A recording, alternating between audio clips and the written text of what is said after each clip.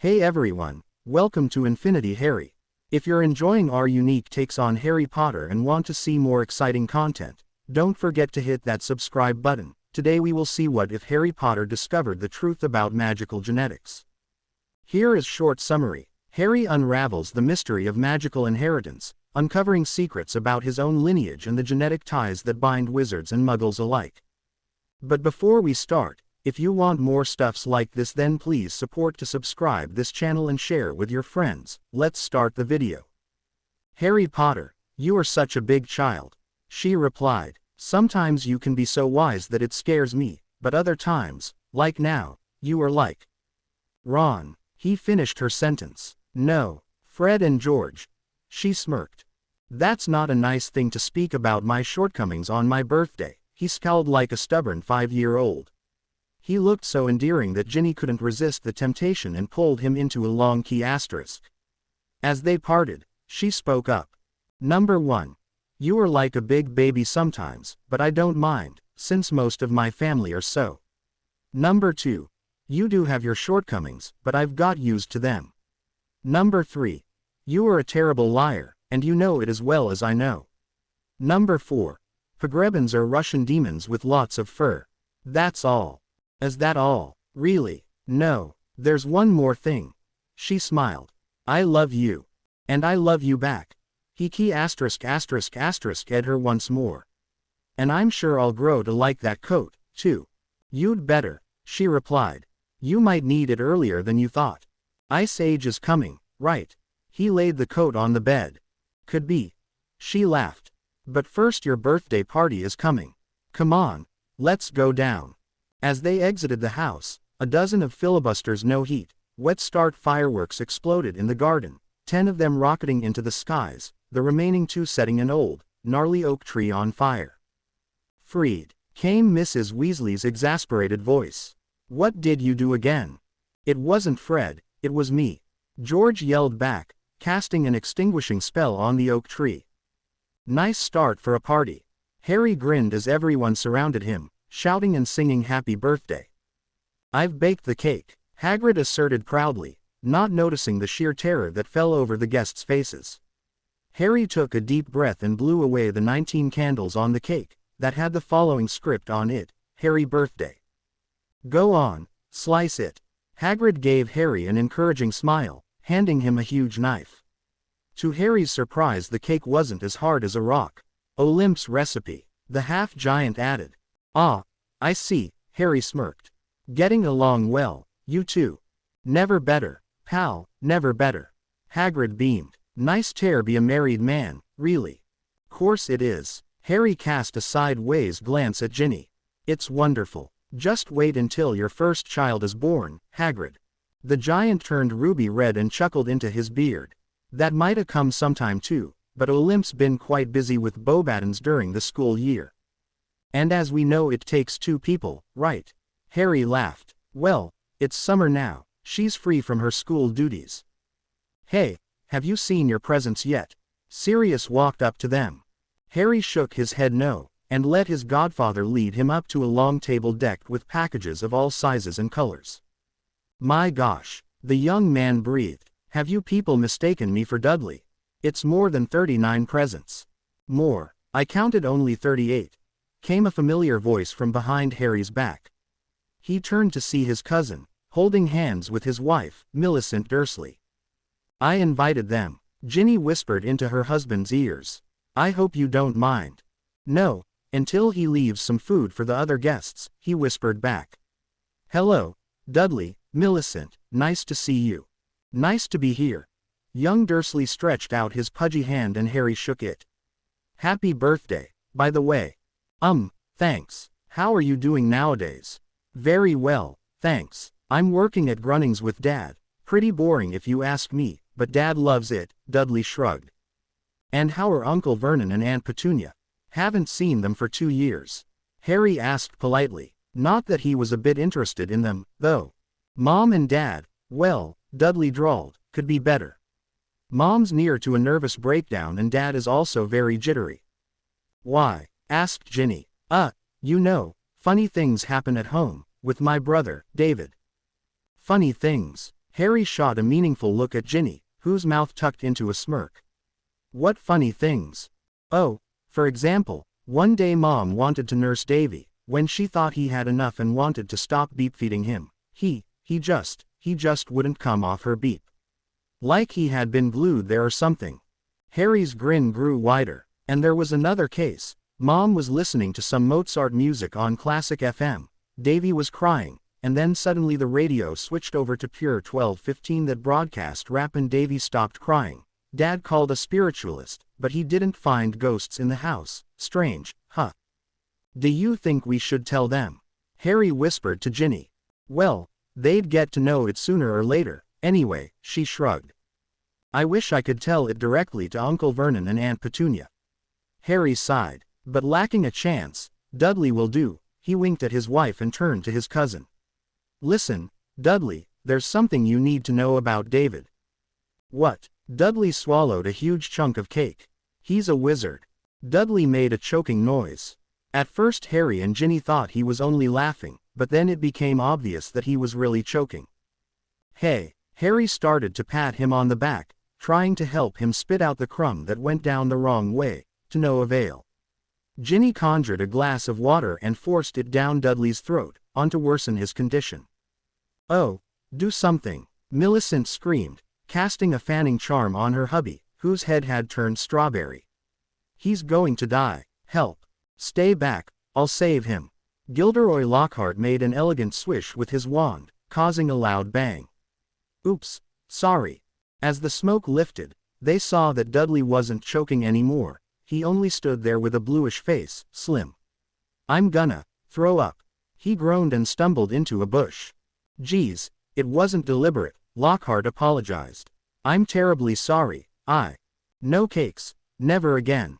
Dudley emerged from the bush, his face still blue, his suit hanging on him like his clothes did on Harry years earlier.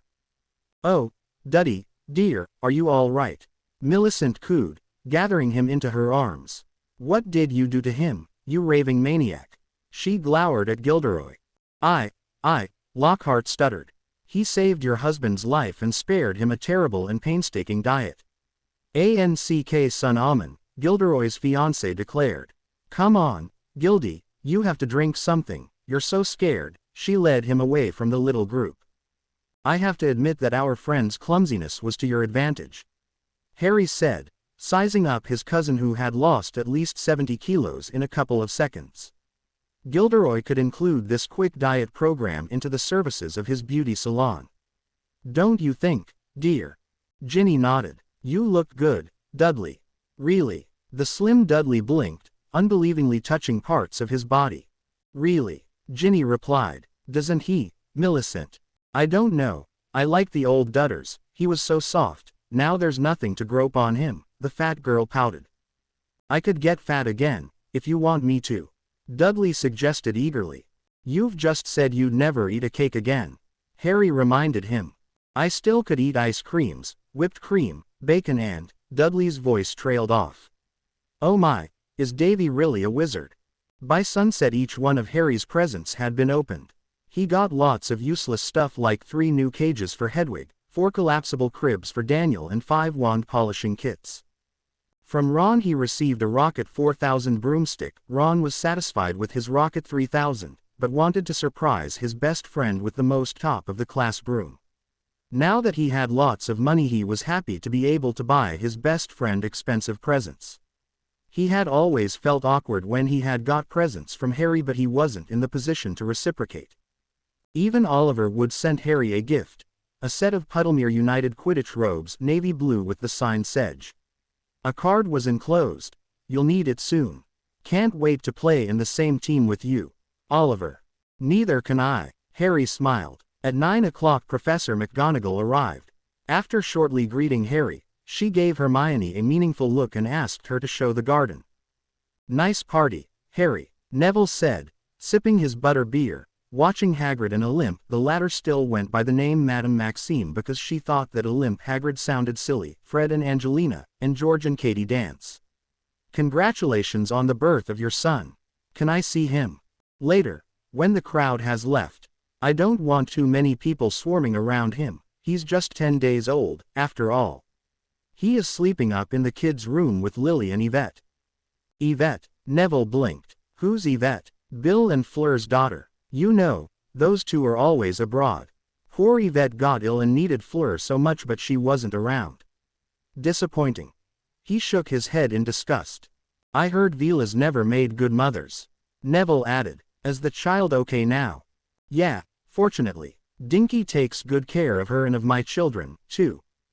Dinky. Our house elf. She's Dobby's cousin.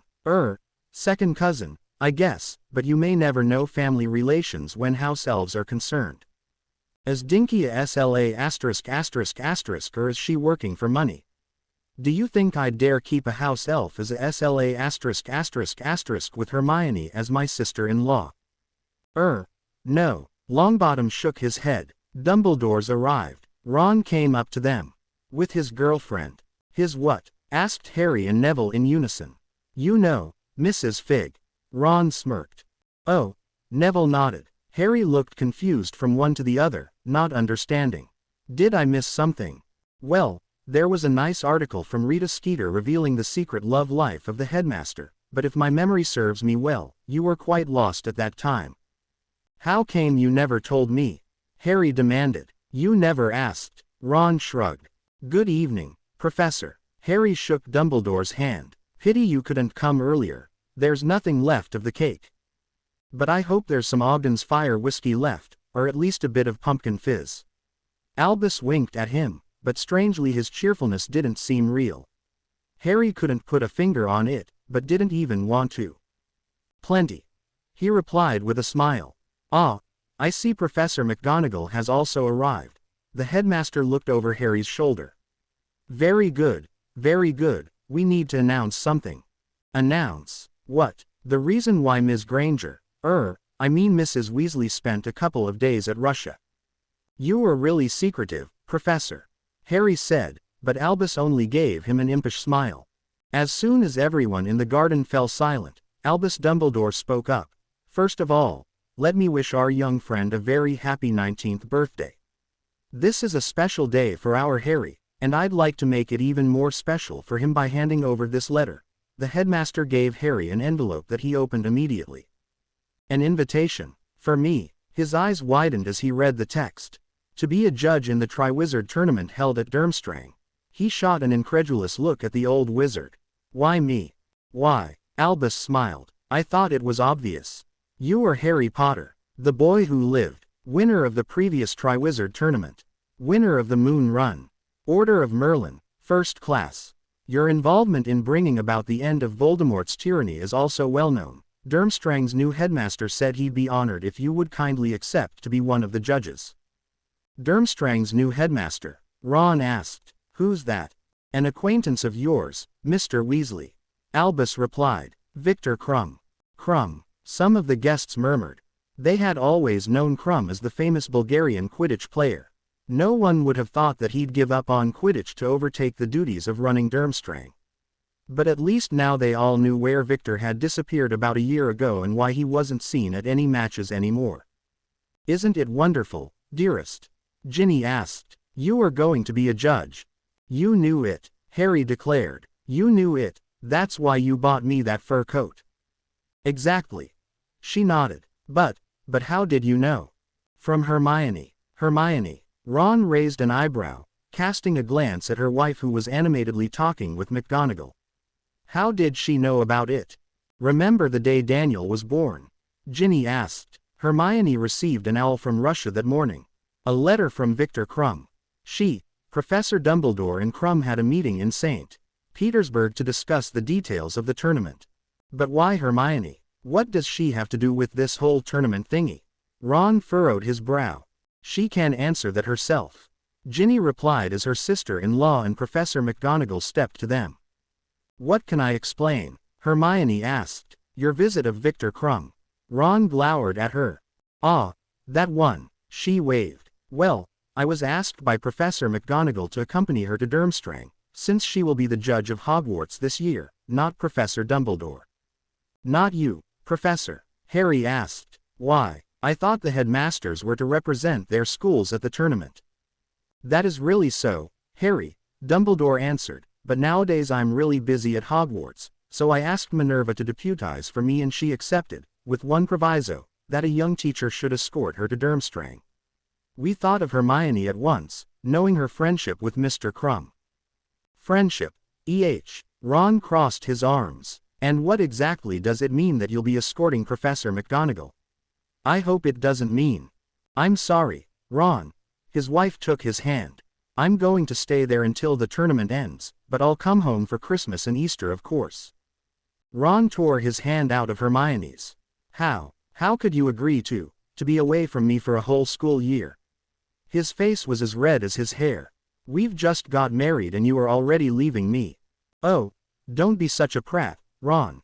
It won't last that long, and just to remind you, Hagrid and Madame Maxime are also newlyweds and they also have to part for a while. I don't care for Hagrid and Madame Maxime. Ron bellowed, turned on his heels and ran away. Ron, Hermione yelled after him. Leave him. Harry placed his hand on Hermione's shoulder. He'll calm down. Just give him time. Anyway, does being a judge mean that I'll also have to spend the whole school year at Durmstrang? Of course not. She shook her head. You'll only come for the tasks. You are the guest of honor, remember. I see. Harry smiled. Glad to hear that I don't have to leave my family here. He pulled Ginny into a hug. Speaking of family, Dumbledore interjected, could I see the youngest Potter? Oh, of course, come, this way. Harry said, and hand in hand with Ginny he went upstairs, followed by Albus and Minerva. Wonder why Professor Dumbledore didn't want to go to Durmstrang. Fred told George, what will make him so busy that he had to send McGonagall? What, I'd rather say, who? George smirked, and the answer is Arabella Figg. Dumbledore, that old scoundrel. Fred grinned back at his twin. Oh, so here he is. Albus approached the crib. Little Daniel Potter was peacefully sleeping in it. You couldn't even deny being the father, Harry. He looks exactly like you did when you were born. Everyone says the same. Harry smiled proudly. They say he's a spitting image of me at this age. Aren't you, Danny? He reached out to adjust the baby's quilt. Isn't he adorable, Professor McGonagall? Ginny asked with a brilliant smile. Minerva forced herself to return the young mother's smile. He is really handsome. Just like his father. Ginny replied. It runs in the family. Harry added with a wink, looking at the headmaster, who suddenly seemed troubled again. Are you all right, Professor Dumbledore? Albus cast a meaningful look at Minerva, who nodded. There's something we need to tell you, he said finally. We didn't want to tell this on your birthday, Harry, but you'd get to know it sooner or later. You scare me, Ginny breathed, clutching her husband's hand. What you want to tell, is it in connection with Daniel? Harry asked. Yes, it is. The headmaster nodded, looking at McGonagall. Albus received your owl about the birth of your son on the 22nd of July. Minerva said, the same day I checked the Hogwarts parchment book to see whom I had to send letters this year. She paused for a bit, heaving a deep sigh. Your son, Daniel, was not in the book. Ginny gasped and squeezed Harry's still too sensitive fingers. This time he didn't exclaim in pain. Didn't even budge, as though he had been petrified. You know what this means, don't you, Harry? Dumbledore looked worriedly at him. Harry nodded. It means my son is a squib. Petunia Dursley, at 4 Privet Drive, was deeply immersed in making a pink icing on the cake she'd baked for her ickle Dudlikins, who was going to visit them at last. Looks good. Her husband reached out to nip a bit of whipped cream from the cake's top. No, you don't. Petunia slapped his hand with a wooden spoon. It's for Dudders.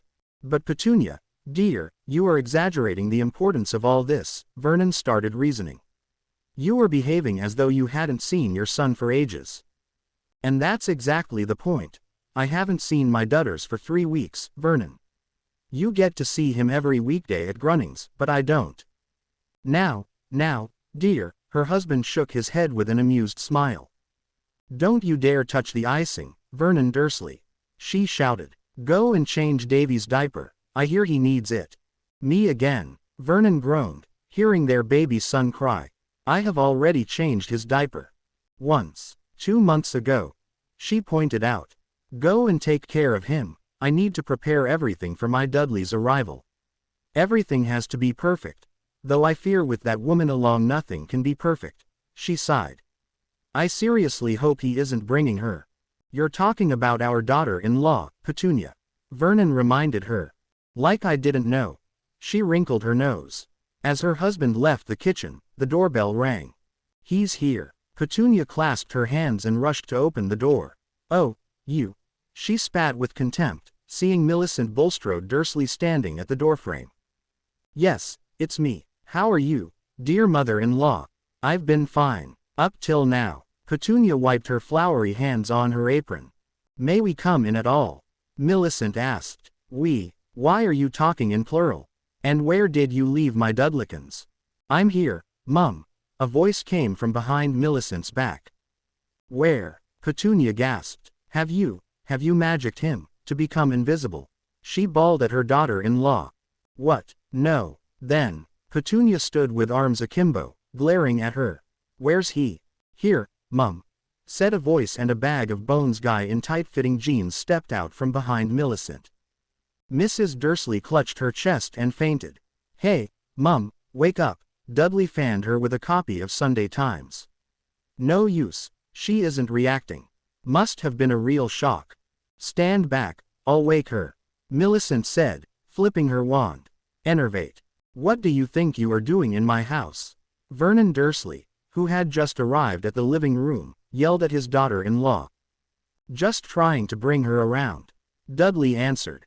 Still, no one's allowed to do magic. Vernon's voice faltered as his glance fell upon his son. Bugger, what have you done to my son, you little bitch? He was about to lunge at Millicent, when Dudley, slim, thus fast, jumped between the two of them. No, Dad, it wasn't Millie. She has nothing to do with this. Really? Nothing. Vernon's face contorted with fury. And you expect me to believe it? Yes, I do, Dudley replied, trying to conceal his wife behind his back, which, in his current state, was quite impossible, Millicent being twice as wide as he was. Don't you believe them, Vernon? Petunia sat up, with an incredibly suffering expression. She's one of them, never forget. One of those lunatics. She's no lunatic, just a witch. Dudley protested.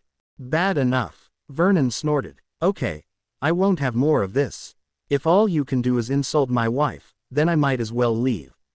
Come on, Millicent. Dudley turned on his heels and headed for the door. No. Petunia hopped up from the sofa and hurried after them. I didn't mean it, sweetums. Just don't leave yet, please. She put her hands together. Dudley sighed and led his wife back into the living room. But no more insulting Millicent. No way, my dear. Petunia shook her head. Come, both of you, have a seat. I'm going to bring the cake I've baked just for you, sweetums. I see you need it. A minute later Mrs. Dursley appeared again, balancing a huge cake with pink icing and lots of whipped cream on a silver tray. There, take 2 slices, Dudders. Or rather 3. You seem to have been made to starve, Pumpkin. No, I wasn't, don't worry, Mum. Dudley stuffed a huge chunk of cake into his mouth. He seemed to have forgotten about his vow that he'd never again eat a cake. Then, how? Petunia furrowed her brow. 3 weeks ago you seemed totally normal, and now, you look like that bag of bones cousin of yours. Harry. Dudley grinned. Well, actually it all happened at Harry's party. What party? Vernon interjected. His birthday party, Dad. Not that you know when he was born, do you? Should we? Vernon grunted. Dudley shrugged. Never mind. So Millie and I were invited to his party. A real magic party, you know. Don't even try describe it, please. Petunia said. I need to so that you'll understand what happened. So, suddenly Vernon's plate slipped out of his hand and started floating in midair, then zoomed in the direction of the staircase. What? Mr. Dursley hopped up, chasing his slice of cake. Come back, you. He looked at his daughter-in-law. Do you think this is funny? Well, I don't. Give me my cake back. But I wasn't doing anything, Mr. Dursley. Millicent retorted. Who was it, then? Petunia raised an eyebrow, suspiciously glaring at Millicent. Mr. Dursley gave up chasing his cake and reached for another slice, taking place on the sofa, next to his wife. Let me continue the story. Dudley said hastily. So, I happened to choke on a slice of Harry's birthday cake. In that instant the tray with the remaining slice of the cake rose up into the air. I choked on a slice of cake, Dudley tried to continue, but didn't manage. Now enough is enough, Vernon bawled at Millicent. Either you stop that or leave my house at once, you filthy little. All right, I'm leaving. She stood up. And I'll never come back again. Good, Petunia and Vernon replied in unison. If she leaves, then I also leave. Dudley stood up, too. And you'll never see me again. But Dudley, this woman, bewitched you. His mother breathed. I'm sure she put a charm on you and is controlling whatever you do. I'd never ever control him, Mrs. Dursley. Millicent declared with such dignity that no one supposed she had in her. Not controlling him, Vernon growled. Then how do you explain his behavior? There's no use thinking that she's bewitched me, Dad. Dudley replied. Or maybe yes.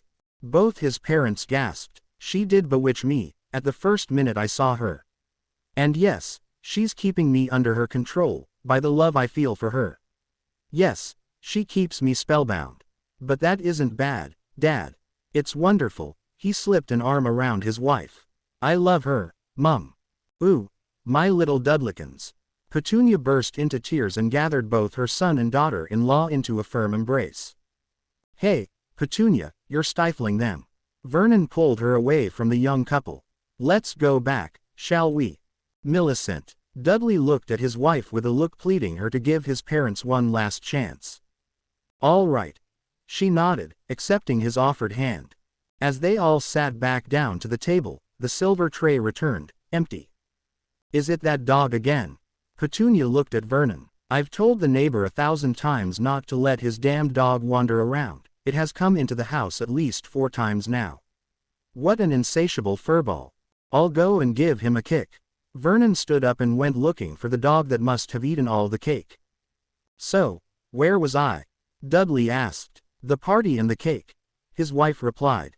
Oh, yeah, so, there was I, choking on a cake when that guy appeared, Gideon or what was his name.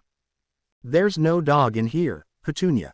Vernon came back. Butch is tied in the neighbor's back garden. He can't have been. The ghosts again. Petunia blanched. Ghosts. Dudley furrowed his brow. I thought you called a spiritualist who told you that there were no ghosts in whole little whinging. That's right, but your mother keeps imagining things. Mr. Dursley replied, reaching out for a bottle of orange juice. Anyone? He asked. I'd like to have some, please. Millicent said, raising her glass.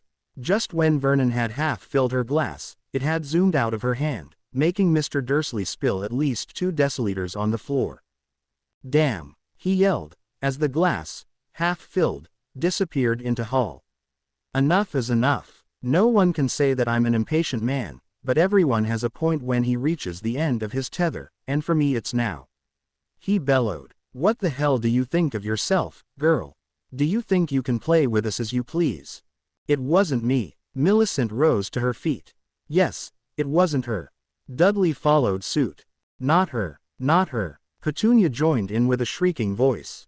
Don't you take us for complete fools.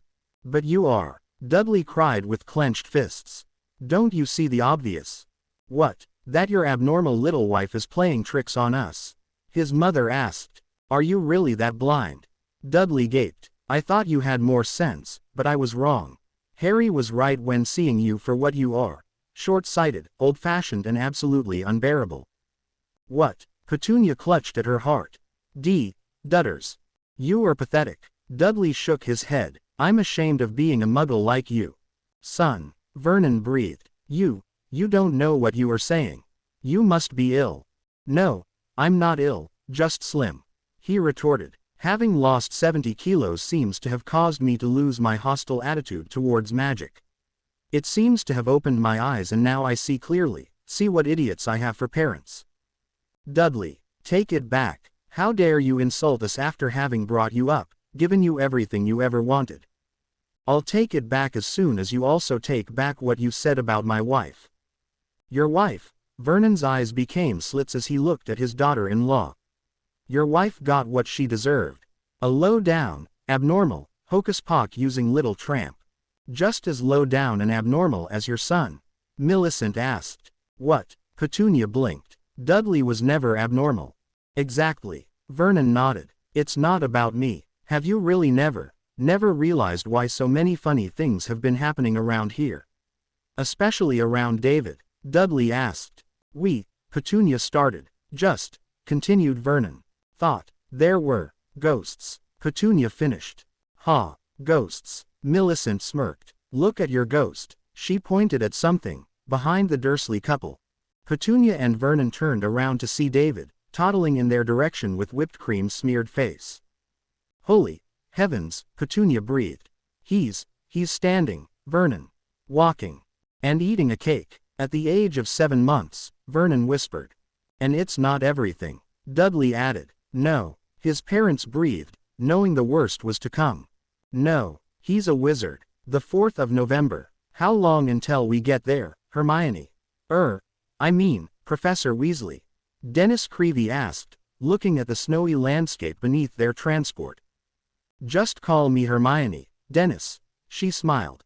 I'm only 3 years older than you. But you're a professor. The boy reasoned, rubbing his arms. Are you cold? Hermione asked. I'll tell the driver to turn on the heat. Really, Minerva, where are we now? Somewhere above Bielorussia, I guess. It's definitely getting colder by the minute. I don't even want to imagine what temperature will greet us at our destination. Our destination? Really, where exactly is it? Asked Graham Pritchard, a burly Slytherin.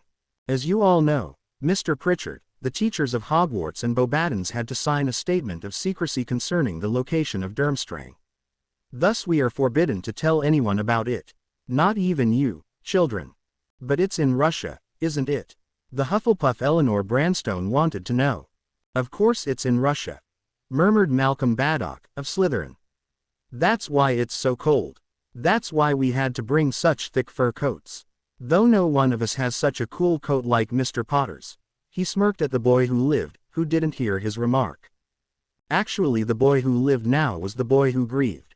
He did not grieve death or loss. Still he felt that a part of him was lost, a part of him had died. He was standing at the very end of the flying, red, double-decker bus, looking at the plane beneath the Hogwarts transport.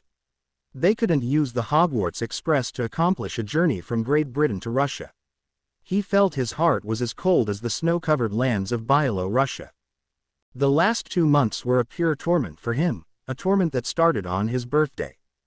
It means my son is a squib. He breathed, slowly lifting his gaze to meet that of Professor Dumbledore, as if waiting for him to say, "No, Harry, I was just kidding." But the old headmaster only nodded. Right, he is a squib. Ginny let out a squeal. I'm sorry, Harry. McGonagall put her hand on Harry's shoulder. But it can't be true. The young mother yelled hysterically.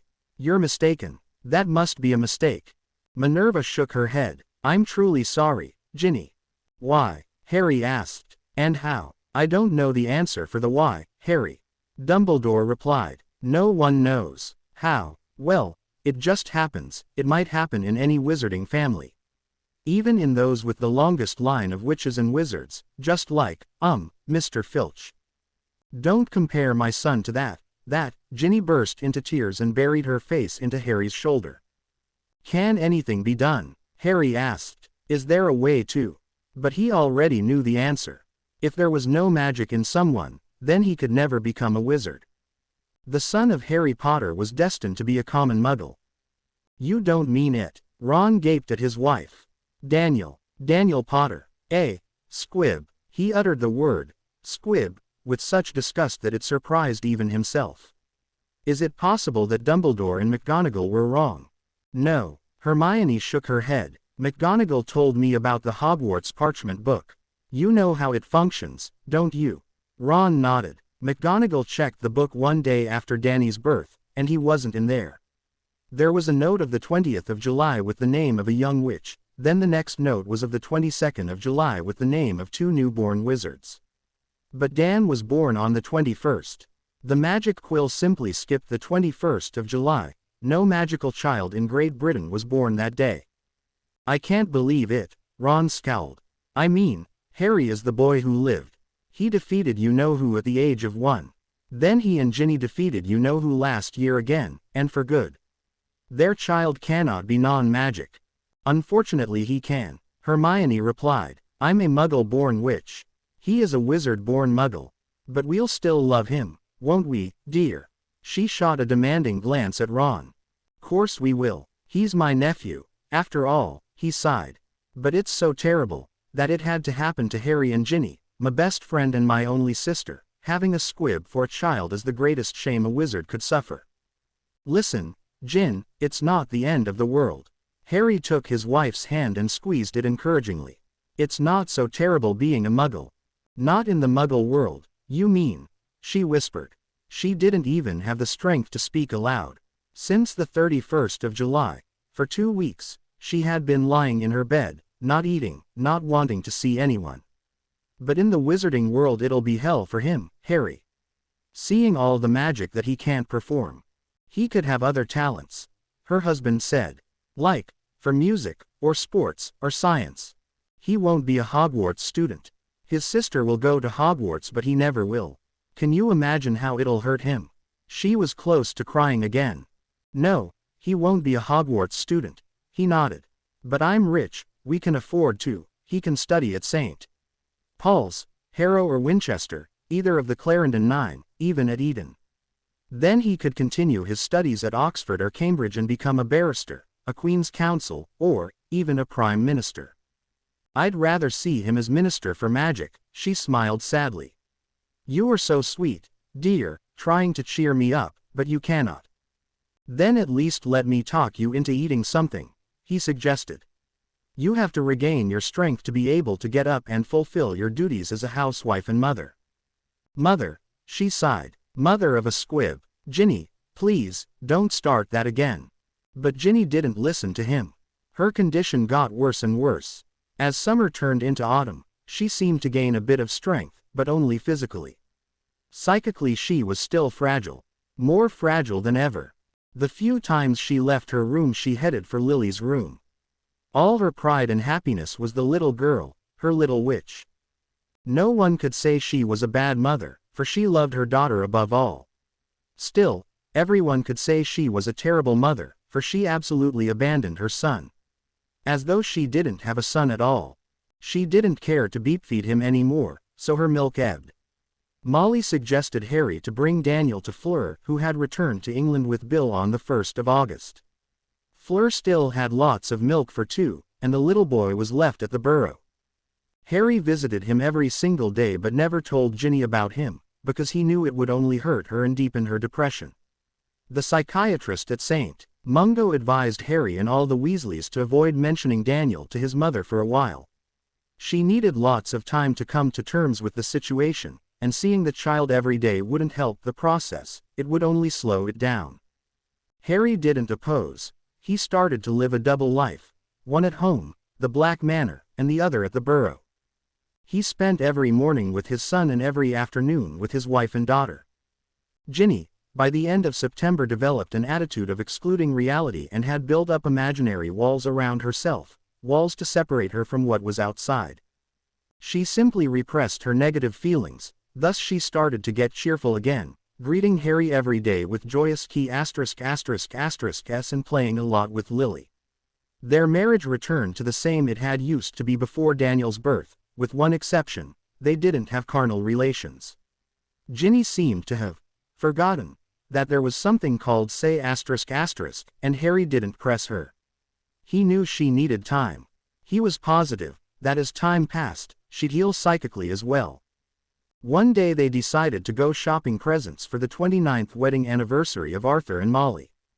They walked from shop to shop at Diagon Alley, trying to find the ideal present for the Weasley couple. Finally they entered a nice shop called Mobiles, maker of luxury furniture since 503 A.D. Do you think they'd appreciate new kitchen furniture? Harry turned to Ginny. Well, The old one is quite shabby. She shrugged.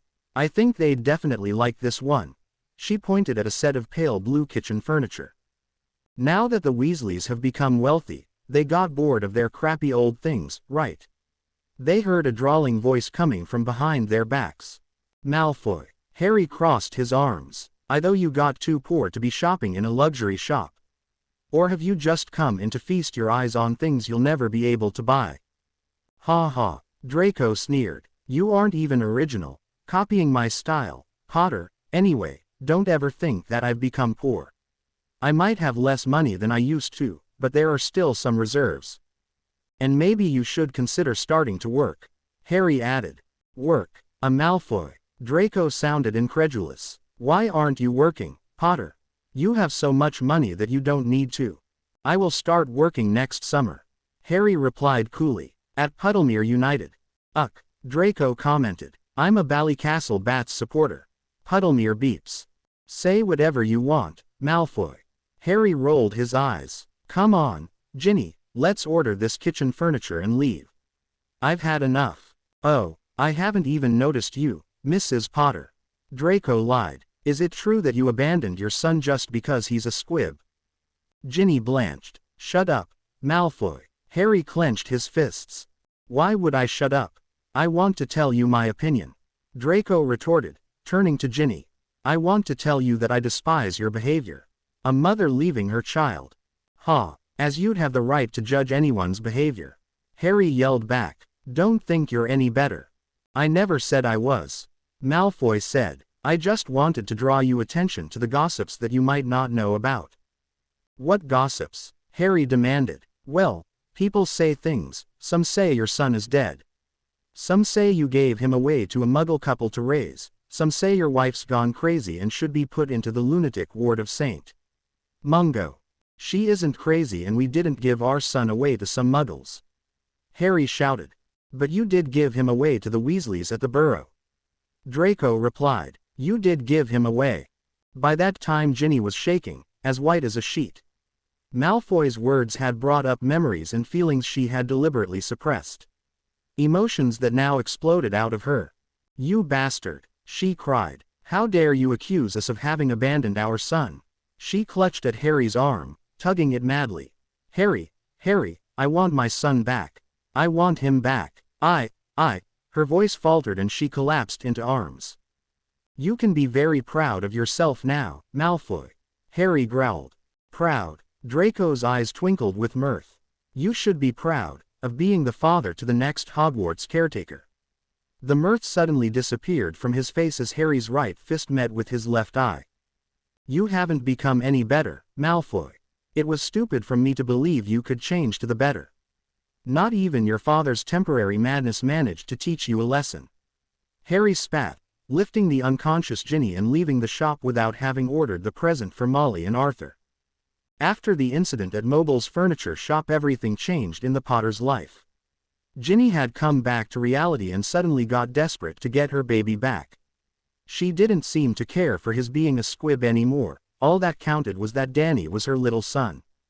Harry couldn't thank God enough for giving him his beloved wife back.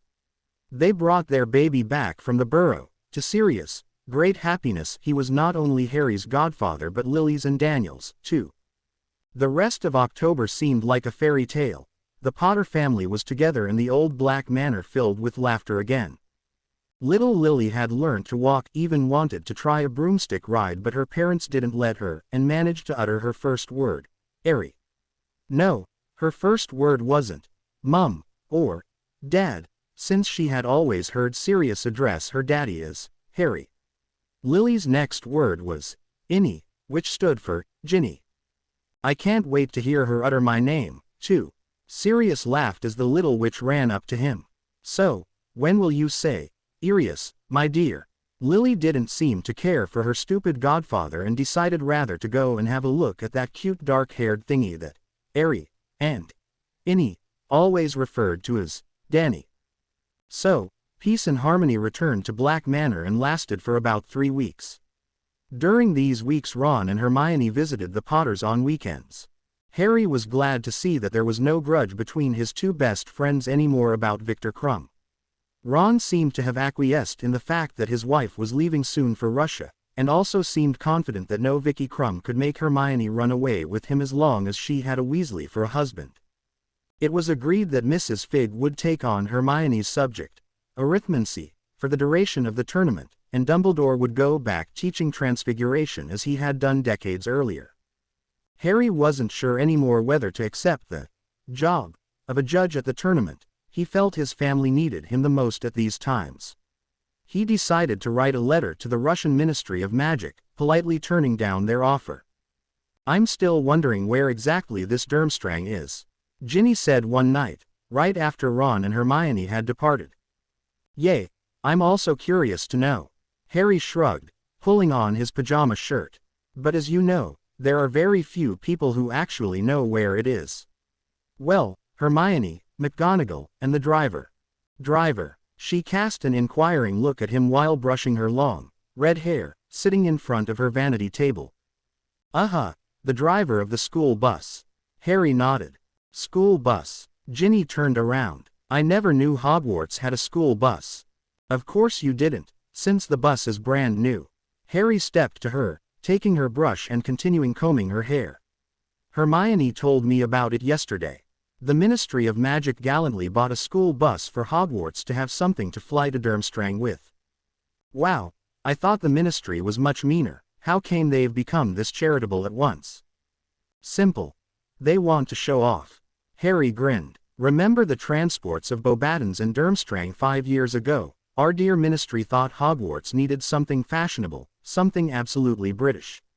So they bought a double-decker London bus and asked your dad to make it fly and invisible for Muggles." "Dad?" Ginny stood up, her face radiating pure curiosity.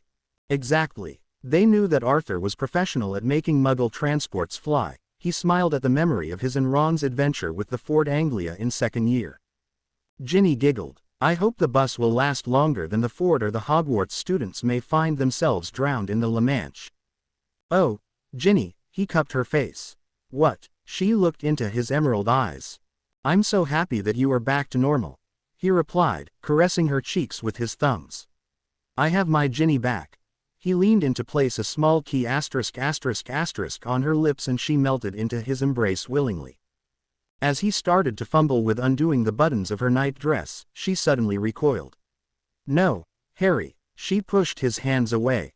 "Why not?" He frowned. "I thought we were a normal couple again." "We are, but I need time. More time. We haven't, since March." "I know." She turned her back on him, hastily doing up the buttons of her gown. "Ginny," he gently placed a hand on her shoulder, only to be shaken off. "I'm not ready, Harry." She turned around to face him, her eyes full of tears. "This is because of Daniel, isn't it?" he asked. "You're afraid." "I'm not afraid," she yelled at him. "But you are." He stepped to her, firmly gripping her arms and holding her in place. "You are afraid of giving birth to another squib. That's why you are turning me down." Yes, I admit it," she cried. "Now what? Will you beat me?" Harry released Ginny's arms as though he'd touched something hot, and stepped back. How in the world could you think of that?"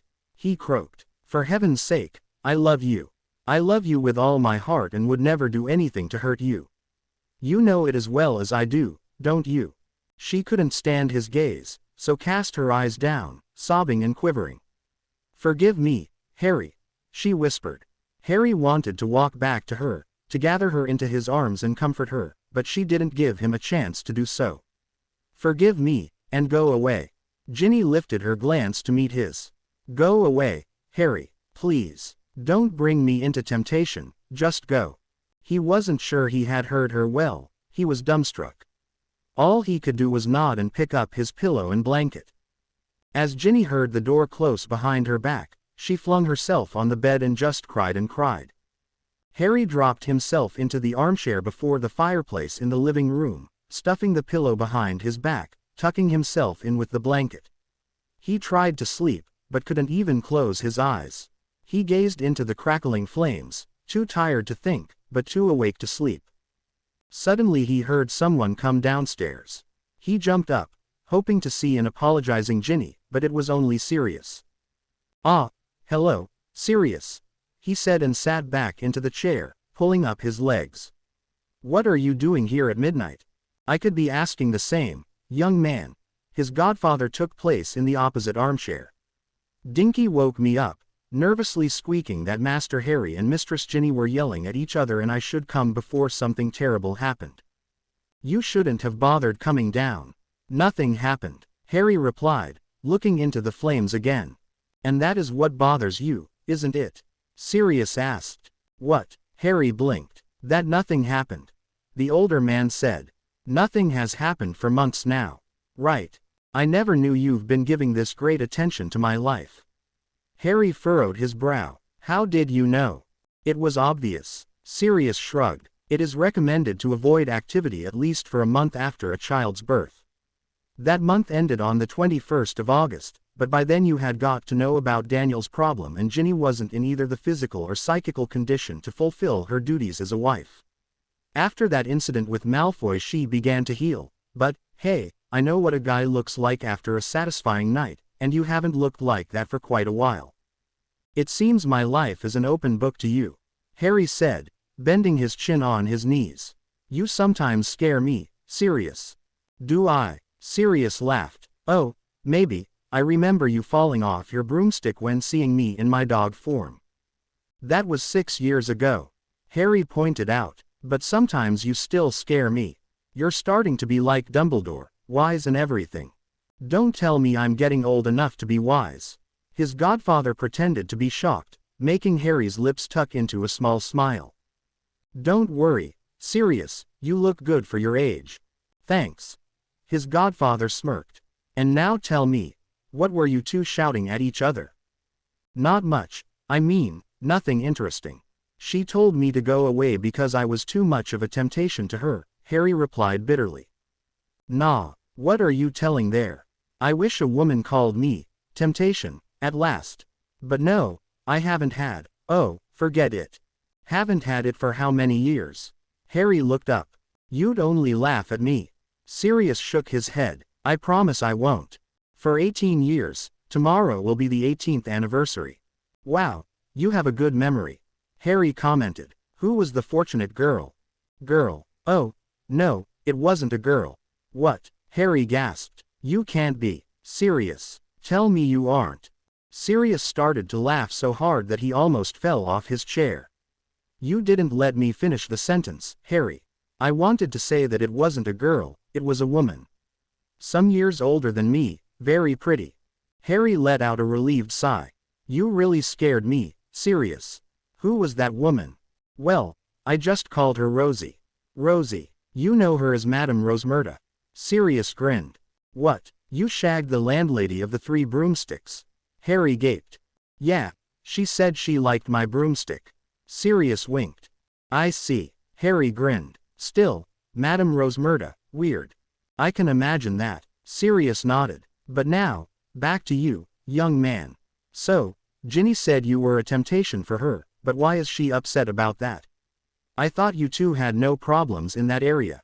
"Of course we didn't, we are quite compatible in that area, and since I spent 3 months in India," he suddenly stopped. "Huh, what about you spending 3 months there?" Sirius asked with an arrested look. "Ah, well," Harry diverted his eyes, "I learnt a bit of Hindi and I accidentally dipped into Kama Sutra." Sirius burst out laughing, seeing his godson's furiously blushing face. "Then you definitely cannot have any problems in that area," he stated.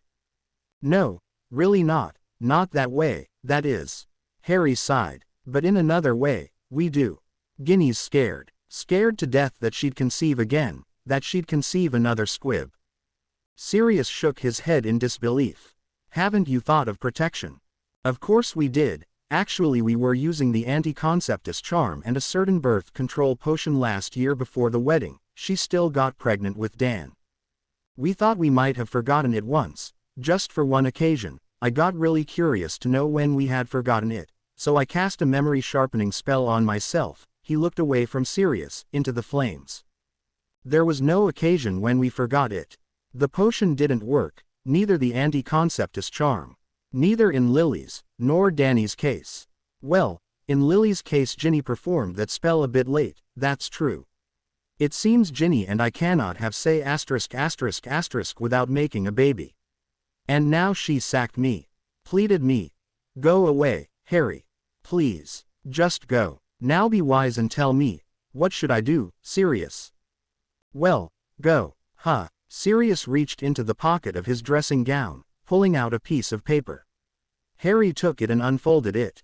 It was the letter Harry had written weeks earlier to turn down the request of the Russian Ministry of Magic. But, I've posted this letter a week ago, he mumbled.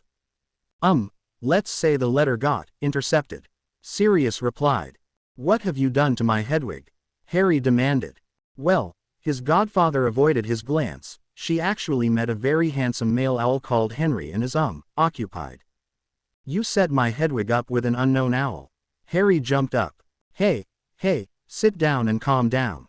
Sirius chuckled. Believe me, she really likes Henry. But we don't even know that Henry. Harry scowled. What is so funny? Sirius was laughing so hard again that his ribs threatened to break. You know, Harry. He wiped away the tears of laughter. You totally sounded like a father now. As though Hedwig was your daughter. I don't dare imagine what you'll behave like when Lily will have a boyfriend. Maybe you'd better send her into a cloister or something. Ha ha. Harry crossed his arms. Really very funny. So tell me, why did you intercept my letter? Because I saw something like this coming and thought you might need a break from home. Have a bit of fun, see the world, forget your problems. They'll wait for you until you come back, or even get solved by then. But it's me who has to solve these problems. It's not right to wait for them to solve themselves. My family needs me. Okay. Sirius heaved a deep sigh. Let's start this from the beginning. Daniel is only 3 months old. The only person he needs now is his mother. Lily might be in a problematic age, but it's nothing Ginny, me and the whole Weasley family cannot handle together. And Ginny has just sacked you. Period. Forgot anything? No, Harry replied, looking at the letter in his hand. With a flourish he dropped it into the flames. Russia, beware, here I come. Hey, are you all right? Hermione asked, shaking Harry out of his reveries of the past 2 months. Huh, he shuddered. We're almost there. Time to get your packages. Oh, okay, I'll get them. He walked upstairs, grabbed his crate and walked back downstairs. Ah, look at that. Eleanor Branstone pushed her nose to the window pane, gazing mesmerized at the sight under the bus. Looks cool, Dennis Creevy added, just like the Beast's castle in Disney's Beauty and the Beast. Who's what? Graham Pritchard frowned. Never mind. Muggle stuff. Dennis shrugged. The double-decker descended into the snow-covered valley, where a formidable-looking castle stood, nestled among mountains. Welcome to Durmstrang, Harry whispered to himself. With a thump the double-decker bus touched down onto the snow. Welcome to Durmstrang, Terminus. Please, don't forget to put on your coats before getting off, it's damn cold out there. The driver's magically enhanced voice came over the microphone. Professor McGonagall was the first to get off, followed by the dozen students and Harry, all of them carrying their luggage. Hermione was struggling with her own suitcase. Hey, give it to me, I'll help. Harry offered, and she willingly accepted his help. Holy snitch, Herm, what have you brought in this?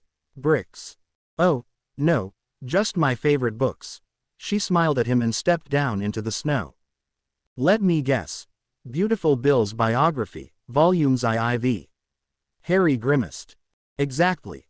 She nodded. I heard Durmstrang's library wasn't too big, and though they weren't likely to have any books from my favorite writer. Ah, see, there's Victor. Harry turned around to see 2 Durmstrang teachers walking up to meet them. Professor McGonagall. Crumb bowed slightly. He ****ing Minerva's hand. A pleasure seeing you here. Has Beauxbatons arrived yet? McGonagall asked. Yes, actually Madame Maxime and her students are already sitting in the hall, warming up. He turned to the Hogwarts students. Welcome to Durmstrang. Let me introduce my deputy, Professor Dmitri Ivanovich. He teaches charms. The charms teacher gave the newcomers a smile. Would you please follow him into the castle? It is quite cold out here. Of course. McGonagall and the students started for the castle, led by Professor Ivanovich. "Oh, wow, look at that!" Dennis Creevy yelled, pointed his index finger at a huge form that came into view as they approached the entrance of the building. "A Ukrainian Ironbelly." Graham Pritchard clasped his hands in delight. "Beautiful, isn't he? A.N. For reference on the Ukrainian Ironbelly, see Fantastic Beasts and Where to Find Them. It seems the kids like Vladdy." Crumb smiled at Hermione, then bent to key **** her hand. "Good afternoon, Hermione." "Hello, Victor," she replied with a rather surprised expression. "You have learnt English perfectly." "I've been practicing, Hermione. I used to love the name you were calling me," she grinned. "Did you, Ninny?" He smiled back at her. "Vladdy," Harry interjected before Victor could melt from Hermione's smile. "Yeah, that's his name." Victor pointed at the Ironbelly. "Vladimir, Durmstrang's pet dragon. He's extremely old, barely has any teeth left and cannot hurt anyone. In Karkaroff's time we used to have 13 vicious dragons guarding the castle, but they aren't needed now. Since your wife rid the world of you-know-who, we don't need to worry anymore that he might find the school." "What?" Harry gaped. "I thought, Durmstrang. You mean Durmstrang was infamous for turning out dark wizards and you automatically associated our students with you-know-who's followers." "Right. Sorry. Stupid prejudice." Harry shook his head. "Never mind. It's over now." Crumb stretched out his hand. "Thank you for coming, Harry." "Thank you for inviting me," he replied, shaking Victor's hand. "This way, please." Crumb held out his arm to Hermione, who took it without hesitation. "So, it seems I'll be carrying the suitcase." Harry made another attempt of lifting it, but it was beyond his capabilities. Finally he simply whispered, "Wingardium Leviosa." As they entered the castle, the first thing to catch their eyes was a huge statue of a woman, filling the whole space between floor and ceiling. "That's the founder of Durmstrang, Natasha Yanska," Crumb informed the guests. "So, Durmstrang only has one founder, huh?" Harry asked. "Yes. This way we don't have houses like you do at Hogwarts. There are only 600 students, mainly children of Slavic wizarding families. They come from the Czech Republic, Slovakia, Slovenia, Croatia, Bulgaria, Ukraine and of course Russia.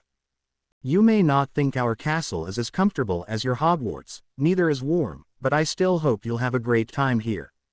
Crumb carried on rambling while leading them into the hall where about 100 small, round tables were standing, 6 students to each of them.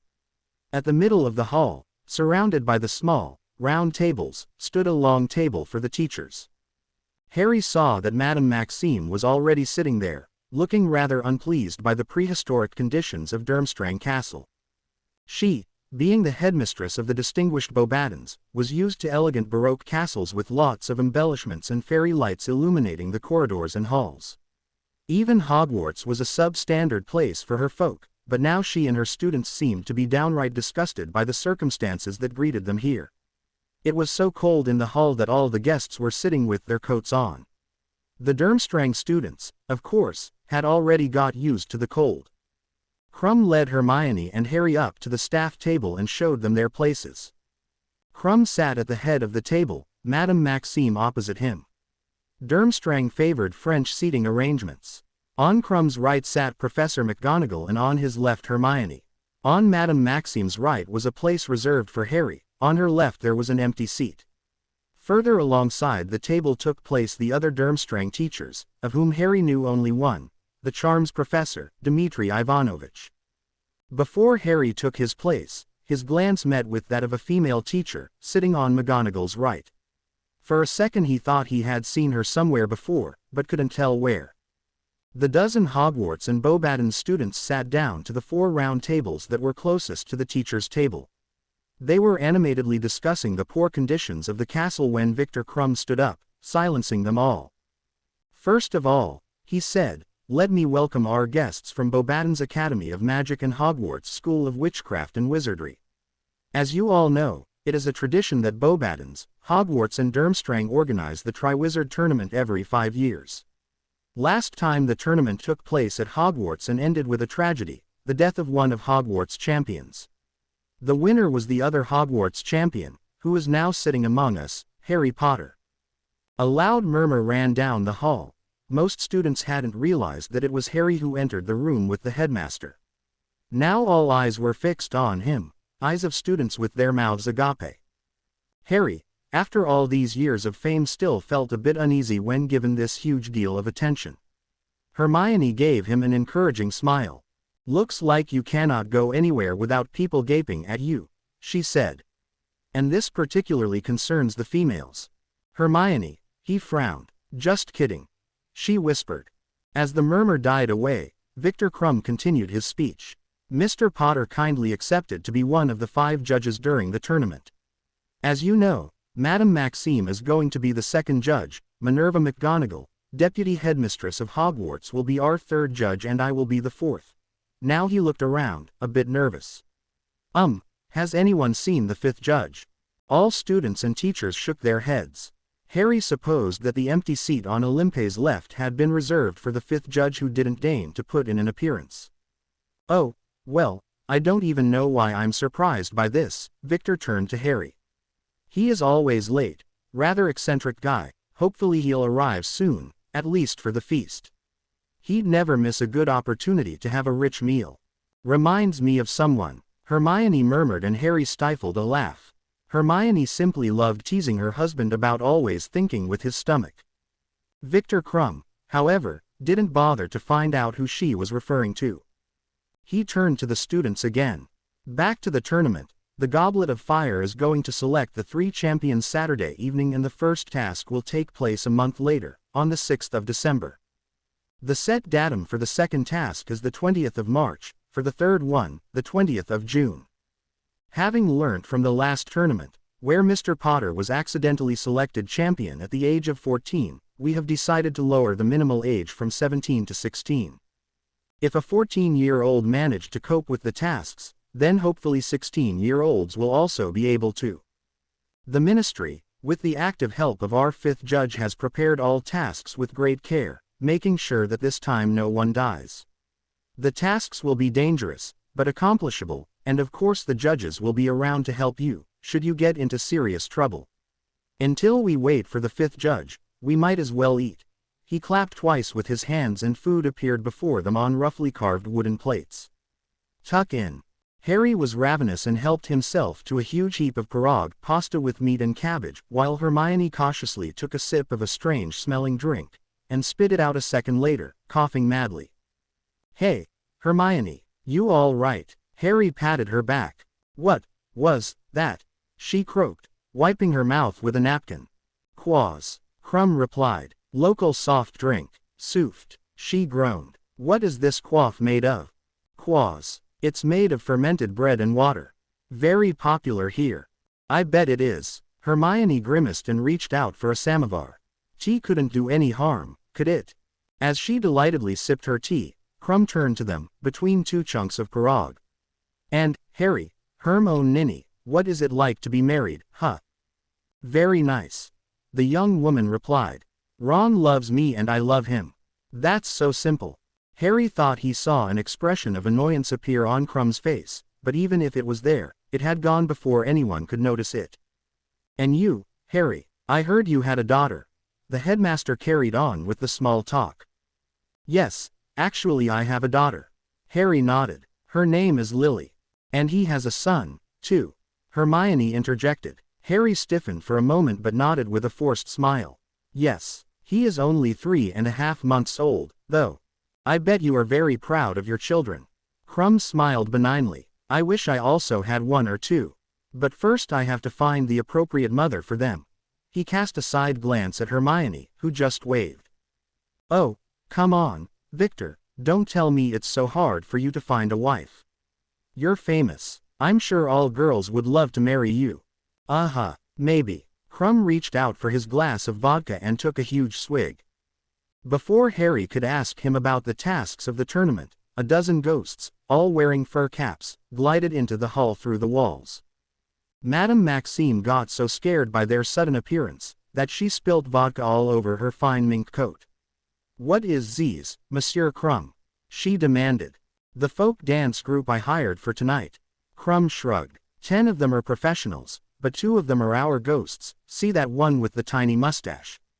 Olymp nodded. Well, he is Yevgeny Onegin. And that one on the right is Ivan Ilyich.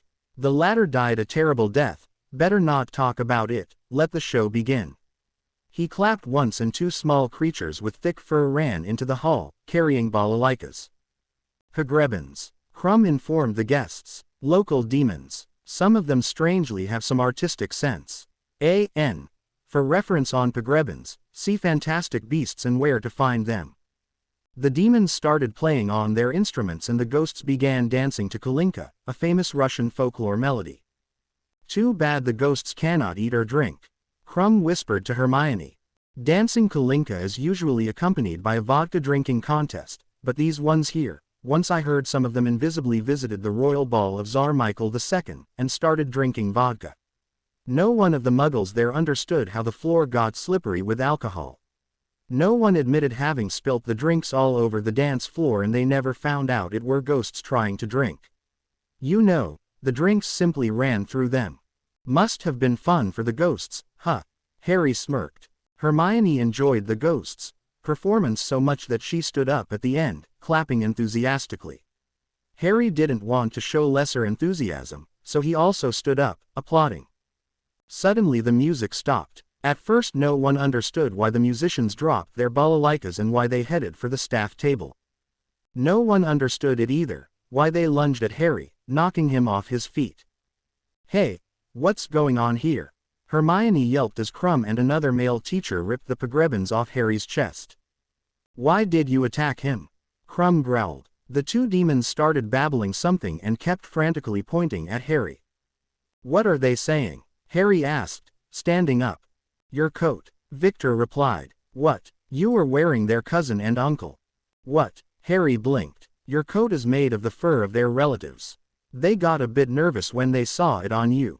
Oh, I'm sorry. Harry apologized. This was my birthday present from my wife. No idea where she bought it, but tell the demons that they can be sure that neither my wife nor I killed their father-in-law. Cousin and uncle, but never mind. Harry, Hermione spoke up. I fear I'm the culprit. Young Potter looked at his sister-in-law with great interest. I mean, I bought that coat when I spent a day at St. Petersburg during the summer. Ginny told me she had no idea at all what to give you for your birthday, so I thought she'd be happy if I brought this coat. Oh, well, I guess we cannot give these folks their relatives back, can we? Harry mused. No green flame torch this time. Hermione shook her head. Never mind, Harry, Crumb said. They'll calm down, hopefully, but in the future I'd really watch my step if I were you. What do you mean? Harry and Hermione asked in unison. Vindictive creatures, Pogrebins. You have a death wish, mate. Oh, cool, Harry grimaced, watching as Professor Ivanovich and 2 other teachers carried the demons out of the room. After the ghosts departed, the guests finished their meals, still without the 5th judge. I think there's no use waiting for him any longer, the headmaster told Olymp, Maxime and McGonagall. I suggest you go to bed now, must have had a tiring day behind yourselves. Oh, very much so, Monsieur Crumb. Madame Maxime nodded. My students need sleep in and a nice warm bed. I cannot guarantee the warmth, only the bed, I fear, but I promise that we'll do everything in our power to make your stay enjoyable. Crumb bowed slightly in Olympé's direction. Let me show you to your rooms, ladies. McGonagall and Maxime stood up to follow Victor. Professor Latayev, our flying teacher, here will show your students their dormitories. Oh, Ninny, Harry, would you also follow me, please? As they walked past the staff table, Harry felt the stare of that woman on himself again. He decided not to show that he had noticed her gazing at him, but as they exited the hall, he turned to Crumb, who was that female teacher with the long black hair and pointed purple hat. Professor Tatiana Fyodrovna, potions teacher, the best at potions making, if you ask me. She could easily beat your Professor Snape. Snape, Harry and Hermione replied in unison. Whatever. Victor waved. Professor Ivanovich hurried past them with the 2 Pogrebins in the hand. He opened the door of the entrance hall and kicked the demons out into the snow. Hey, that's rude, Harry said. They didn't do anything bad, after all, I'd also be mad if I saw someone wearing Sirius' scalp, for example. The two demons landing in the snow was indicated by two muffled thuds. Suddenly a louder thump followed, accompanied by the ringing of sleigh bells. Harry and Hermione exchanged surprised looks when the door of the entrance hall burst open, admitting a figure covered with snow. "Bloody reindeers," he cursed. "That Rudolph couldn't wait a single day to catch a cold. No, he had to fall ill today. On the day of the great feast. That's my ill luck." He dusted snow off his ruby-red coat and white beard. Strangely to Harry, he was cursing in English, with a rather unmistakable British accent. The Santa-looking guy, after having wiped his coat clean, hurried up to Victor Crumb. "I'm sorry for being late. Is anything left of the food, at least in the kitchen?" His voice sounded hopeful, his blue eyes glinted impishly. If he had been a bit slimmer, he would have been a spitting image of Dumbledore. Harry whispered. The old chap must have had very good hearing, since he looked at the young man with a broad smile. "Harry Potter, right." He shook Harry's hand with such a fervor that Harry feared he'd rip it off.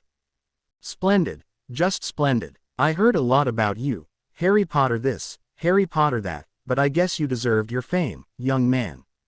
Well done, a real hero, eh? And you," he turned to Professor McGonagall, "must be the charming Minerva." He gripped McGonagall's hand and pressed a smacking key **** on it. "If the rumors are true, you are just as clever as pretty." He winked at her and turned his attention to Madame Maxime, while Minerva wiped her hand on her robes with a rather disgusted look on her face. Who is this man?"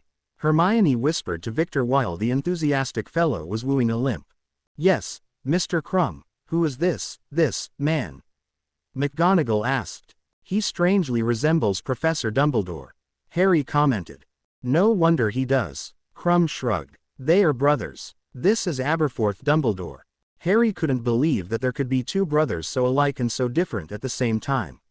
He hadn't had time to really get to know Aberforth Dumbledore that night, but the first impression suggested that Aberforth was just as eccentric as Albus, but in an annoying way.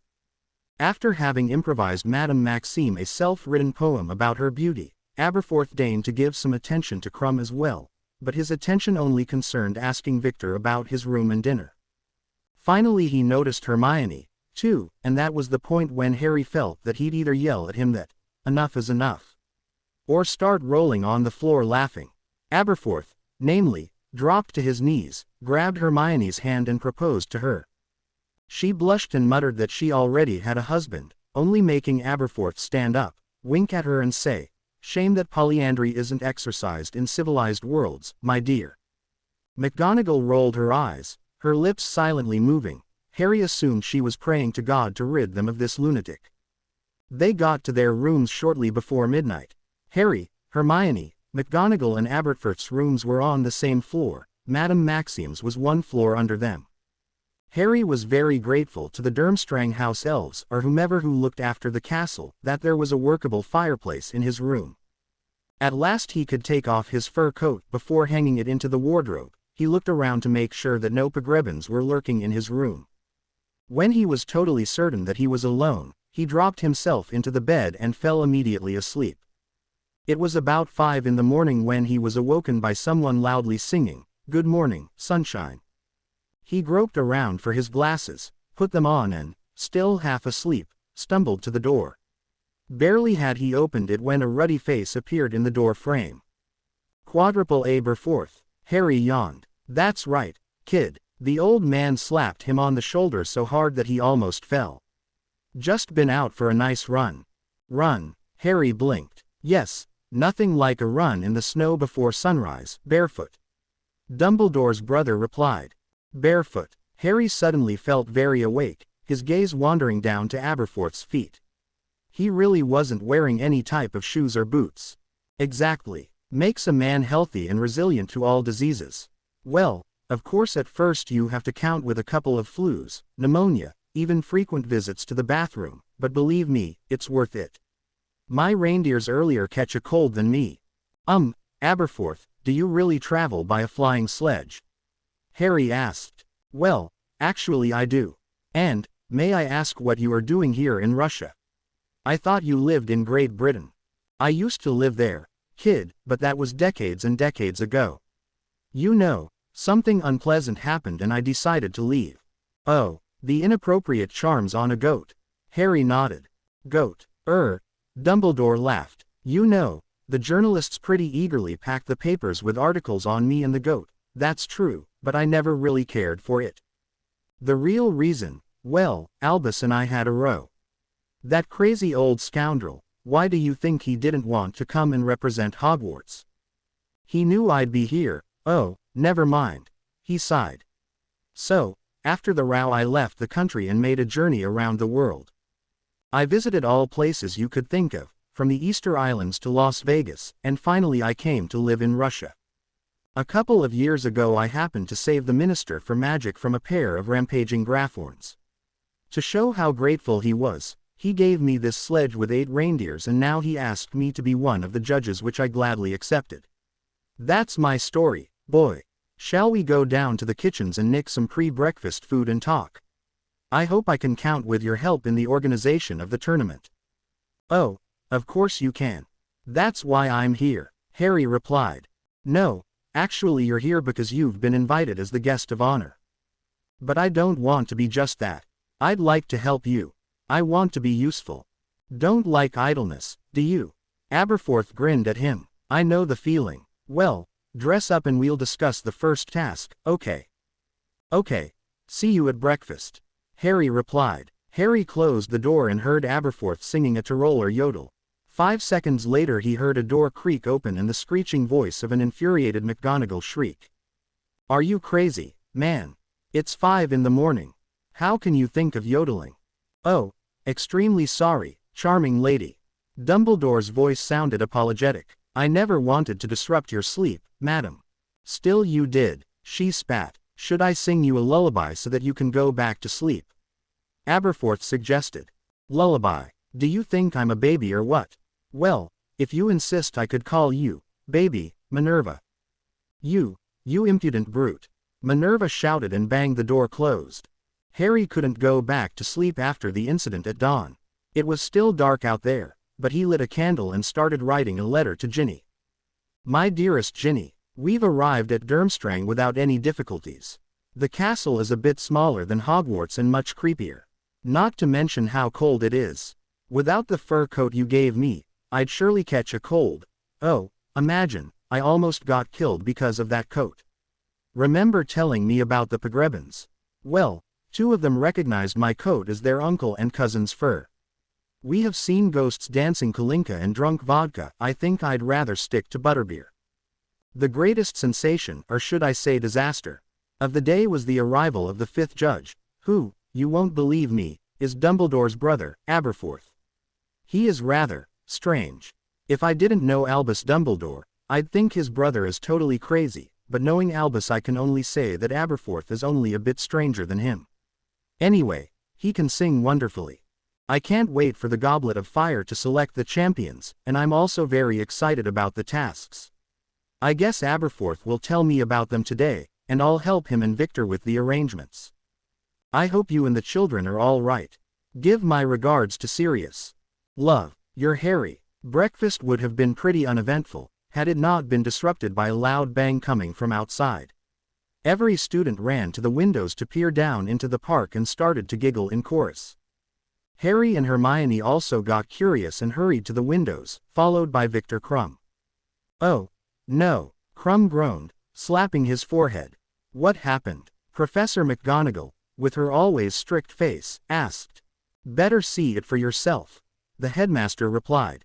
McGonagall gazed down into the park, then took off her rectangular glasses, cleaned them and put them back on. She blinked, took them off again, knitting her eyebrows. In the garden before Durmstrang Castle, there was Vladimir the Dragon standing, wearing a bowler hat, bow tie and tuxedo. He was holding a huge bouquet of roses in one of his small front paws. In his other hand there was a huge board with the words, I beg your pardon, Minerva, written on it. The snow around Vladdy was molten and smoking. Aberforth Dumbledore was standing next to the dragon, waving frantically as he saw McGonagall appear in the window. This man should be put into a lunatic asylum. Minerva shook her head and turned away from the sight. Bet Aberforth likes her, Harry whispered to Hermione. I have to tell this to Ginny. He hurried up into his room to add a postscript. After having finished the letter, he tried to find his way to the Ollery to find an owl to carry it to England. He didn't have Hedwig with himself, since Sirius had set her up with a male owl called Henry, without asking for Harry's consent. It took Harry half an hour to find the Ollery, but on his way back he hopelessly got lost. On a corner he bumped into, or rather walked through, Yevgeny Onegin's ghost, who only snapped, "How impolite," at him and glided away. 3 floors and 16 staircases later he asked Catherine the Great, the inhabitant of a large painting on the 3rd floor, how he could find his way back to the hall or his room. Catherine, who was deeply immersed in brushing her long brown hair, seemed rather reluctant to give him instructions. She placed a diadem on her head and told him that one of her lovers was waiting for her at a ground-floor painting, so she had to hurry. And with that, she left. "Lost, Mr. Potter," came a voice from behind his back. He turned around to see the same woman who had been watching him during previous evening's feast. "I fear so," Harry nodded. "Professor Fyodorovna, if my memory serves me well." "Exactly, Mr. Potter." She smiled at him, a cold smile it was. "Just to inform you, here in Russia no one calls anyone professor. Call me Tatiana Fyodorovna. Could I help you find your way back to your room?" "Yes, that would be nice. Or rather, I'll take you to the 2nd floor where the headmaster is right now giving the grand tour to the other guests. You missed the beginning. Follow me." Harry let the woman lead him through a maze of corridors. She didn't seem to be a talkative person, but Harry tried to start a conversation, no matter what. Professor Tatiana Fyodorovna, the headmaster mentioned to me that you were teaching potions." "That's true." She nodded, barely looking back at him. "He also told me you were a wonderful teacher. My potions teacher wasn't. I mean, I'd never question his competence in the area of potion making, but he is just not the teacher type. A teacher who hates children should never teach, in my opinion." "Had my headmaster shared your opinion, I would have been fired long ago," she replied coldly. "There, you can already see them." She pointed at the group of Krum, Hermione, McGonagall, Olympe and the Hogwarts and Beauxbaton students. "Thanks," Harry said, but she had vanished. "Oh, Harry, you're here at last." Hermione beckoned him to the group of guests. "Victor has just showed us the staff room and now we are going up into the astronomy tower that is combined with the Ollery."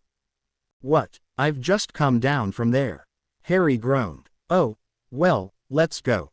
And they went. In the astronomy tower they got to know Professor Zvezda, astronomy teacher, who couldn't be older than 20. She cast a curious glance at the newcomers, and her eyes finally stopped on a young blonde man from Beauxbatons. She let out a dreamy sigh. The young man looked good. Way too good. However, the young man didn't care for her. He, as all the guests, only cared for the view. From the tower they had a wonderful view of the Durmstrang grounds. "I see Vladdy," Dennis yelled. "Hey, Vladdy." The students started to wave at the dragon. "No use, kids, he is almost deaf," Krum said. "I see you also have a lake," Harry perceived, looking at a small round lake near the edge of the pine forest. "Yes, actually we do. The ice layer is thick enough to skate on it, so I suggest we try it tomorrow. It'll be Saturday, after all."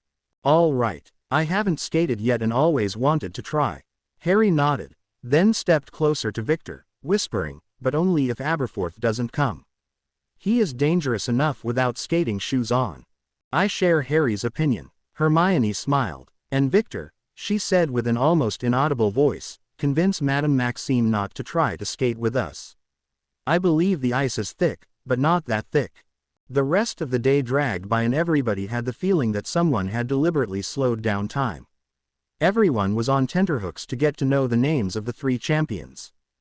The only persons enjoying themselves were Harry and Aberforth, who spent hours talking about the tasks. Harry told the old man his own experience with the tournament, that, in Aberforth's opinion, was very useful, especially concerning security.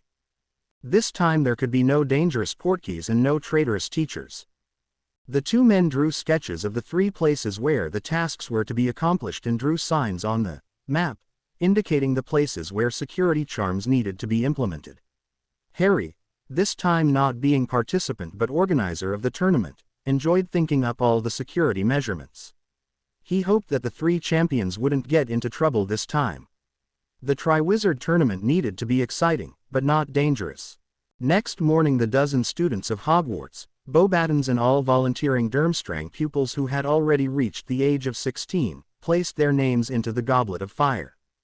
Krum took a leaf out of Professor Dumbledore's book, drawing an age line around the goblet, and this time no one needed to be thrown out of it. Durmstrang didn't have any Fred and George Weasleys, after all. Aberforth couldn't be seen during the morning, to everyone's great satisfaction. Harry enjoyed skating thoroughly, although he slipped and fell a couple of times. He expected his knees to be blue and green with bruises by the evening. Hermione decided not to skate, so she rather built a snowman with Natalie MacDonald and Eleanor Branstone. The snowman got a nice carrot for a nose, a shabby old, pointed wizard hat and an old, useless broomstick that didn't have enough magic in it to fly anymore. The snowman got the name Ronnikins.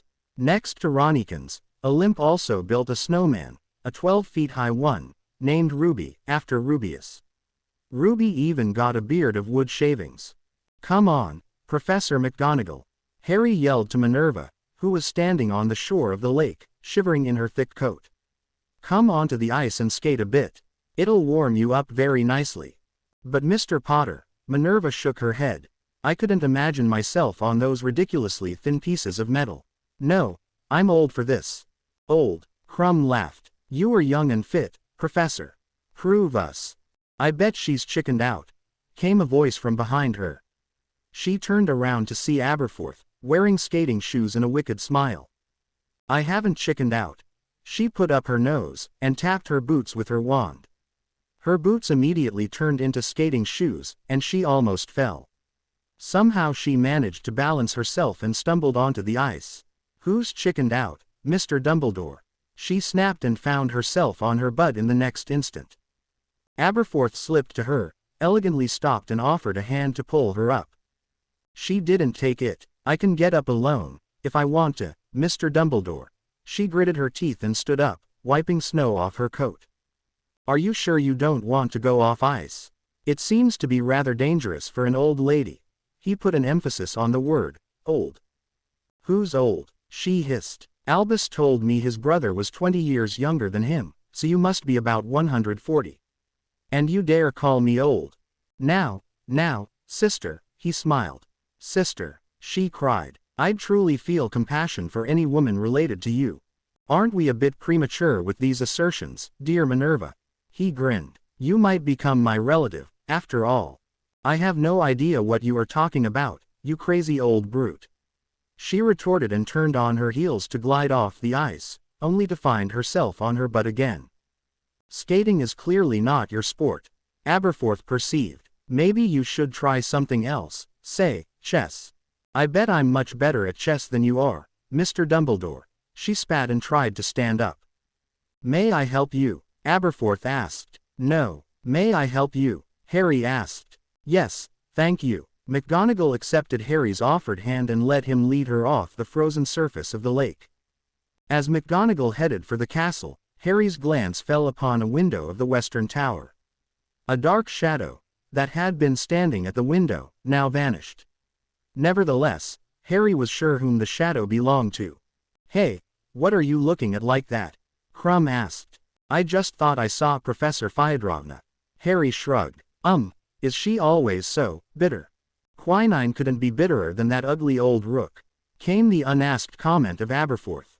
"But, she isn't old at all," Harry said. "Neither ugly." "Well, maybe not that ugly."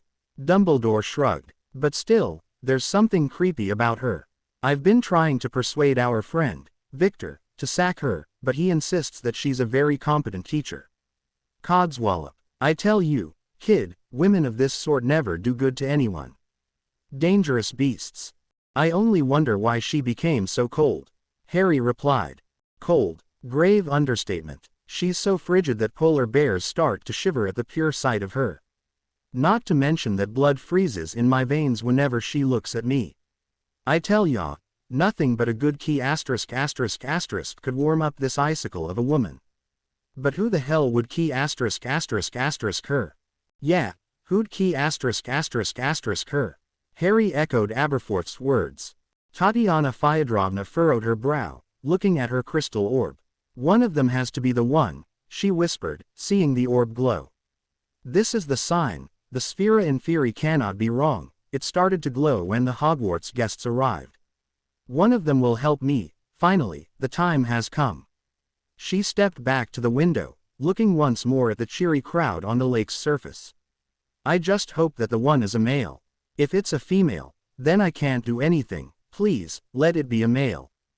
As Harry and the others entered the castle, they saw a pudgy little man madly swinging his wand, fervently cleaning everything in the entrance hall. That's Andrei Alexeyevich Stahanov, our caretaker. Krum replied. A bit over-enthusiastic guy, but at least he's not a squib like your Filch.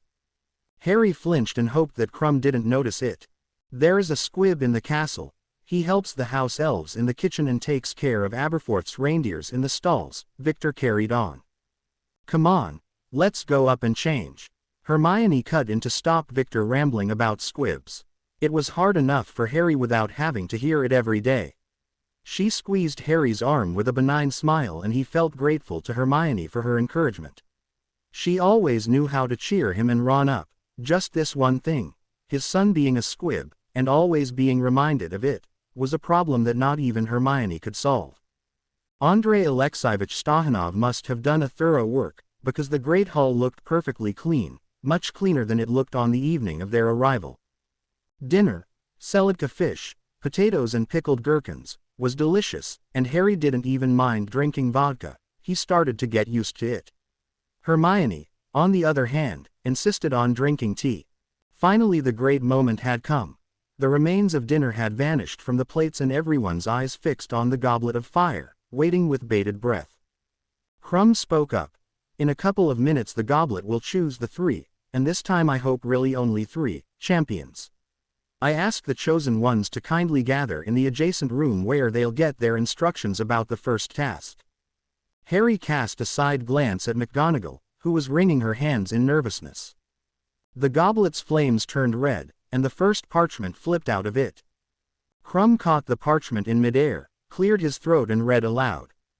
The champion of Beauxbatons is Guillaume Etienne Pierre Louis, my, what a name, Louis Eugen de Locre.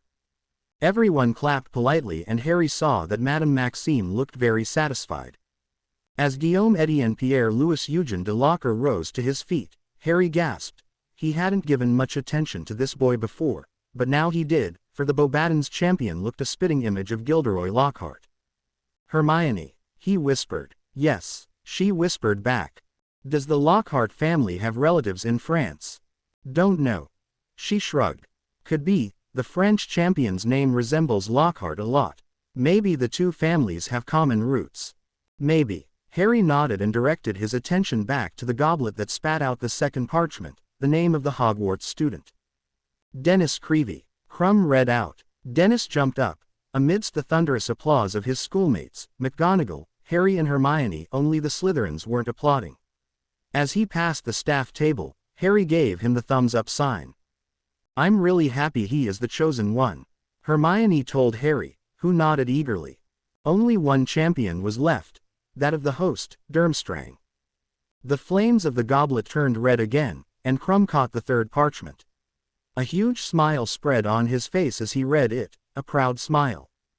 Maletta Krum. He read out. What, Krum? Harry whispered.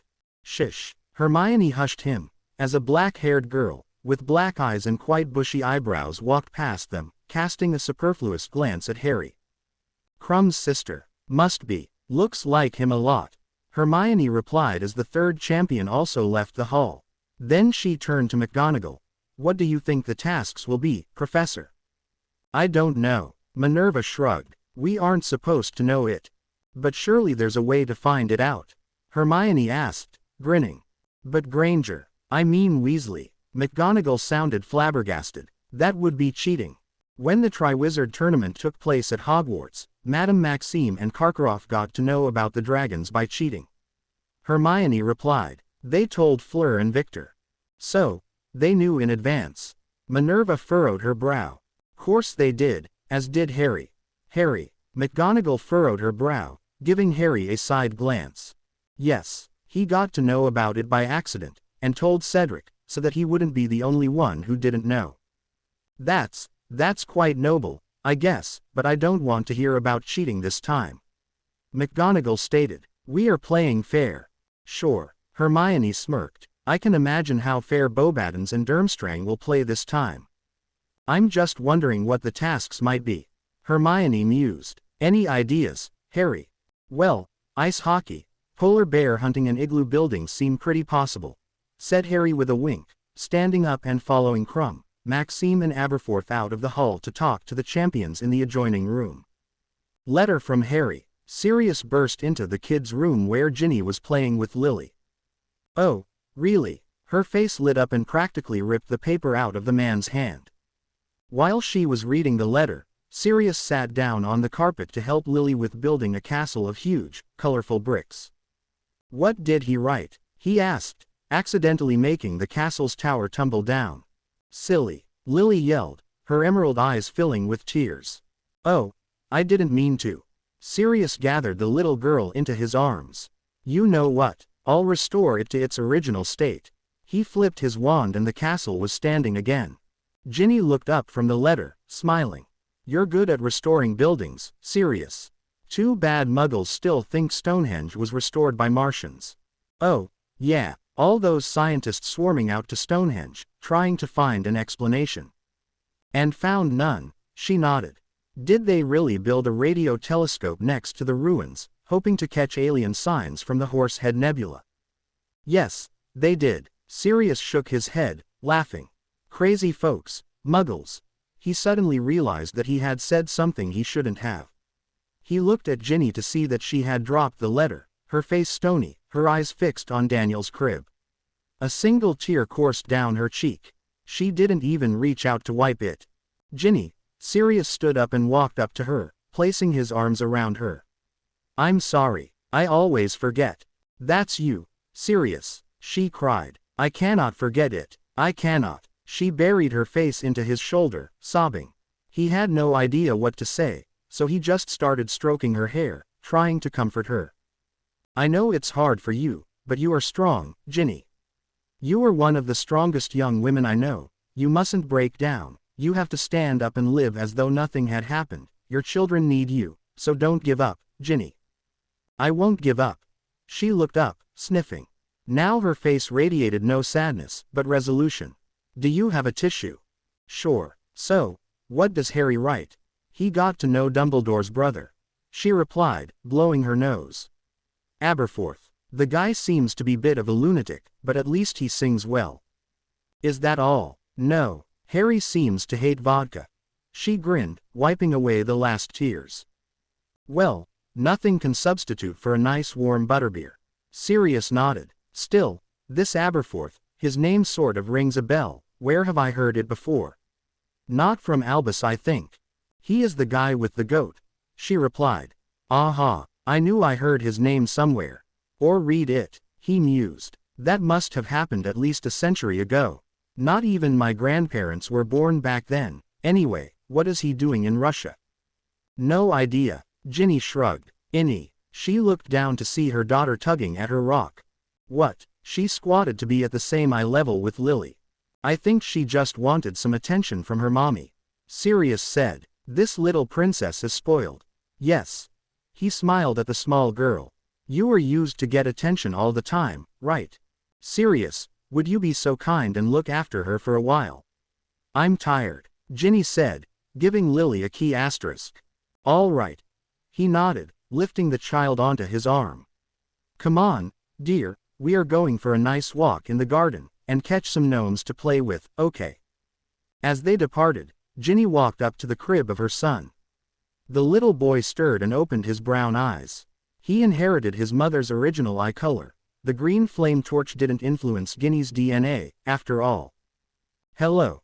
She cooed, reached out to the baby, who immediately gripped her index finger with one of his tiny fists. Oh, what a firm grip you have. She laughed. You are going to be a strong man, wizard or not. Don't worry, my son. Mum and Dad won't let you be harmed by anyone, we won't let anyone mock you, and of course won't allow Draco Malfoy or any future child of his come near you. They never mend their way, those Malfoys. She remembered a day, shortly after Christmas, during their last year at Hogwarts. It was sometime in January when she had to go down into the dungeons to ask Professor Snape for an ingredient that she needed for her potions homework. Snape was nowhere to be found. The corridor was quite dark, so she whispered Lumos and headed for the staircase at the other end of it, but she happened to stumble over something lying on the floor. She tripped, and fell right onto an unconscious Draco Malfoy. Ouch! He yelled as he came round from the impact. Oh, sorry, she mumbled, groping around for her fallen wand. Hey, that's my most private part, he groaned, tossing her hands away. Sorry, I can't find my wand, she replied, continuing her search. About half a minute later she felt something long and smooth on the floor.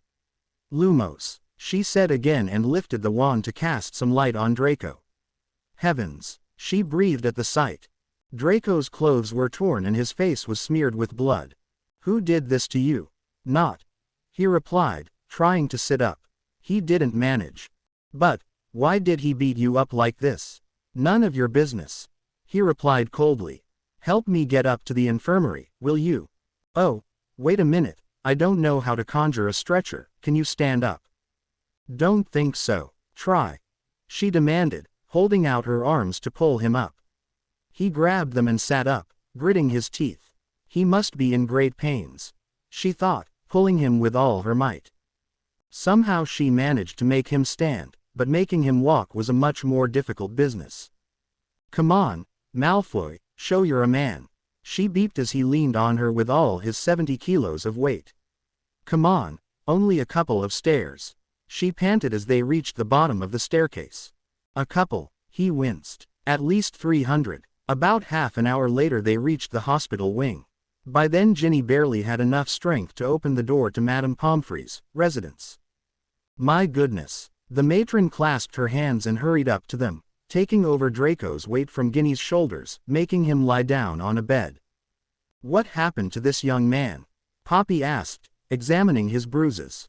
This wasn't caused by magic, someone had beaten you up really thoroughly, Mr. Malfoy. But you can fix him, right? Ginny asked, clutching at the bedpost, as though she hadn't felt strong enough to stand on her feet. Yes, no problem. Madame Pomfrey looked up, then clapped her forehead. Are you totally out of your mind, Ms. Weasley? I mean Mrs. Potter, you shouldn't have been heaving such huge weights. Oh my, you can barely stand. She grabbed Ginny's arm and ushered her to the bed next to Draco's. I'm fine, Madame Pomfrey, she whispered, her face deadly pale. Fine. Oh, you silly girl. You could have lost your baby, she tutted, casting a condition-stabilizing spell on Ginny. Baby, Draco croaked. She's pregnant again. Yes, she is. Poppy nodded seriously, tending Malfoy's bruises. And she brought me up here, his voice faltered. Before falling unconscious, the last thing Ginny heard was Draco say, stupid woman. Are you all right, love? Draco heard a too familiar voice coming from the adjacent bed. I'm fine, dear, another voice replied. I was so worried, said the familiar voice again. Why didn't you leave him there and ran up for help? Or why didn't you just say mobilicorpus? I didn't know that charm, Harry. Anyway, it was so sudden, so shocking, I couldn't have asked anyone for help, since everyone I knew was on the Quidditch pitch along with Captain Potter. She gave him a small smile. And, well, I guess I wasn't thinking. What else did you expect from a woman? Especially from a Weasley? Draco asked, still with closed eyes. How long have you been awake, Malfoy? Harry turned in his direction. Long enough to hear you two going all mushy, yuck. Draco rubbed his eyes and sat up. Don't you fear to melt away in the middle of such sappy scenes? Stuff cotton wool into your ears, if you don't want to listen, Malfoy. Harry suggested. I'd rather cast a muzzle charm on you, Potter. Draco declared. Anyway, let me congratulate you. I hear you didn't waste your time knocking her up again. You must be very taken with yourself now. I'm not taken with myself, Malfoy. Harry crossed his arms. But I don't deny that I'm happy about the arrival of my son. Son, you know it already. Draco raised an eyebrow. Are you aware that your little wife almost lost your son when helping me? I know, but I simply don't understand. Harry pouted. You aren't worth that much. Always the sincere, Potter. Draco grinned. Yes, always the sincere. Harry nodded. I simply cannot lie to you. I always speak what I think. He shrugged with an innocent expression. So I feel I need to tell you that you look much worse than you did when Peeves so kindly painted you. Huh, you weren't even here then. Malfoy burst out. Colin gave me a nice birthday present, Harry smirked. Very nice, indeed, Ginny chimed in. It's hanging on the wall of Harry's room at Black Manor, in a gilded frame. What, Creevy, that little rat photographed me, that way. Exactly, Harry nodded, taking off his glasses to wipe away the tears of laughing. I love the orangutans, but especially your hairdo. I spent a lot of time furnishing my room and the last thing I installed was that pic, which became the crowning glory of my work. Seeing Draco's expression, Ginny started laughing so hard that she doubled over. Harry laughed together with her, but suddenly stopped, as he realized that she wasn't doubling over in laugh anymore, she was doubling over in pain. Ginny. He grabbed her arms, and she fell into his embrace, unconscious. Madame Pomfrey, Harry yelled. Come, something's happened to Ginny. The matron ran up to them, and Malfoy started craning his neck to see what was happening on the adjacent bed, but couldn't see anything because Pomfrey had jerked the screen around Ginny's bed. Oh, heavens, she's bleeding, Poppy cried, pulling Harry off his wife. Out with you, Mr. Potter. But she's my wife. Harry retorted. I want to stay. I said out with you. The matron shouted at him with such an expression that Harry thought better of speaking back. Hours had passed when Pomfrey finally came out, extremely exhausted. Harry, who had been pacing the ward, hurried up to her. How is she? A small smile appeared on Poppy's tired-looking face. She'll be all right, Mr. Potter. She's lost the baby, hasn't she? He asked. No. She was very close, though. Now she needs to rest. Total peace. That means no visiting her, Mr. Potter. I won't allow anyone enter the infirmary for a while. She's sleeping now. I suggest you go up to your dorm and have a sleep yourself. You seem to need it. Harry nodded and headed for the dormitory, but not with the intention of sleeping, but to grab his invisibility cloak. He threw the cloak upon himself and hurried back to the hospital wing, trying to be as silent as one could be. Soon he arrived at the door of the infirmary and he listened for a couple of minutes. After he made sure that Pomfrey had gone to sleep, he noiselessly opened the door and entered. As he approached Ginny's bed he saw a dark form concealing her from his eyes. Someone was sitting on her bed, with his back turned on the door, so he couldn't even see it open. Malfoy. He was the one sitting on Ginny's bed. Harry came closer, careful not to make the slightest noise. Moonlight flooded into the room, illuminating Malfoy's pale face, a face that had a strange expression on it now, an expression Harry had never seen on it before. I'm so sorry, Ginny. Draco whispered. I don't want you to lose your child because of me. I couldn't stand it. He was speaking very quietly, as though fearing that someone could hear him, as though fearing that Ginny could hear him. You know, you really shouldn't have helped me. Potter was right, I'm not worth that much. He shook his head in disgust, and tentatively reached out with his right hand, and placed it on Ginny's abdomen. Take your hands off my wife, you bastard. Harry felt like yelling, but bit his tongue to prevent himself from uttering a single word. His fists clenched as he watched Malfoy gently rubbing Ginny's stomach. Hey, kid, Draco whispered. Yes, I'm talking to you in there. Hold out, will you? Not for me. Not even for that git of a father you have, only for your mother. He gulped. You have to be born, do you hear me? Have to. Okay. Be a good boy and love your mother, she deserves it. Wonderful woman. She killed Voldemort, do you know that? She just has to be loved. Harry shook his head in disbelief. Either Malfoy had got a serious blow on the head and gone crazy, or, better not think of it. Better not think of it. Ginny never got to know about Draco sitting on her bedside that night, because Draco was way too proud to admit it, and Harry was way too scared to tell her about what he had seen and heard, as though he had felt he had to protect his wife from Malfoy. Ginny never understood why those two men, who had reconciled back at the wedding, became so nasty to each other again. She never managed to comprehend why Malfoy treated her like a piece of dung during the rest of the school year. She never knew it was only a defense reaction of his. All she knew was that Draco was much more of a bastard after their short stay at the infirmary than he had ever been before. She never knew that he was jealous. Terribly jealous. Ginny was jerked back into the present by Daniel's whimpers. They'll always remain rotten to their very core. Ginny sighed, adjusting the little boy's quilt. Never ever believe a Malfoy, Dan, never. I almost lost you because of him and he didn't even thank me for helping. They don't deserve anyone's confidence, Malfoys. Your father shouldn't have trusted Draco for a single second. She heaved another sigh. I was so happy when Harry told me about their reconciliation. I thought the fighting was over. How silly of me, huh? Malfoys always be Malfoys and won't change. Innie. She heard Lily's voice and saw her little daughter ran into the room, holding a madly squeaking gnome. Look. Oh, have you caught it all by yourself? Ginny asked, smiling. Yes, Lily beamed. Only 17 months old and already knows how to fib. She'll be a great magical mischief maker, I tell you. Sirius laughed. Why, did you catch the gnome? She asked with an amused expression. No, Abu did. Sirius pointed at the window. Ginny walked up to it and couldn't help but laugh. Abu was chasing the gnomes like hell. The sight made her totally forget about Malfoy and all her sorrows. The day following the selection of the 3 champions, you couldn't hear anything else at Durmstrang but gossips about the tournament. People came up with such weird ideas for the tasks, that polar bear hunting didn't even sound ridiculous anymore. I bet they'll make them catch penguins. Graham Pritchard said at breakfast. Are you out of your mind? Natalie MacDonald replied. You can't find penguins on the Arctic, only on the Antarctic. Who cares? The burly Slytherin shrugged. Let's ask our champion. He pointed at Dennis, who approached the table. Hey, Creevy. What, Pritchard? Dennis sat down across him.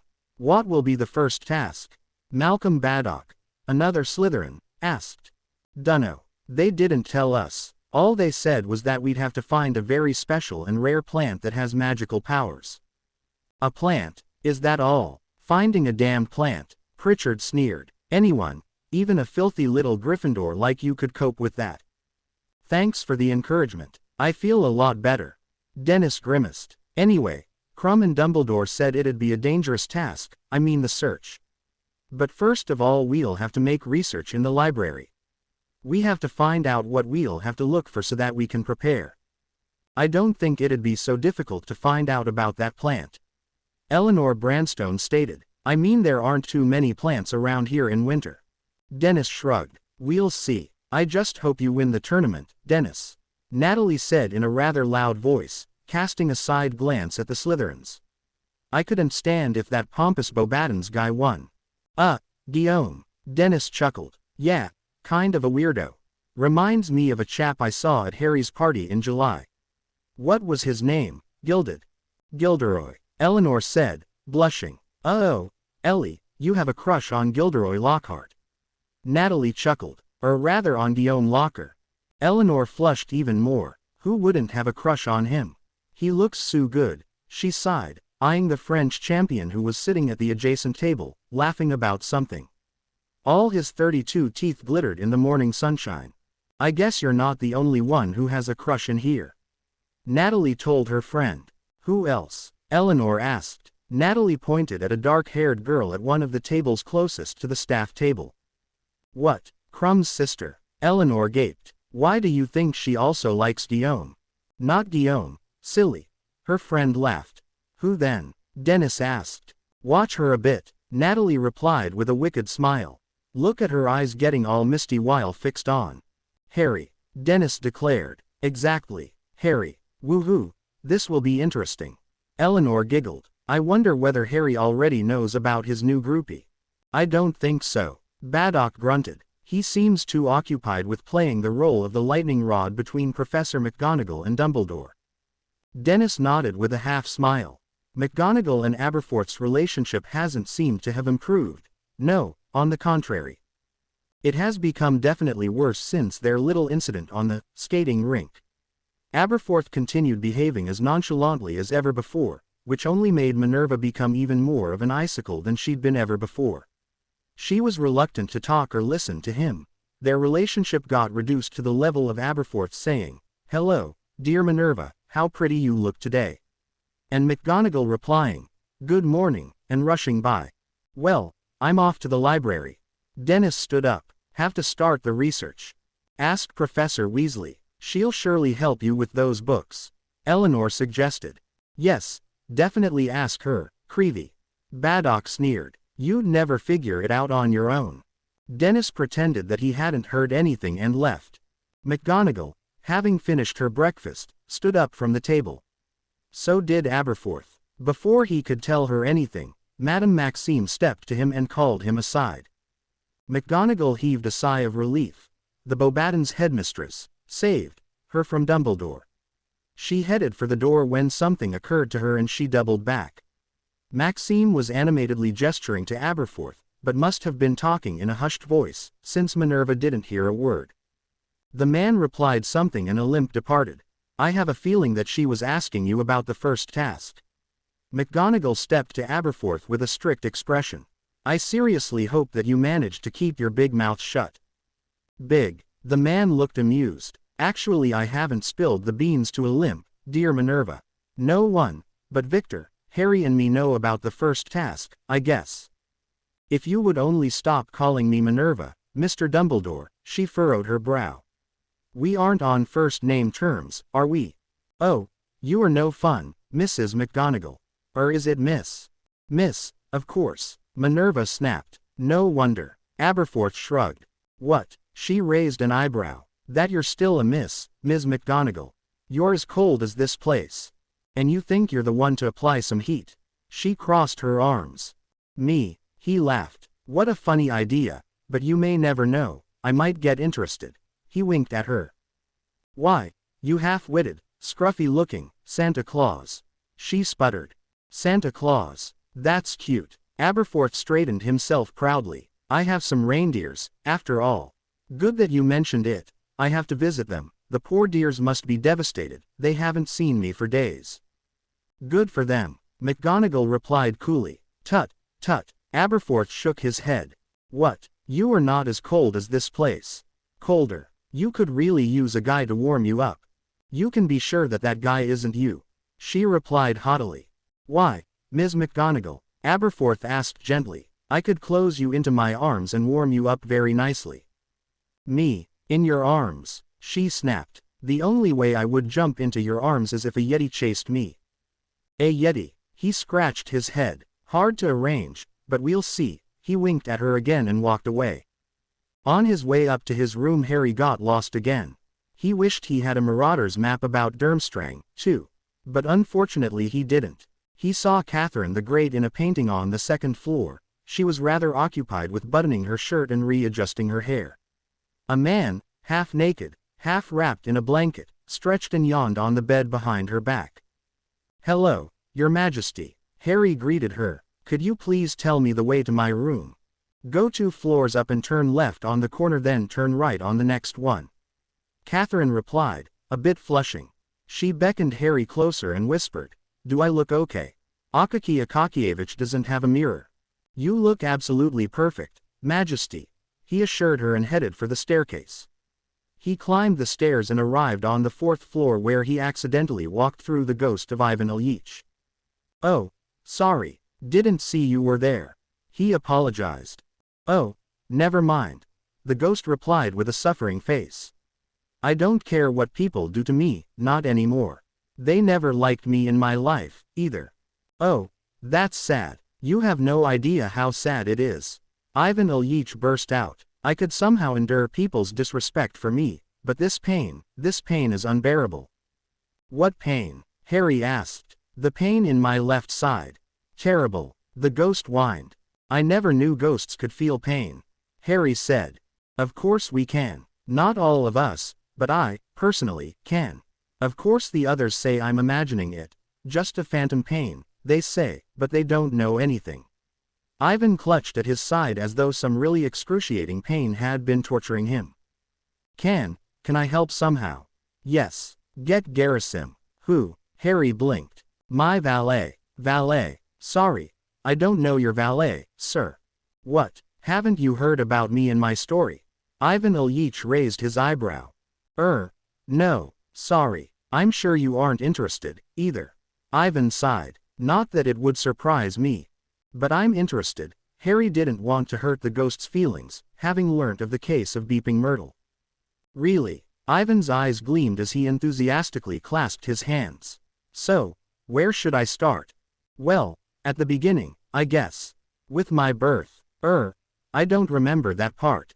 Ivan shook his head. Sorry, young man, I know you are interested in it, but I cannot tell you anything about my being a baby, so I think I'll start with the day when I decided to hang a new curtain on the window. Oh, come on, Ivan, leave this poor guy alone. The ghost of a pretty young woman floated out of the wall. Don't bore him to death. But he said he was interested, Anna. Ivan protested. Still, leave him alone. She turned to Harry, stretching out her hand. Hello, young man, I'm Anna Karenina, pleased to meet you. Hello. Harry held out his hand to shake her when he realized that her hand was intangible. Sorry. Never mind. The woman's ghost waved. I always forget it myself. I still feel alive, though it happened 100 years ago. What? Harry asked. That she died, Ivan replied. Oh, I see. Well, my name is Harry Potter. I'm from Great Britain. Great Britain, quite far away from here. Anna stated. How have you come here? By the school bus. Pity that we couldn't use the Hogwarts Express. Trains. Anna Karenina squealed. I hate trains. She burst into trains and floated away. Oh, my, what have I said? Harry frowned. What's wrong with trains? That she died under one. Ivan replied. Killed herself because of Count Wronski. Who? Joseph Wronski. The famous Polish Quidditch player who invented the Wronski feint. What? The ghost blinked. No, that was another Wronski. Never mind. So, where was I? Yeah, I decided to climb the ladder and hang a new curtain on the window. What are you reading with such interest that you don't even hear one's footsteps? Crumb asked. Hermione looked up. Oh, just some book I found in your library. Pretty interesting. What? Victor looked at the title of the book. Nah, Russian myths and legends. Or I'd rather call them fairy tales. There are lots of legends, for example the Greek ones, that have real events in their background, she replied. And these legends are really so interesting, for example this legend about the wizard twins, Aaron and Anor. Ah, silly tales. Victor waved, sitting down next to her. But truly amazing, Hermione insisted. Anor froze his brother so that he could be the leading wizard of Russia, then killed his father, who, before dying, sent Anor into a coma-like sleep. And the other story about the golden fish in Durmstrang's lake. Wonderful. Oh, come on, Hermione Ninny. Crumb slipped a bit closer to her. There's no magical golden fish in this lake at all. Legends tell about one living in the lake, but it's codswallop, in my opinion. Still, if you are interested in stuff like that, I could tell you old Bulgarian tales that my parents used to tell me when I was a small child. He slipped his arm around her. I'd tell you tales, wonderful tales, Hermione Ninny. Thanks. She stood up. But Snow White and Cinderella are nice enough for me. Crumb also rose to his feet. No tales, then, something else. What else, Victor? Hermione crossed her arms. Maybe, do you feel like visiting the Wizarding Quarter of St. Petersburg or Murmansk with me? You could buy something nice for your family there. Christmas is coming, after all. Well, she bit her lip. I've been considering going there, but even if I go, I'm going with Harry. Seeing the disappointment spread on Crumb's face, she added, I have already been to the Wizarding Marketplace at St. Petersburg, but Harry hasn't, and I suppose he'd also like to make purchases for the holidays. And now, if you will excuse me.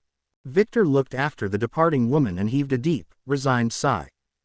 Half an hour later Ivan finished his tale about himself falling down the ladder, hitting himself and getting very ill. At first Harry tried to show sympathy, but later on all he managed to do was nod and insert an UHUM and a yeah every now and then. Thankful for getting away from the ghost, Harry continued his way up to his room. As he turned right on a corner, something, or rather somethings, black and furry jumped upon him. "Hey, get off!" he yelled, ripping the two pogrebins off himself. "Vendetta!" cried one of them. Must have been a multilingual demon, pulling a long, sharp knife out from behind his back. Easy does it. Harry reached into his robes to get his wand, and didn't find it. The first pogrebin menacingly swished the knife, gaining on the young man. The other one triumphantly flipped something long in its hand, then threw it away, far away enough for Harry not to be able to get to it without getting knifed by a bloodthirsty furball. "Hey, let's discuss this, guys," Harry backed against the wall. You don't speak English, huh? Only Russian and Italian." The pogrebins didn't seem to be in talkative mood, not to mention that the second one also pulled out a dagger from somewhere. Did they have pockets? Harry wondered. The two demons backed Harry to the wall of the corridor, viciously snarling and gnashing their teeth. Harry didn't have anything to defend himself with. He felt the cold of brick against his back. His eyes made a quick journey around to find something, anything to help himself, and then he saw it. In an arm's length there was a torch on the wall. Harry didn't hesitate. He snatched it out of its bracket to threaten the demons away. However, he never had time to see whether pogrebins were afraid of fire or not, because the wall he was leaning against suddenly moved. A part of it came into life and beeped Harry in. Harry fell onto a small, platform-like thing that set into motion under him, swooped down like an elevator. After about 2 minutes it stopped and Harry could stand up, the torch still clutched at his hand. "What the?" he murmured. He was in a pitch-black corridor. The only source of light was the torch. He held it up so that he could look around. The corridor didn't have anything special in it. In fact, it was totally empty. Not a painting, not even an armor was there to be seen. And then, Harry saw a door.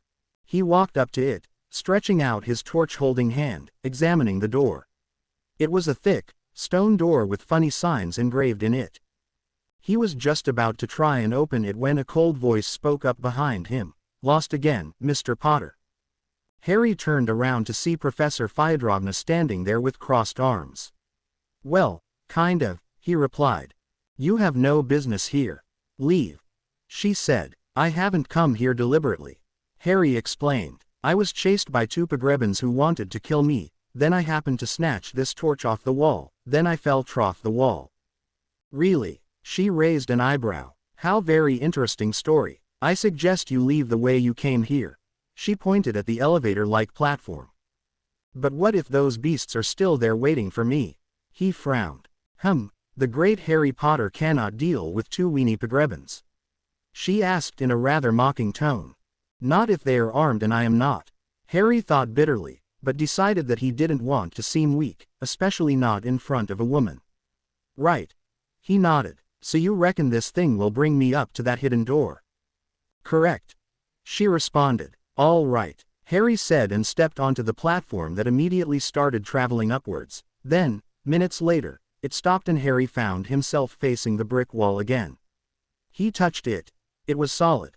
He saw a torch bracket on the wall, and with a sudden thought put the torch he was still holding into it.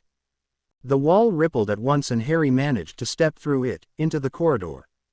The first thing he saw was the pair of pogrebins, waiting for him with nasty, huge knives. "Still here," Harry groaned. "Really, guys, don't you think it's time to stop following and trying to kill me? I'm really sorry about your uncle and cousin." The demons didn't understand him and stepped closer. "Stupefy," a sharp voice cried and the pogrebins fell, unconscious. Harry turned in the voice's direction, to see Crumb's sister still pointing her wand at the demons. "Thanks," he said. "You're welcome." She smiled. "I guess this belongs to you." She offered him his lost wand. "Thanks again." He took it. Somehow, she managed to touch his hand when handing him his wand. "Ms. Crumb. Just call me Maletta, Mr. Potter." She blushed a bit. Okay, Maletta." He forced a smile. "Just call me Harry." "Okay, Harry." she replied with a mellifluous voice. Harry. Yes. Nothing. Gotta go, Maletta. Thanks once more. He said and hurried away, oblivious to the fact that she was following him with her eyes, clutching at her chest. As he turned left on the corner, Harry met with a rather sullen Crumb. Hi, Victor, what's up? Crumb just shook his head and hurried past him, muttering something in Bulgarian, something that Harry thought was some kind of cursing. When he finally reached his room, he heard Aberforth yelling, Hey, Harry. The old man ran up to him. Hi, Aberforth, can I help you? Yes. Dumbledore nodded. Get me a Yeti. A what? Harry blinked. Yetis live in the Himalayas. Anyway, why do you need one? Let me tell you while fishing. Fishing. The lake's frozen. We are going to cut holes in it. Aberforth replied enthusiastically. There's nothing as much fun as ice fishing. Very healthy. Oh, sure. Harry rolled his eyes. All right, I'll dress up and meet you down by the lake. Harry put on his fur coat, wrapped a thick, fluffy scarf knitted by his mother-in-law around his neck and also put on a cap. As he left his room, he saw a rather upset Hermione coming up to her room that was adjacent to McGonagall's. You all right? He asked. She burst into her room, slapped a heavy book on her table and said, Yes. That means a no, he perceived. Is it to do with Crumb?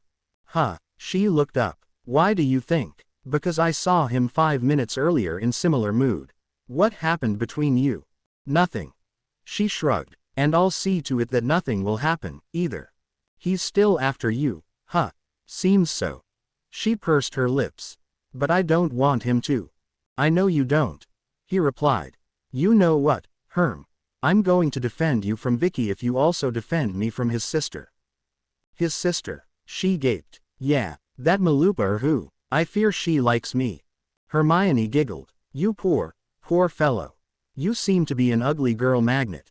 First Millicent Bulstrode, now this chick, really, even their names start with the same 3 letters. Isn't it funny? I don't think so. He shook his head, laughing.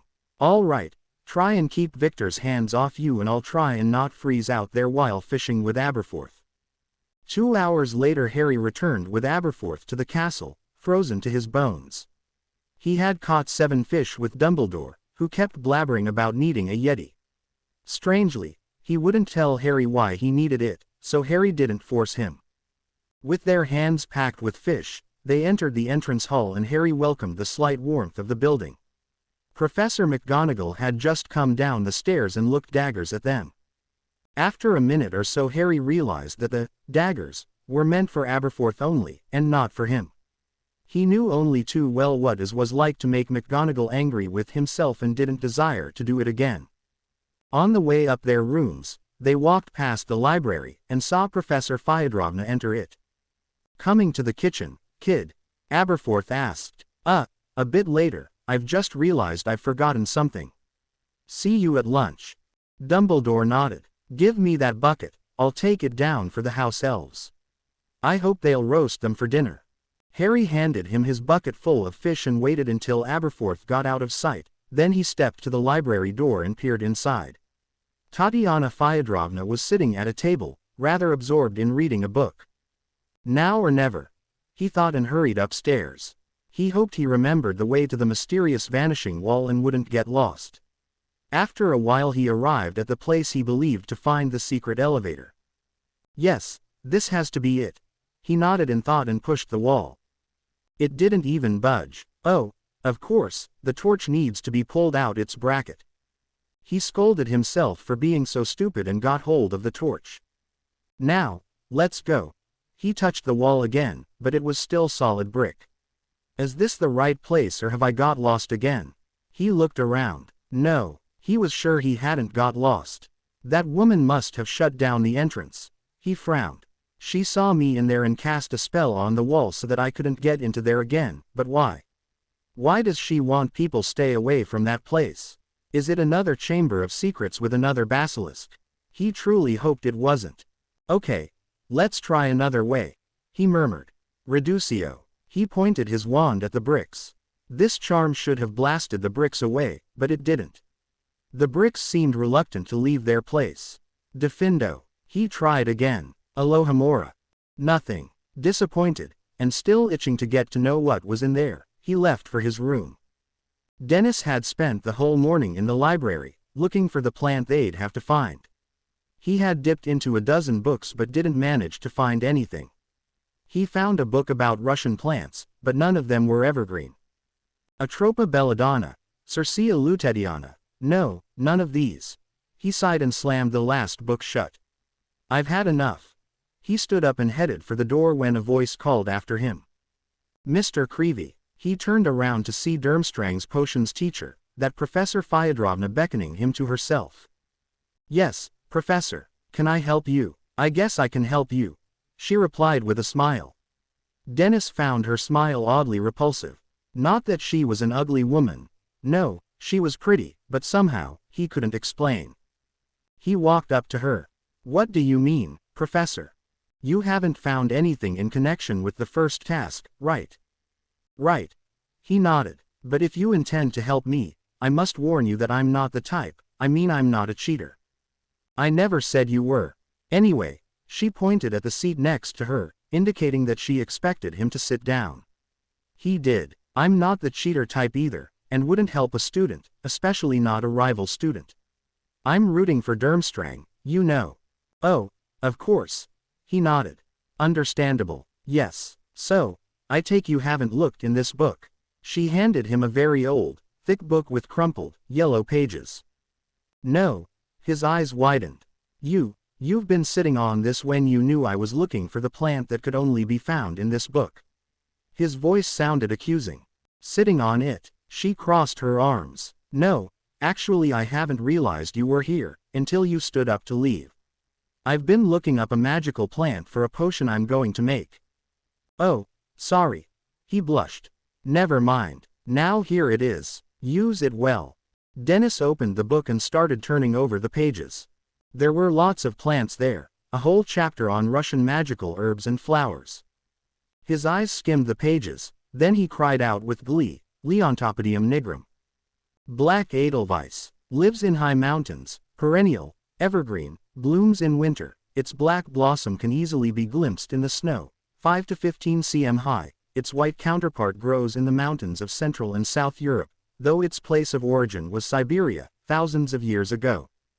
The black Edelweiss can only be found in northern Russia. Its ability of healing wounds caused by evil curses is well known. Dennis looked up. Thank you, Professor, but Tatiana Fyodrovna was no more there. Professor. He didn't even realize when she left. Why has she given me this book? Why is she helping me? She's a Durmstrang teacher. It simply doesn't make sense. He shook his head and returned to the description of the black Edelweiss. It was already 11 p.m. when Harry decided to go to bed. He had already put on his pajamas when he heard a tap on the window. It was the owl he had sent Ginny. He hastily took and unfolded the letter. Dearest Harry, I'm glad you arrived at Durmstrang without any difficulty. There's nothing interesting here, except that Sirius has taught Lily how to fib. Great achievement. She has also learned lots of new expressions, but, thanks to Sirius, most of them are bad words.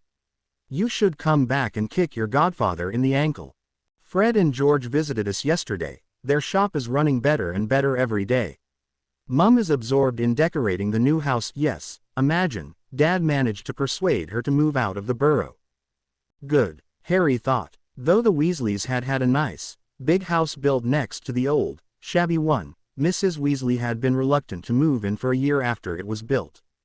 I think I hear wedding bells. Last time Percy and Penny visited us, she was wearing a ring that hadn't been there before. Though they didn't tell anyone anything, I immediately noticed it. Ron is unhappy without Hermione, so is Hagrid without a limp. And so am I without you. I love you, Harry. No matter what you think, I love you. I know I behaved foolishly last time. I shouldn't have. I was just so scared. I still am, but I'm sure I'll manage to come to terms with it. I wish I could speed up time to have you back for Christmas. Love, your Ginny. P.S. Tell me more about this Aberforth. He must be a very interesting person. Sure, he is. Harry smiled and looked out the window. And how much? He almost yelled. It was near midnight, and he saw Aberforth climb onto his sled and drive away. Where could he be going now? At the dead of night? He shook his head. Aberforth really was an interesting person, maybe even more so than his brother. As the sound of the sleigh bells died away, Harry climbed into his bed and took off his glasses. "I love you too, Ginny," he whispered into his pillow and fell asleep. Next morning Harry woke in a good mood. He was very happy about Ginny's letter and longed to see her again. However, he wasn't sure whether it was a bit too early to go back to Great Britain or not, so he decided to write a letter to Sirius. "Dear Sirius, yesterday I got a letter from Ginny. She wrote that she loved me and missed me. I also miss her, so much that it hurts. Or is it just my libido?" That was a rhetorical question. Smiley face. "I truly miss her and long to hold her in my arms again. I'm considering to apparate home for a couple of days before the first task. It's not until 6th December. What do you think? Do you think she's ready for me? I fear that she might not be.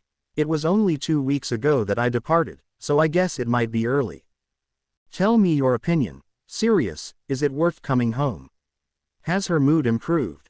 Answer ASAP. Harry. P.S. Don't you dare teach my daughter bad words, do you hear me?"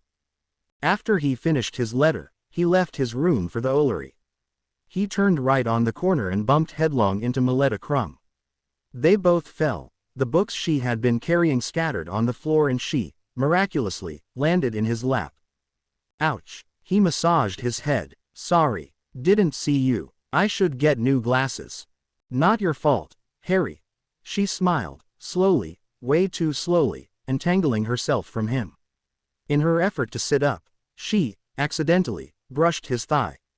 "I wasn't looking." She reached out for her fallen books. "Let me help," he said, starting to pick up the books closest to him. Thanks," she whispered as he handed her 2 books. That was when she noticed something. A ring on his right hand. A wedding ring. You are married," she gasped. "Yeah, didn't you know?" "No." She shook her head, turned on her heels and ran away. Harry would have sworn that he heard her sobbing. "Oh, my, why do all ugly girls have to fall in love with me?" He sighed and bent down for his fallen letter. "Love affairs, huh?" The ghost of Yevgeny Onegin floated out of the wall. "I wish I also had one, but no, my dear Tatiana is lost for me forever." "Tatiana?" Harry raised an eyebrow. "You mean Professor Tatiana Fyodorovna?" "Who?" Onegin snapped. "No, I don't mean this Tatiana, I mean my Tatiana." He waved. "You wouldn't understand, anyway." Harry shrugged, taking off his glasses. "I really need new ones," he perceived. "I'm getting more and more short-sighted. Had I seen that Maletta—" That wasn't your fault," Onegin replied, "but I bumped into her." "No." The ghost shook his head. "She bumped into you. She had been waiting on this corner for about 20 minutes, peering in the direction of your room. Waiting for you to come out so that she could run into you." "What, that be?" Harry shook his head. "That's my luck. First Millicent, now Maletta. I wish there was a Dudley around to marry her." "A Dudley? What's a Dudley?" Onegin asked. "Never mind." Harry sighed and walked away. "Good morning, Harry," Hermione greeted him. "You look concerned. What happened?" "Maletta." He growled. "Oh, I understand." She giggled. "It's not funny, Herm. She's following me around. But you know what? She had no idea I was married. Now she knows, so let's hope that she'll stop tailing me." "Don't you have another cousin by any chance?" She smiled. "I do." He grinned. "But he isn't old enough for Maletta. We should find someone to set her up with, but that can wait. Now I'm thinking of visiting St. Petersburg and make my Christmas purchases. Care to come along?" "Sure. The family would appreciate getting Russian wizarding stuff. We could buy Fred and George a pair of those balalaikas. Imagine, they'd drive Molly crazy with them." "See you at 10 o'clock in the entrance hall, then," she said cheerfully. Really, Herm, how are we going there?" "Apparate." "No, you cannot apparate on the Durmstrang grounds. It works exactly like Hogwarts. You need to walk at least 1 mile away from the castle to be able to apparate. You could also use flow powder, but now we are going on Aberforth's sled." I thought he had left last night. I saw him leave. Did you? She looked surprised. No idea where he had gone, but he's back, just seen him. Then he maybe just felt like going on a nocturnal ride. You may never know when Aberforth's concerned. True. She nodded. Funny man, Dumbledore. I mean, funny men, Dumbledores. After having met in the entrance hall, they exited the castle to see Aberforth sitting in his sleigh, wearing his usual blood-red cloak and cap. The latter was trimmed with white fur and had a white pompon hanging from its end. Ho ho ho, he shouted gleefully, waving them. Come and get in, ladies and gentlemen. The sled is equipped with central heating. He pointed at 2 blankets, air conditioning. He carried on, letting the cold winter wind ruffle his beard, and room service. He pointed at a basket, presumably filled with food. Harry and Hermione got in and tucked themselves in with the blankets that must have been carrying a heating charm, because they were extremely nice and warm. Father Christmas has the same design of sled, Aberforth explained, small, but roomy enough for all the presents. Harry squinted at Hermione, who stifled a laugh. Aberforth, what are these paper bags for? Hermione asked, pointing at 2 bags hanging from the dashboard of the sleigh. I thought you were Muggle-born, Mrs. Weasley. Dumbledore replied with a wide smirk. Muggles have them on the airplanes, in case the plane gets into an eddy and the passengers feel sick. Oh, she chuckled. How practical. But why are there only 2? I don't need it. Got used to it. Aberforth shrugged. I presume you also got used to hard flights, right, Harry? Harry nodded as the sled rose up into the air and set into motion. Aberforth, can Muggles see this sleigh? Hermione asked. Well, the old man's voice trailed off. In spring, summer and autumn I cast an invisibility charm on the sled, but I don't bother with it during winter. Whenever people see it, they believe to have seen good old Santa Claus. Even Muggles aren't that stupid. Harry replied. Or are they? When they saw Arthur's Fort Anglia flying over whole Great Britain, they got pretty confused. Newspapers were full of articles about it. Flying Fort Anglia, how strange, Aberforth said, as though flying sleighs hadn't been strange at all. And who was driving it? My friend, Ron, Hermione's husband. Don't even remind me of it, Harry, she sighed. That howler next day was really terrible. It was nothing compared to having to spend an hour in Snape's room. Harry grimaced. Anyway, now I admit that I felt sorry about not having a chance to drive that car. Driving cars isn't a big deal, Dumbledore stated. Driving sleds is another thing. Wanna try? He offered Harry the reins. May I? The young man's eyes widened.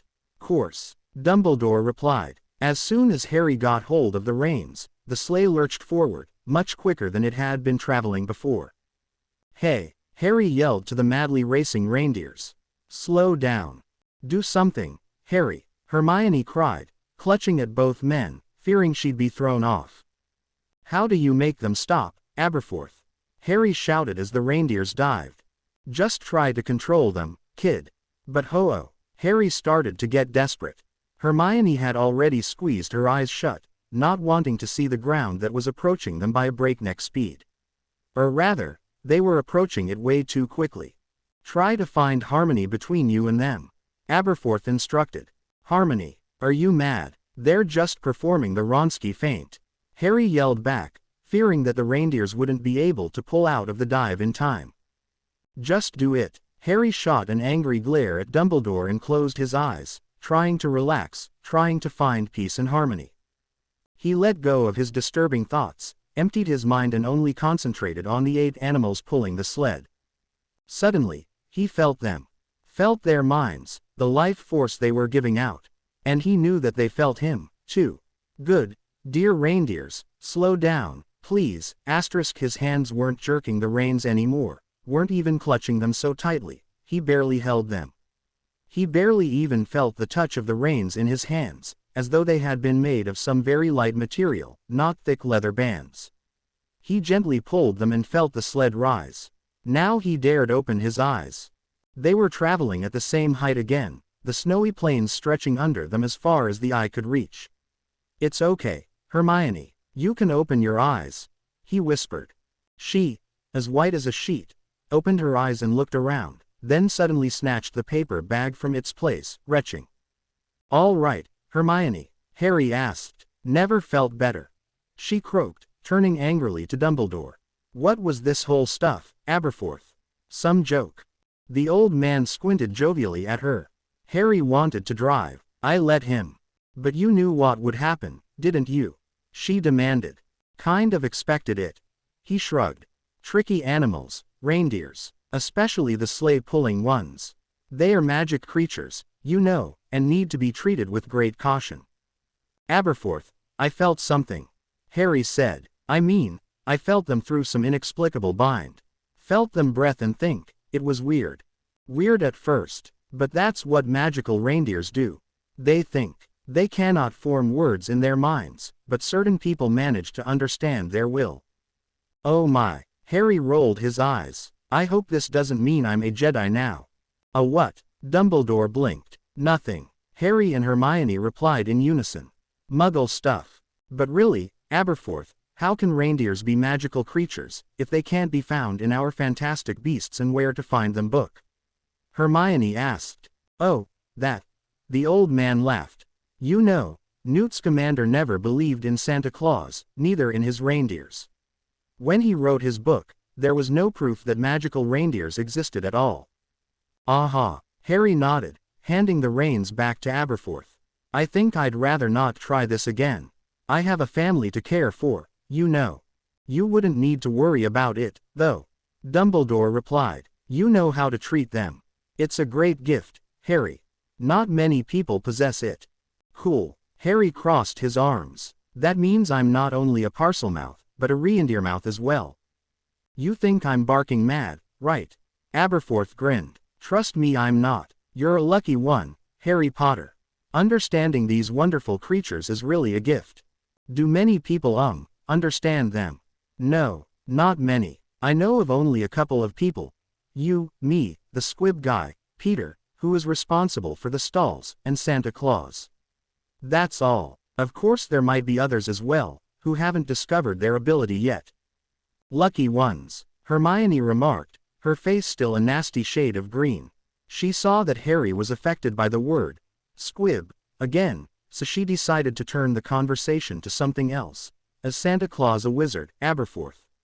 she asked in a sarcastic tone. "No, actually he's a muggle." "Then who does he fit into those narrow chimneys? And is he able to fly round the world in one night?" Harry asked, bemused. Now he was sure that Aberforth should be taken into Street Mungo or a local lunatic ward. "Well, let it remain my secret."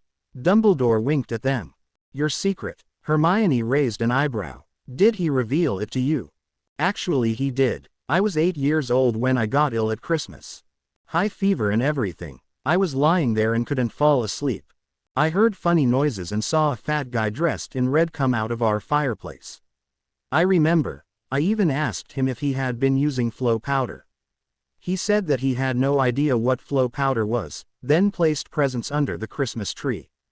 He was about to leave when I asked him how he managed to come through the chimney, being so fat, and how he managed to get to all children in one night. He laughed and told me the secret, but made me swear never to tell anyone. So I won't." Harry and Hermione exchanged amused glances. "Are you sure it wasn't just the fever, Aberforth?" Harry asked. "You might have been hallucinating." "Might have." The old man winked at him again. "Oh, look, Street, Petersburg." Harry and Hermione leaned forward to admire the view of a huge city lying kilometers away. As they got closer, they managed to make out all the bulb-like spires glittering in the winter sunshine. It was a wondrous sight. When Hermione was just about to ask where they'd land, Aberforth directed the sled to a small hill outside the city. "Perfect parking place," he said, driving their transport into a cave in the side of the hill. Aberforth hopped off the sleigh as an old man with long, white beard and his hood pulled over his face walked up to them. "Hi, Aberforth," he said. "Hello, Andre, would you take care of them while we go shopping?" Dumbledore patted the head of the closest reindeer. "Of course," the other old man replied. Aberforth thanked him and hurried out onto the fresh air. The two young people followed him with their eyes. "It's time we arrived," Hermione growled, happy to get off. I hate flying. After today, I can't say I love it, either. Harry made a wry face. Damn reindeers. Strangely, all 8 reindeers turned their heads back at him, and he would have sworn that they looked hurt. Well, at least Aberforth had some fun. He shrugged. Nearly goes killed, though. He didn't know whether I'd be able to communicate with these animals or not. It seems both Dumbledores we know like risks. It's in their blood. Now you tell me. She sighed. We'd better be careful with him. He's a mortal peril for everyone, even for himself. Yeah, even more so than Albus. Harry answered, walking past the hooded old man who was watering the reindeers. I'm just wondering why they had a row. Did they have one? Hermione looked intrigued. Aberforth said it was the reason why he had left England. I can picture the two of them, shooting jelly-leg jinxes and furunculus curses at each other. She chuckled, heading for the opening of the cave. Before they exited the cave, he leaned closer and whispered into her ear, do you think he really believes in Santa Claus? Aberforth led Harry and Hermione to a fur coat shop. The text, Rasputin's mink, fox, ocelot coats, their original owners never felt cold in them, was shining in the shop window, both in Russian and English. We don't need new coats, Aberforth. Harry remarked. Mine is warm enough, if only those pogrebins would stop attacking me. We aren't here to buy coats, the old man replied cheerfully. Mine is also warm and elegant enough. He straightened himself proudly in his Santa Claus-ish coat. Then, what are we doing here? Harry asked. I know it, Hermione smiled. This is the entrance to the Wizarding Street, Petersburg. Really? The young man raised an eyebrow. Oh well, you've been here once, after all. Follow me, Aberforth said, and they entered the shop. It was a nice, elegant shop with lots of beautiful and expensive fur coats. There was a notice board propped against the wall, saying, we are looking for shop assistants. Aberforth, seeing the board, stifled a laugh. Harry had no idea what could be so funny. 2 shop assistants hurried up to them with wide smiles. Can we help you, lady and gentleman? They asked. Well, let us look around a bit. Dumbledore replied. We haven't decided yet what kind of coats we need. Certainly, sir. One of the shop assistants bowed slightly. They were very young and enthusiastic. This was their first day in this shop and they wanted to make a good impression on the customers and the owner as well. Aberforth headed for the back of the shop, pretending to be interested in a nice, warm coyote fur coat. And now, Harry whispered. Hermione beckoned him to a dressing room. He entered and saw 3 mirrors on each wall of the dressing room. Aberforth somehow managed to squeeze himself in either, and pulled the curtain to hide the cubicle. Aberforth, why do they need shop assistants if there's already 2 of them? Harry asked, looking around in the small cabinet. I'll explain later. The old man replied, his eyes jovially glinting. Watch this. He tapped the mirror on the wall in the middle with his wand. Suddenly the mirror's surface seemed to ripple and dissolve, producing a human-sized opening. Not bad, Harry said, and all 3 of them entered the wizard quarter of St. Petersburg. Where have they gone? One of the shop assistants asked the other. No idea, Ivan. The other shrugged. People just come in and disappear without leaving the shop. I know, Grisa, but it's simply creepy. I start to believe that this place is haunted. Ghosts come and take our customers. Nah, why would they? Grisa drawled. If there were ghosts in here, they'd take us first, wouldn't they? And what if it's some kind of a trick of our competitors? For example, those unbearable 3 sisters in the next street. They want to lure our customers to their shop. Even if they wanted, they wouldn't just kidnap them from our shop without us noticing, would they? Oh, look, a new customer. Grisa said. But, he's coming out from the back of the shop. I don't remember having a client looking like this today. Am I going crazy? No, Ivan sighed. We both are going crazy. I suggest we hand in our notices and go find a job in the 3 Sisters fur coat shop. Grisa nodded, and they both watched the man, wearing a robe-like overcoat, saying good day to them and leave the shop. 1 hour later, the owner of Rasputin's fur coat shop put the sign "We are looking for shop assistants" into the shop window, heaving a resigned sigh. It was the 64th time this year he was looking for new shop assistants, because none of those spent more than 3 days in his shop. Damn bad luck, he murmured, believing that the three sisters had tampered with his shop. He decided to make an inventory to see whether something had been stolen, but he already knew that nothing would be missing.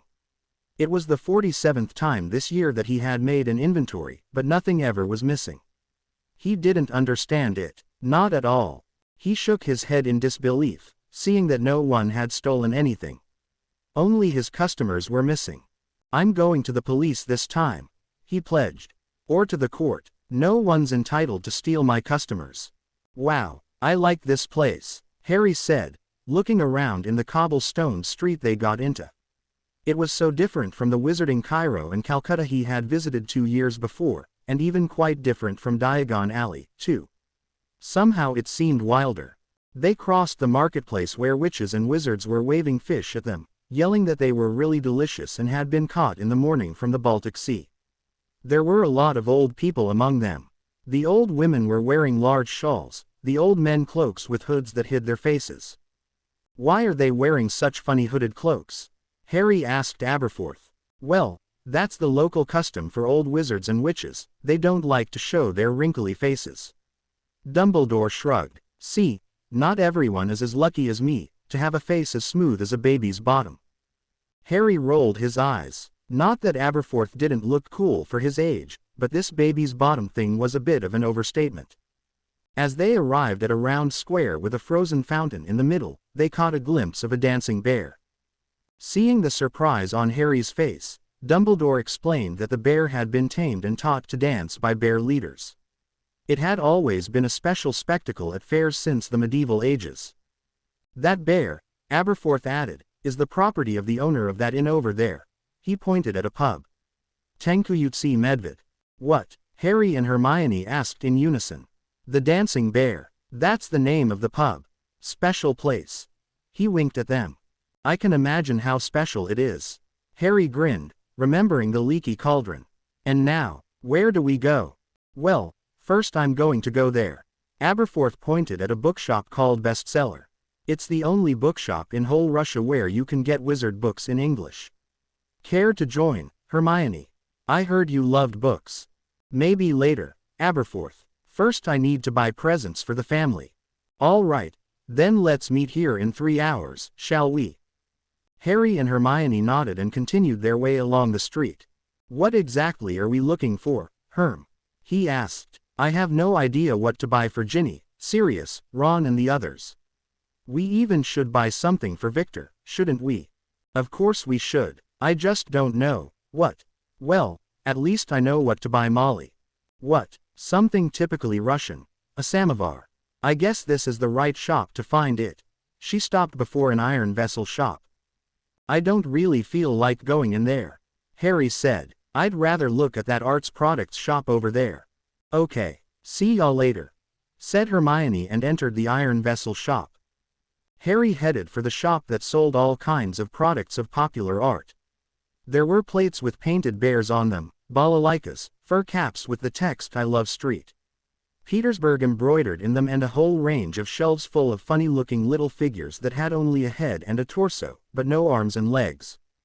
"What are these figures?" Harry asked a pretty female shop assistant. "They are called Matryoshka dolls, sir." The young woman smiled at him. "Excellent present for children and childish adults." "Childish adults," Harry grinned. "Arthur Weasley, maybe, asterisk. And how do people play with them?" he asked. "Easily. They take them apart and put them back together. I'll show."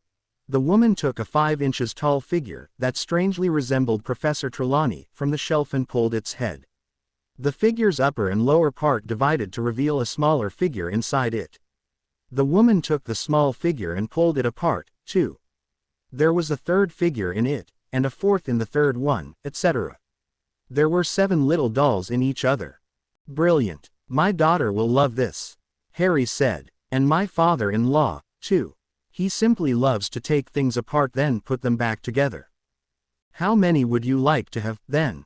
the shop assistant asked. "2, please. And could you suggest me something for a mother-in-law?" "Well, what about a nice, embroidered tablecloth?" Not much later Harry stopped by a shop window that was full of bottles, a board hanging above them, quality wizard vodka. Hagrid would love to try it. And Sirius, too, not to mention Fred and George. But they'll get their balalaikas as well. He was wondering, though, what the difference could be between simple vodka and wizard vodka. In the shop the assistant, a man with a rather copper nose, explained that wizard vodka could even more easily knock you out, because it also contained something called Vila essence. Harry didn't want to know what the heck Vila essence was. 10 minutes later he exited the shop, carrying several bottles of wizard vodka. He had bought presents for almost everyone, with the exception of Ron, Hermione and Ginny. For Hermione he decided to buy a book in that shop Aberforth showed. As for Ron, he had no idea what to buy.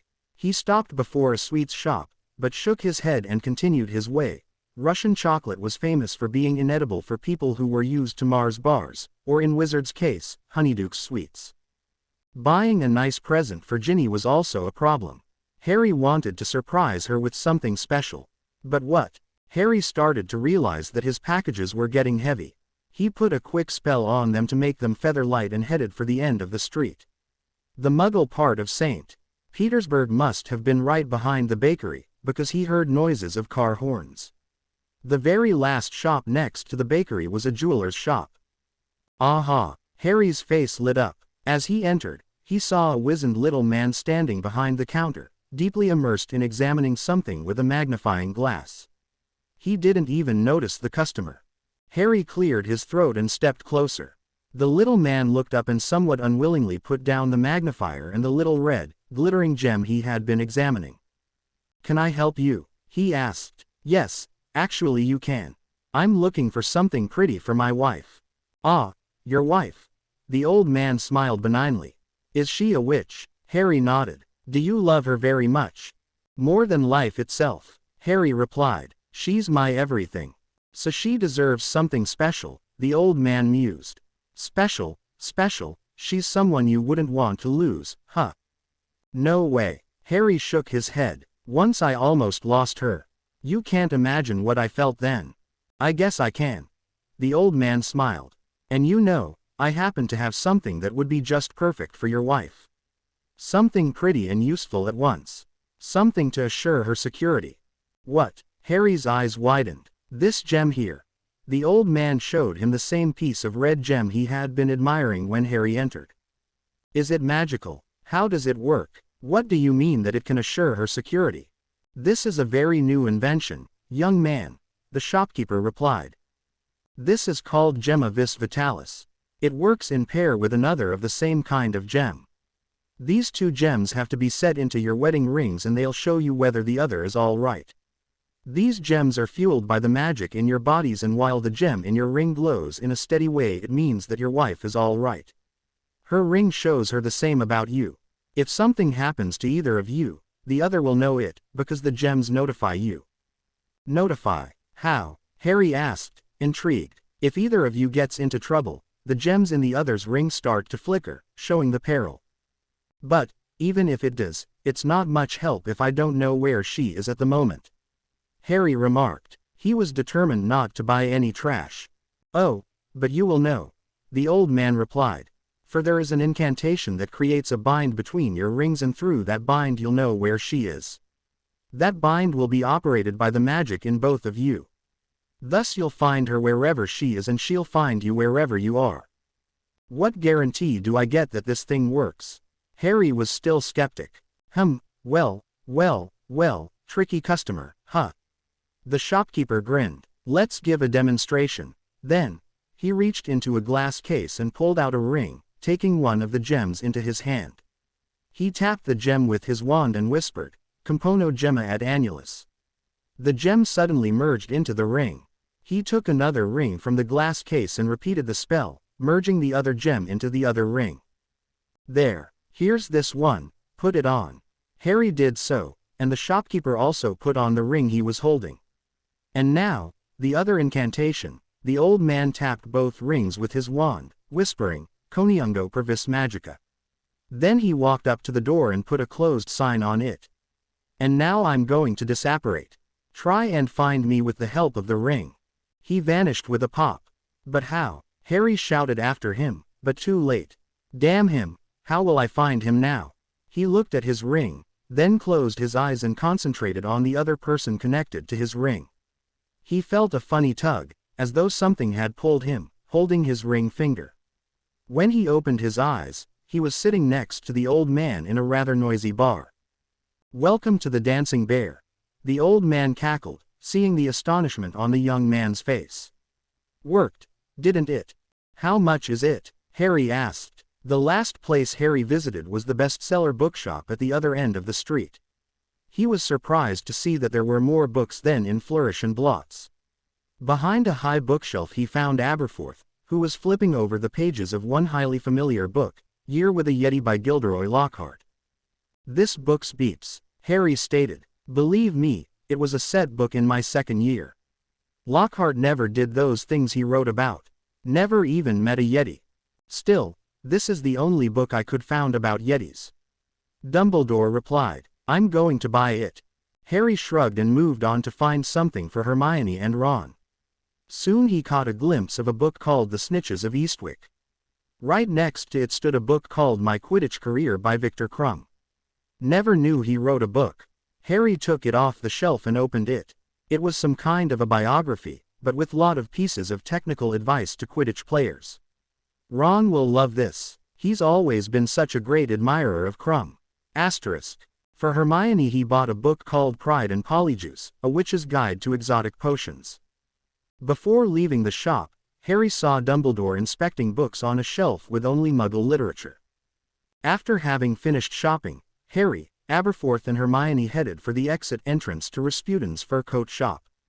"Hello," Harry told the owner of the shop, walking past him to the door. "Good afternoon," Hermione added with a brilliant smile and rushed after Harry.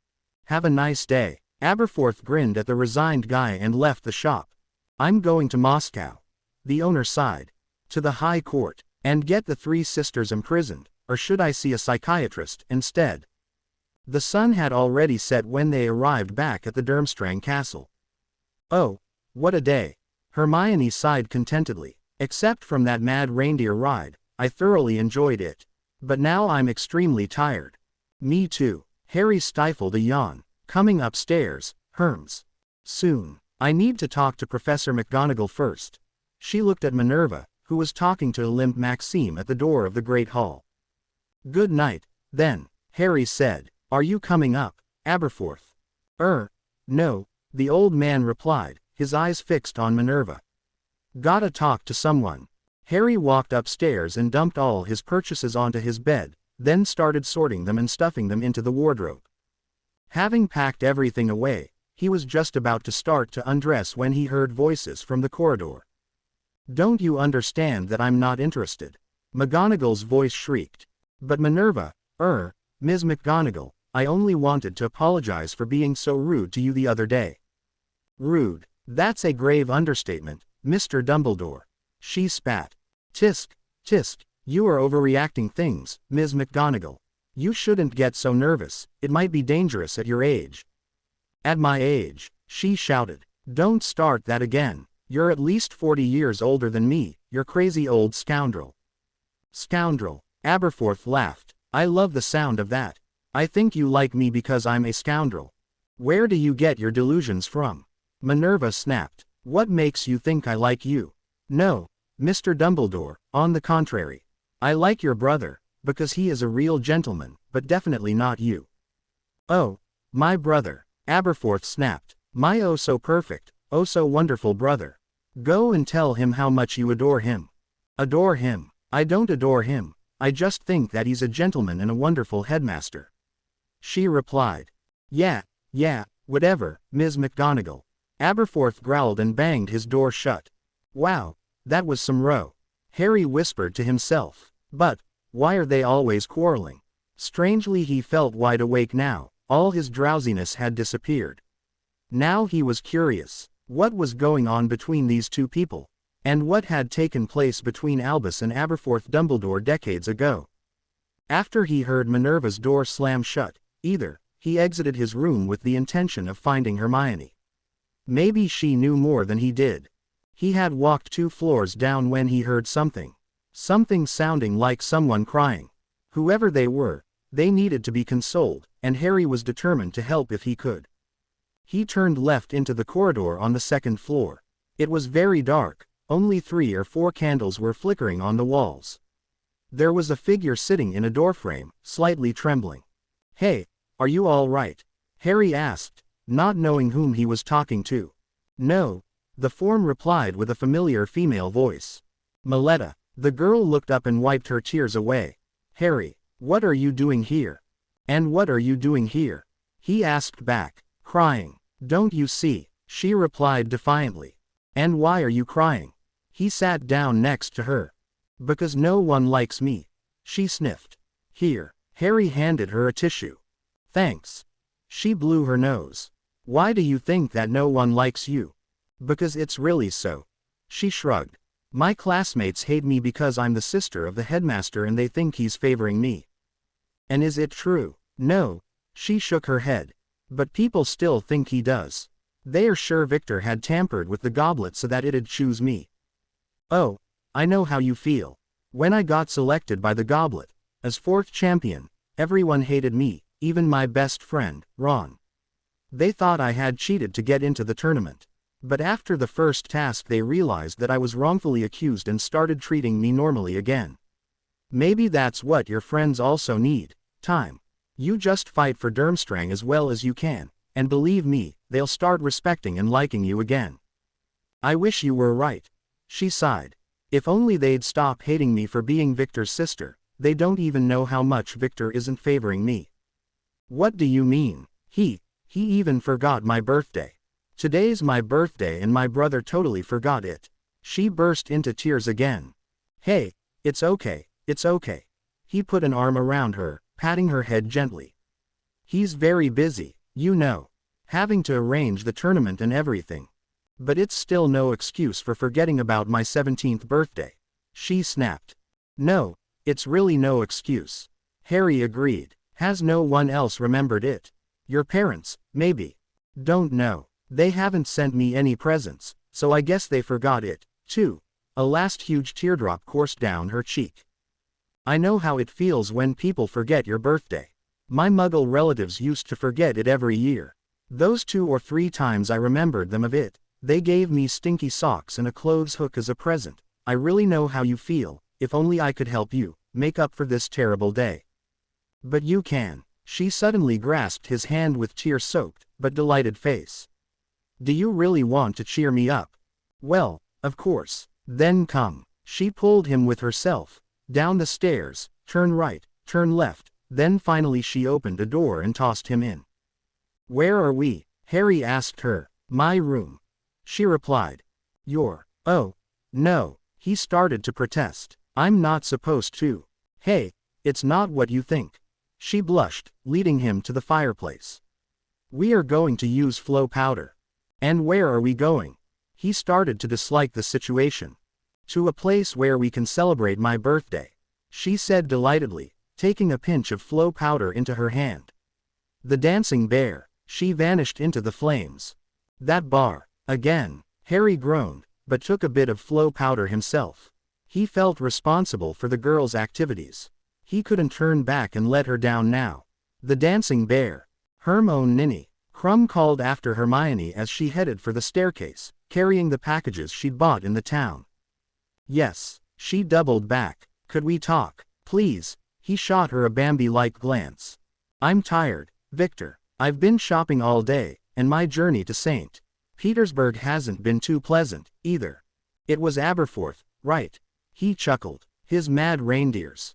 Her eyes widened. "What? He made you drive the sled, either?" "Yep. And we almost crashed with a Muggle plane. But you managed to control the animals at the end, didn't you?" "What, me? Controlling those beasts?" He groaned. "No. Aberforth took the reins back in the last moment and so we survived." "Strange." Hermione whispered. "What's strange?" Crumb asked, intrigued. "Let's talk about it later, shall we?" "Why not now? We could go someplace." "Where?" I thought we could talk by a bottle of wine or something. I know a nice, cozy place in St. Petersburg." I'm sure you'd like it. Well, actually I've just come back from there, but, okay. Hermione replied. I go up and change. I need to fresh up myself a bit. I'll wait for you here. Victor replied with a smile. Oh, and Victor, she turned back from the stairs. Yes, isn't that cozy place called the Dancing Bear, by any chance? Harry stumbled out of a fireplace into the small, cozy inn that was filled with laughing people. A band was playing Russian folk melodies and several couples were dancing in the middle. The air was filled with the smell of roast boar, or at least it looked like boar, but you may never know. Harry had once heard a story about Russian wizards eating wolves. Come. Maletta took him by the hand and led him up to a vacant table. Pleasant place, he said, sitting down. It reminds me a bit of the Three Broomsticks. Suddenly he remembered Sirius telling him about his secret affair with Madame Rosmerta. Why are you smiling like that? Maletta asked. Just a funny memory. He replied. I don't know about you, but I'm starving. I missed dinner, so, let's order something, shall we? All right. I haven't eaten anything since lunch, either. Waiter, please. Harry beckoned the pub's only waiter to their table. Yes, sir. Would you like to order a drink? Well, actually I'd like to order something to eat first. Could you suggest something special, but not too special? Not too special. The waiter raised an eyebrow. What do you mean by not too special, sir? He means he doesn't want to try the Dancing Bear's famous Arctic fox stew. Maletta said. Just bring us something normal, would you? Like roast boar? The waiter asked. Exactly. Harry nodded. Do you have some desserts as well? Of course we do, sir. From ice creams to chocolate mousses, anything. Then, would you? He beckoned the waiter closer and whispered something into his ears. Certainly, sir. The waiter beamed at him. Anything to drink? Oh, yeah, do you have champagne? But French, not Russian. I'll see what I can do. The waiter smiled and left. What did you tell him? Maletta wondered. You'll find out soon. He replied with a wink. All right, then keep your secret. She seemed to be hurt a bit. At least tell me about that funny memory you were smiling at. Well, it was about my godfather, Sirius Black. Oh, is he your godfather? She asked, surprised. The convicted murderer. Yeah, he's my godfather. And no, he isn't a murderer. Harry shook his head. He was wrongfully accused. I see. So, what was that funny memory? Well, Sirius told me once about a girlfriend he used to have ages ago. But it's not that interesting if you don't know him, and that woman. Are you and Sirius good friends? Or is he a father substitute for you? Father substitute. Harry frowned. No, I don't think so. But he's a great friend. He's the one who listens to everything I say. My only friend who always understood me. I thought you had another guy for a best friend. Someone called. Sorry, I forgot his name. Victor told me about your friendship. About you, Hermione and that boy. Ron. That's his name. Oh, yeah, Ron. Maletta nodded. Isn't he your best friend? Actually yes, he is. Still he isn't the one whom I could always count on. It is Sirius. I bet that godfather of yours is a cool guy. If you can discuss anything with him, even say asterisk. Yeah, even that. Harry nodded, grinning. Actually he was the one who told me things back in my 6th year. Told you things? She giggled. What things? Things that Snape tried to explain later, too, but didn't really manage. He chuckled. Snape, who's that? My potions teacher. For half a year he also taught defense against the dark arts, but I wasn't at school at that time. When I went back to school to finish my studies, Headmaster Dumbledore decided to make some reforms and included a new subject into our curriculum. The ministry wasn't too taken with it when they got to know, but, his voice trailed off, his mind started reeling backwards until February of that year. All 7th year Gryffindor and Slytherin students were gathered in the dungeons, not too eagerly awaiting their potions master. Ginny stifled a yawn and nestled herself into the crook of Harry's arm. She had been like that for months now, always tired. Harry put it down to the pregnancy. As she closed her eyes, her head bent on his shoulder, Harry looked over her head at Malfoy. Draco suddenly looked another way. Harry was sure that he had been surreptitiously watching Ginny. Harry felt a strange cramp in his chest, as though someone had clutched at his heart, trying to crumple it. "What are you thinking, silly?" he chided himself. "Malfoy has a crush on your wife, so what? Ginny loves you and wouldn't even notice Malfoy if he had been dancing on Professor Snape's desk, wearing only a cauldron as a hat. But still, why do I feel so bad about it?" he wondered. Suddenly the door burst open and a rather miffed Professor Snape raced in. "Girls, gather your things and walk up to the Transfiguration classroom," he bellowed. "What?" Ginny opened her eyes. "Why do we have to leave?" "No idea," Harry shrugged. "Hurry up, will you? Professor McGonagall is waiting for you. I'm curious what this is all about." Ginny picked up her school bag and headed for the door along with the other girls. "Me, too," Colin Creevey said, taking Ginny's place on Harry's side. "What do you reckon, Harry? What's going on? Boys and girls have never been separated at classes yet." "Dunno." Harry shook his head. As the door shut behind the last girl, Severus Snape turned to them with a nasty expression on his yellowish face. "You might be wondering what this is about. Well, I need to inform you that the headmaster suddenly decided to include a new subject into our curriculum. This potions class will be replaced by—" "What, Professor?" Draco asked. "Say **** education." Snape replied coldly. "What?" the class roared. "Did you hear that?" Colin's eyes widened. "Is Professor Dumbledore mad, making us study something like that, and choosing Snape to teach it?" Harry shrugged, madly fighting with his facial muscles that wanted to spread a wide grin all over his face.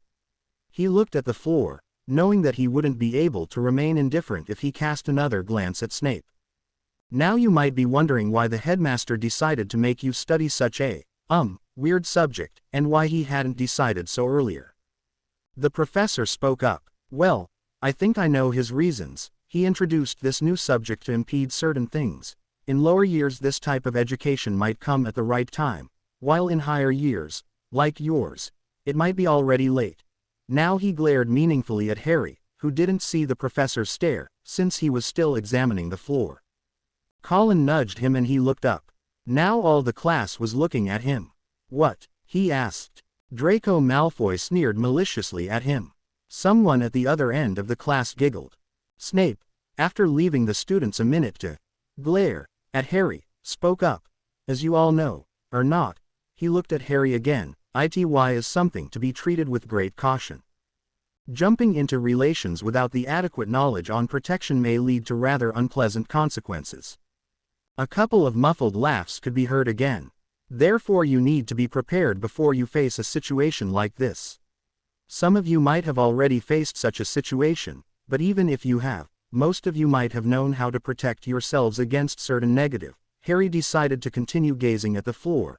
After all, 20 boys looked at him again, knowing what Snape meant by most of you.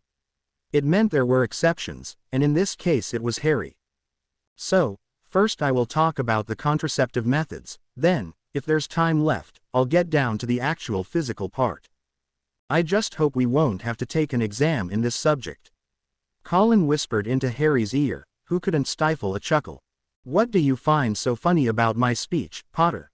Snape asked. "Just to inform you," his voice rose in pitch, "this lesson has been included into the curriculum because of your sorry case, Potter. We are trying to see to it that no other students find themselves in a situation like you did last year, and I heard this year, as well," he added with a disgusted expression. "I'm sorry, Professor. I promise to shut up and listen," Harry replied. "That's better." Snape nodded. "And now, to the methods of protection. First of all there is a spell, called Anti-Conceptus Charm. Its incantation is Impedio Gravitatis. What are you waiting for? Write it down. You might not know when you need it." Every student started to scribble, with the exception of Harry. "Why don't you write it down, Harry?" Colin whispered. "'Cause I know that one. Tried it, it didn't work," Harry whispered back. Famous Harry Potter thinks he knows these things better than anyone else. Snape's harsh voice made Harry shudder and look up. "Would you be so kind and tell me why you don't bother to pay attention at my class, Potter?" "I was paying attention, Professor." Harry sighed. I just didn't feel necessary to write down the incantation. And why not, if I may ask? Because I know that one, Professor. Know it? Severus raised an eyebrow. And did you know it last year, too? And 4 months ago? He placed the emphasis on 4 months ago. Yes, Professor, I did know it 4 months ago, Harry replied. And why not use it, then? Draco interjected. None of your business, Malfoy. Harry retorted. You are gravely mistaken, Mr. Potter. Snape said calmly. It is everyone's business in this class. The students are here to learn, from me, and from all possible sources of information, which includes you as well. Brilliant, Harry murmured. So we are here to air all my dirty laundry. How flattering that everyone's so interested. Shall I go into details, Professor? Where should I start? With my first time in the prefect's bathroom. Snape shrugged. However entertaining it might be for some of your classmates, I fear we don't have time for that. I simply wanted to know how you could impregnate Ms. Weasley, Mrs. Potter, if you knew that incantation. He said Mrs. Potter with a hint of sarcasm. I don't know, Professor. We've been using it, every time. He flushed a bit, and some boys started chuckling again. I have no idea why, but the spell didn't work. Most curious, Mr. Potter. Snape said. Well, I'm here to tell you about more than one method of birth control. Spells might not be powerful enough, so there are always the good old 1-inch what, Mr. Creevy? Snape raised an eyebrow, clearly annoyed by being interrupted. Colin replied with a wavering voice, seeing the professor's baleful expression. And there are those medicines as well, and Muggle protection is by far not as safe as the wizard methods, trust me. Snape replied. It is proved that the anti-conceptus charm gives 100% protection, if it's implemented right after the act. But for those who find this not enough, there are still the good old potions. Somehow I had a feeling that he'd come to his damned potions at the end. Colin whispered to Harry. There is a potion called Kindkind, a German one. I'm going to write the ingredients on the blackboard. The professor turned away from the class, taking a chalk and starting to write the word, Fluxweed, on the board. The students copied the other ingredients, shredded boomslang, eel eyes and bad blood. After a while Professor Snape turned around to see that Harry Potter wasn't writing like the others. Do you know this one, too, Potter? He asked harshly. Harry nodded. Then name me the last ingredient that I haven't put on the board yet. A hair of a leprechaun's beard. Harry replied with a sigh. Snape's face revealed surprise. Most impressing. You might pass your potions NEWT after all, Potter. Harry cast a side glance at Draco, who looked rather displeased by the professor's statement. Any chance that you have also used this potion, Potter? Snape asked. Yes, I have, Professor. We wanted to make sure that Ginny wouldn't get pregnant again before graduating, so besides the anti-conceptus charm she also drank the Kindkind potion. She drank it, and still became pregnant. Impossible. Severus looked surprised. Not impossible, Harry shrugged. Even potions can prove to be wrong. An interesting point, Potter. If you manage to prove it in an essay why the charm and your potion didn't work, if they were made properly, that is, then you won't need to take your potions NEWT. What? Draco Malfoy hissed, scandalized. Harry shot a triumphant look at him and turned back to Snape. He might begin to like Severus, after all. And now that we have talked about the theoretical part, let's move on to other parts. The students, knowing what was coming, started laughing madly. Snape cleared his throat. So, say ***, something that some of you might have already done. So this part of the lesson mainly concerns those who haven't. He pulled out a large parchment from his drawer and pinned it onto the blackboard. So, the male and female genitalia. Harry yawned and looked out of the window. A little red bird was sitting on a tree branch, singing. It was the first bird he had seen for months, besides the owls and crows that were frequently seen at Hogwarts in winter. The bird's color reminded him of his pretty little wife, who was up in McGonagall's class, surely just as bored as he was. The thought of Minerva explaining say **** to students, especially to students in lower years, made Harry grin. I'm going to ask Ginny to tell me every funny details of McGonagall's class. he decided, bending his head onto his arms. And that is what you need to heed when you, Mr. Potter. Snape raised his voice. Colin nudged Harry, but he didn't budge. Potter, Snape bellowed, making Harry stir and look up. What? Sorry, Professor. He squinted at him drowsily. 10 points from Gryffindor for sleeping in my class, Potter. Snape said. Oh, all right. Harry stood up, gathering his belongings. Where are you going, Potter? Severus furrowed his brow. To fetch Ginny from Professor McGonagall's class. I think it's no use for sitting in classes like this. We are past the theories long ago. Practice is much more fun. And with that he left the classroom. Before he closed the door behind himself, he heard Snape saying, another 20 points from Gryffindor for your cheek, Potter. As it turned out, Ginny's class wasn't as terrible, because it wasn't held by Minerva, but Hermione. However, after the theoretical class, Ginny also preferred some practice, to Harry's greatest delight. And that was the last time they made love. Harry heaved a deep sigh. 8 months, 8 long months without any intimacy. He loved his wife and respected her wish to wait a bit, but it was getting too much for him. He seriously hoped that Ginny would be okay by Christmas, or was she already okay? Harry couldn't wait for Sirius' reply to his letter. Hey, where are you? A voice shook his out of his reveries. You seem to be so far away. Huh, oh, sorry, Miletta. I was thinking. About what? She smiled. Well, just, look, our dinner's coming. The waiter placed 2 plates of roast boar on their table, and 2 glasses of champagne as well. Let's drink to you, Miletta. Harry raised his glass. After having eaten and drunk, Miletta dragged Harry to the dance floor, determined to teach him the steps of a Bulgarian folk dance. Harry had never been a good dancer, so he soon convinced her to sit back down to their table. Miletta followed him, pouting. I feel like dancing. I could dance all night, Harry. Then dance. He shrugged. There are so many handsome guys here and most of them are better dancers than me. Miletta didn't reply, just sulked. Hey, cheer up and look what the waiter's bringing you, Harry said. The waiter approached them, holding a small tart with 17 candles. Happy birthday to you, happy birthday to you, happy birthday Miletta, happy birthday to you. Harry sang as the waiter placed the chocolate tart on their table. Oh, Harry, his eyes filled with joyous tears. Thank you. She grabbed the front of his robes, and pulled him to her, catching his lips with hers. Before Harry could pull free, a voice came roaring through the pub. Harry Potter. What are you doing there with my sister? The voice of her brother made Miletta jump and release Harry, who immediately looked in the direction of the fireplace where he saw 2 newcomers, Victor Crumb and Hermione, the former with an extremely angry expression, the latter with her mouth agape. He stood up as they approached them. Hello, Victor, Herm. What were you doing with my sister? Crumb repeated his question, furrowing his extraordinarily bushy eyebrows. His fists were also clenched. Me, nothing. Harry shrugged. You key ***** ed her. I saw it. Victor bellowed, seizing Harry's collar. You are mistaken. She key ***** ed me, not the other way around. And you want me to believe it?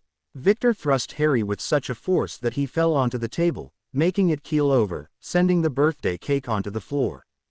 Don't lie to me, you bastard. By that time the landlady started screaming that they were ruining her pub. Victor, Hermione demanded. Let him explain and let him go. All right, let's go out. Crumb pointed at the door. It was snowing out there, but it didn't seem to bother the protective brother. Harry nodded and they headed for the door. Everyone in the pub rushed to the windows to have a good view. Miletta stepped to Hermione, wringing her hands. Oh my, this is terrible. Victor's going to kill Harry. I hope not, Hermione whispered. So, Crumb shouted. What? Harry asked. This, Victor replied, punching him in the face. Harry's nose started to bleed. That's it. Break his nose. Someone from the pub yelped. Hey, I didn't do anything, Harry shouted, ducking, this time managing to avoid a slap. I saw what I saw, Crumb retorted, his fist whooshing in the direction of Harry's cheek, but got stopped by Harry's hand in midair. Your eyes deceived you, Told you that she key asterisk ed me. Young Potter shouted, jumping aside from another blow. Anyway, it was a totally innocent key asterisk. She only key asterisk ed me because she was so happy. Happy, Victor growled. Happy because you were wooing her. What? I wouldn't start wooing her if she was the last woman on earth. Meletta gasped and clutched at her chest. What? How dare you decry my sister like that? Isn't she good enough for you? Crumb bellowed, this time managing to give Harry such a hit that he stumbled backwards and fell into the snow. His glasses broke, and Victor was massaging his sore hand. No, I meant I wasn't in love with your sister. I have a wife, you know, and love her above all. Then what were you doing here with Meletta?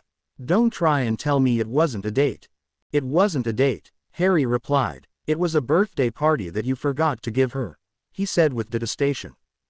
A birthday party, Victor gaped. But her birthday isn't until May. Now it was Harry's turn to gape. What? Her birthday is 12th May. Crumb repeated. But she said today was her birthday and everyone forgot about it. You too. She was desperate and sobbed her heart out because everyone forgot it. I only wanted to cheer her up. Honestly. Crumb's eyes narrowed as he scrutinized Harry's face, then he squinted at his sister, who was quivering in the doorframe. Suddenly he started to laugh. Harry looked bewildered at Hermione, mouthing, "Do you understand this?" She shook her head. I'm sorry, pal." Victor stepped to Harry, pulling him up from the snow. What? Harry wiped snow off his robes and readjusted his broken glasses. You've been had. This insufferable little liar here, he pointed at Meletta, managed to deceive you. And you're not the first to fall victim to her tricks. Glad to hear. Harry made a wry face, casting a side glance at Ms. Crumb, who immediately diverted her eyes, blushing madly. But still, Harry, what was that key asterisk I happened to see? Ask her. Harry looked at Meletta. So, sis? Crumb asked, his voice peremptory. Meletta's eyes filled with tears. Harry was sure they were fake tears again, and she ran back into the inn. Victor.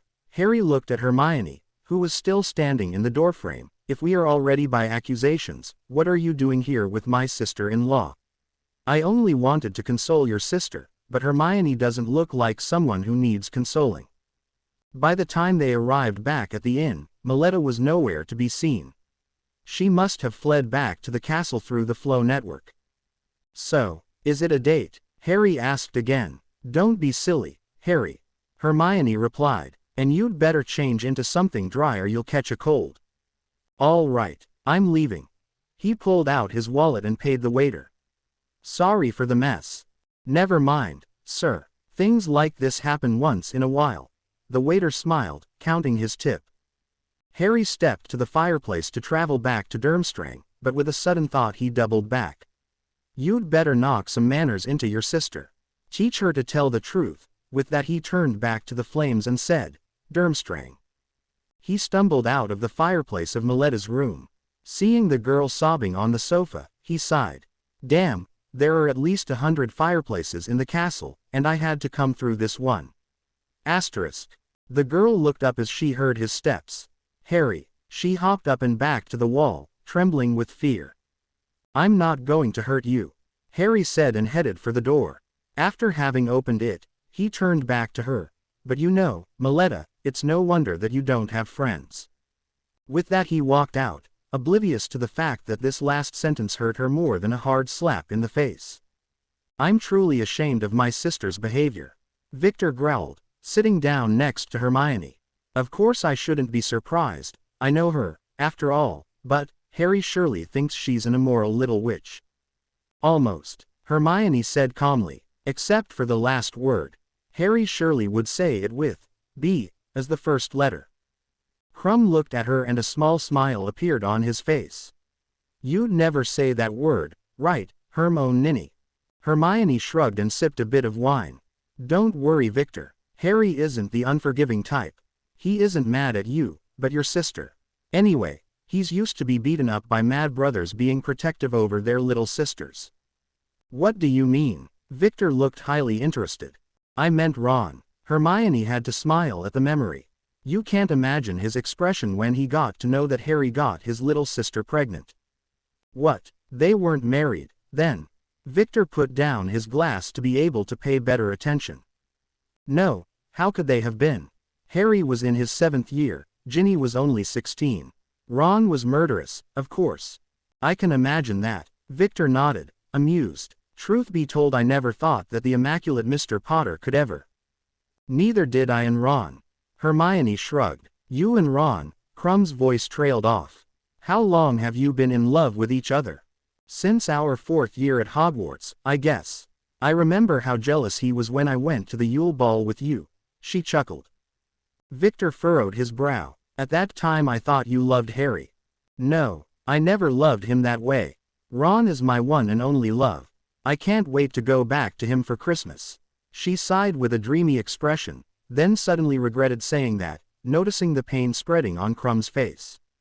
Anyway, really don't worry about Harry. He isn't vindictive. Hermione tried to direct the conversation to something else. I don't think that he'll give your sister fewer points than she deserves just because of this incident. Harry is very righteous.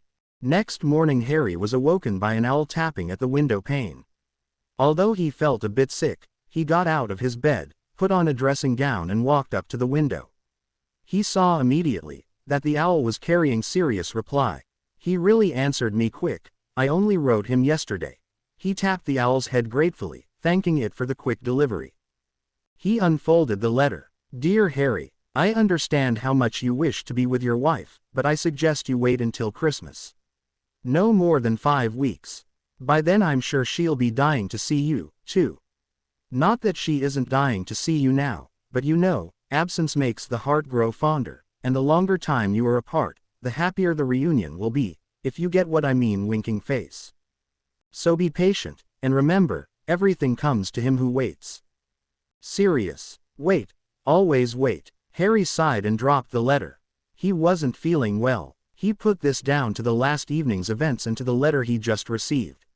He felt dizzy and weak. He was just about to slip back under the covers when another owl with another letter arrived.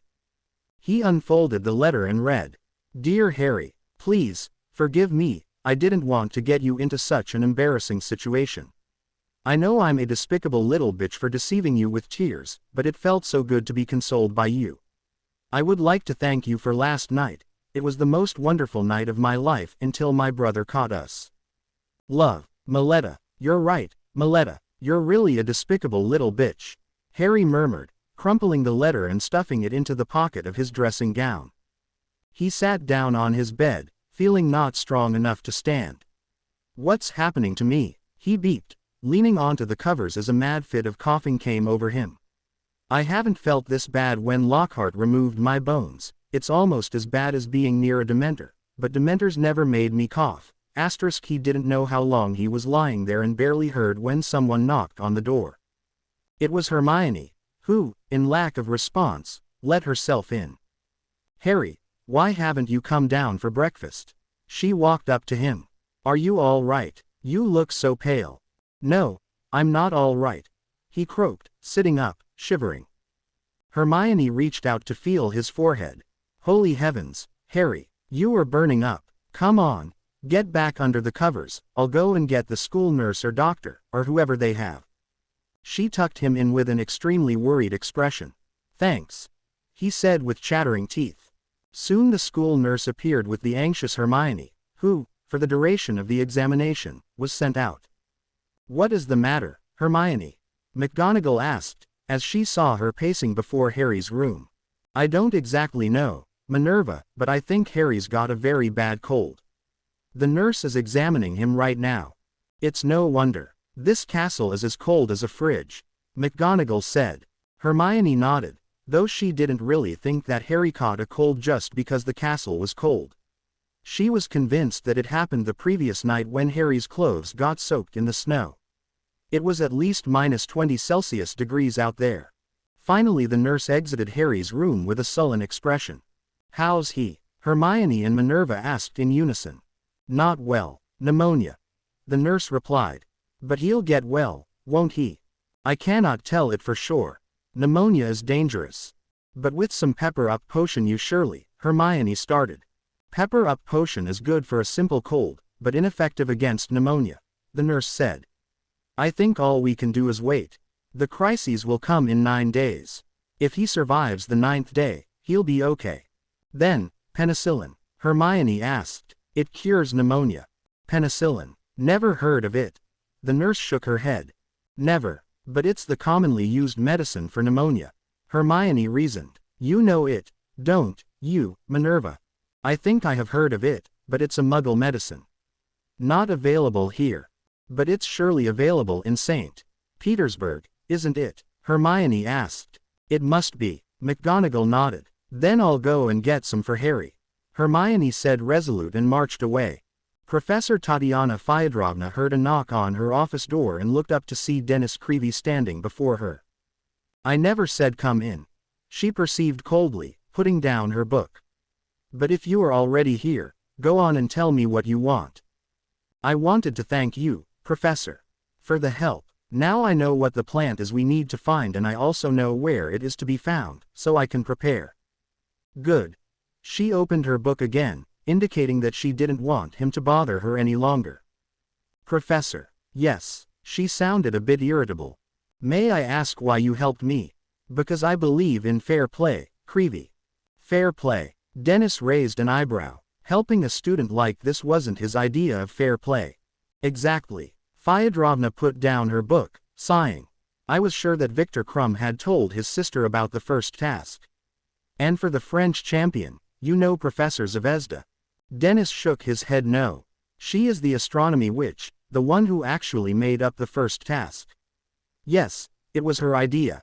And you know, she is young and fallible, fell in love with that Guillaume Pierre whoever. I'm positive she told him about the first task. After that you were the only one who didn't know. I thought you deserved to know. That's all. If I'm not being too indiscreet, how did you know about the task? Wasn't it supposed to be a secret? Dennis kept inquiring. Professor Zvezda is a friend of mine. It wasn't hard to make her tell me. Actually she let it slip once, and as you know, once the toothpaste is out of the tube, it's hard to get it back in. Aha. Dennis grinned. Quite chatty, that Professor Zvezda, huh? Afraid so. She nodded. People of this kind are very easily controlled. By imperious, you mean? He blinked. Imperious. She laughed shrilly. You don't even need to use such a curse when you are facing someone with so little willpower. Pathetic, I tell you. Well, not everyone can be like Harry, after all. Dennis nodded. Like Mr. Potter. What do you mean? I mean you cannot control him by imperious. Not at all. He can fight it down, said Dennis proudly. Cool guy, Harry. I don't doubt it. Quite handsome as well, Tatiana replied. Oh well, I've got to prepare for my next lesson, so if you would only leave me alone, Mr. Creevey. Well, of course, and thank you, Professor. Dennis said. Shish. Tatiana suddenly raised a finger to her mouth, indicating for Dennis to shut up. There were voices coming from outside the office. What happened, Hermione? Harry's extremely ill, Victor. A tremulous voice replied. Ill, pneumonia. I guess he caught it yesterday night out in the snow, and if I can't get a certain Muggle medicine, he might die. Oh, shit, it'd be my fault. No, it isn't, Victor. You just wanted to defend your sister, that was natural, but, help me, Victor. You know the Muggle part of St. Petersburg, but I don't. All I know is Rasputin's fur coat shop, but I need an apothecary now. I guess I know one. Come, we won't let Harry die. The voices faded as the speakers moved away. Inside the office, Dennis gulped with a face as white as a sheet. Harry, he won't die, will he, Professor? I hope not. The potions teacher replied ever so coolly. A good friend of yours, isn't he? Very good, Professor. He cannot die. Not after having escaped death so many times. So many times. Tatiana looked intrigued. I know only about his little incident with you-know-who when he was a baby. Is there anything else? Course there is. Dennis nodded enthusiastically. He escaped you-know-who in 4th year as well, and then 2 years ago, though last time it was Ginny who did it. I mean she died for him, then Harry brought her back. Now wait a minute. Professor Fyodrovna cut in. What do you mean by saying that he brought her back? Harry descended into the netherworld and brought Ginny back with some mysterious torch. I don't know more. Dennis shrugged. Descended into the netherworld and came back alive, Tatiana muttered, mystified. Are you all right, Professor? Dennis asked, seeing her gone rigid, staring at the door like someone petrified. She shuddered and looked at him. Of course I'm all right, Mr. Creevy. All right, then, thanks once more for the help, he said and walked out of the office. I'm more than all right, you dupe. She smiled. You told me the best news ever. Asterisk. It was already sundown when Aberforth found McGonagall nervously pacing up and down before Harry's room. What happened, Ms. McGonagall? He asked. Oh, so terrible, Aberforth. She flung herself on him without noticing that she had called him by his given name. He instinctively gathered her into a firm embrace, patting her back. What, dear Minerva, Harry Potter is very ill. She lifted her eyes to meet his. Aberforth saw that she had been crying. What do you mean by that? What happened to him? Pneumonia, Aberforth. He's got such high fever. I've been helping the nurse, trying to make it go down with cooling charms and wet pack on his forehead, but nothing was effective. Pneumonia, that is really bad, Aberforth replied. Nasty muggle ailment, though I knew a wizard who managed to survive it. Just one, she shrieked. Shish, it's okay. Harry seems to be a tough guy, he'll survive. I hope that Hermione and Mr. Crumb managed to get that muggle medicine called penicillin for him, she sniffed. Penicillin, you mean? The man corrected her. Whatever. She replied, searching her pockets for a hanky. Here, Aberforth handed her one. Thanks. She sniffed. I couldn't stand if he died, so young, with such beautiful prospects, father of two, what if he dies? He won't. Dumbledore replied, hugging her again. She didn't push him away. Somehow she felt better in his arms. Minerva. Hermione came running in their direction. McGonagall jumped back from Dumbledore as though she had been burnt. Minerva, I've got the medicine. Oh, wonderful. McGonagall clapped her hands. Thanks heaven you managed to get some. The two women entered the room where the nurse was just trying a new cooling charm on Harry. May I help with something? Aberforth called after them. No, Minerva said harshly and banged the door shut behind their backs. Women. The old man sighed. In 1 minute they come and flung themselves on you, in the next one they send you to hell, who understands them? Hermione, Harry mumbled between two coughs. Good to see you. Shish, she said, sitting down next to him. Don't speak. Oh, Hermione, Voldemort was here, in a shower cap. He was having a shower and singing. I was made for loving you, baby. It was terrible, totally out of tune, he said with a suffering expression. You were having hallucinations because of the fever. McGonagall said. You are going to get a new medicine and it'll help you heal. Your fever will go down and you won't have any more hallucinations. I hope so. He nodded, perspiration beading on his forehead. Water, could you? Here, Hermione said, handing him a glass of water. He whispered thanks with misty eyes. His eyes weren't green, they looked rather gray at the moment. Ouch, what was that? He winced. An injection, Harry, you'll get better soon, Hermione said. Just sleep. Harry was having a nightmare again, this time without Voldemort and shower caps.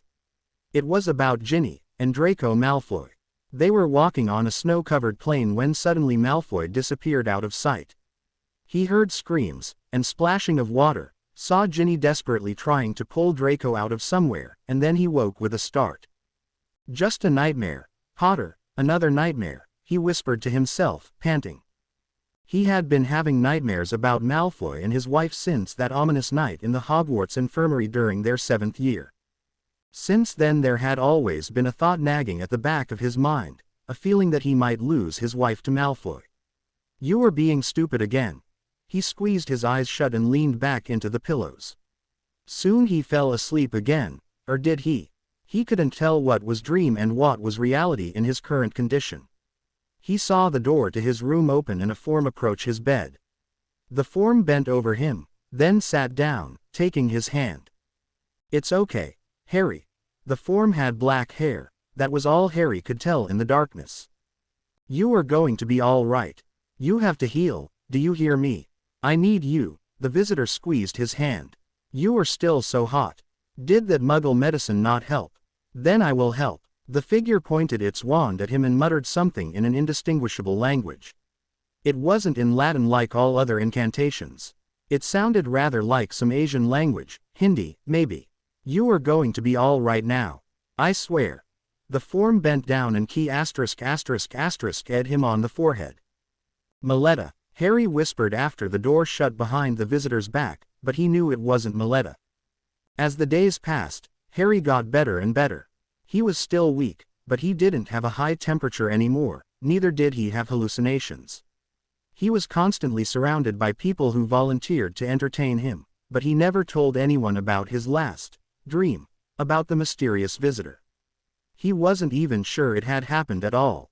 He thanked McGonagall for tending him with such care and Hermione for fetching him the necessary medicine.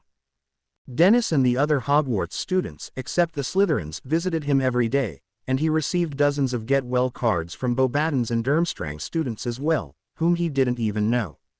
So many cards. I bet they've all been sent by ladies. Aberforth remarked on the 1st of December. You look much better, kid. About time. You know, you'll have to be up and about in 5 days.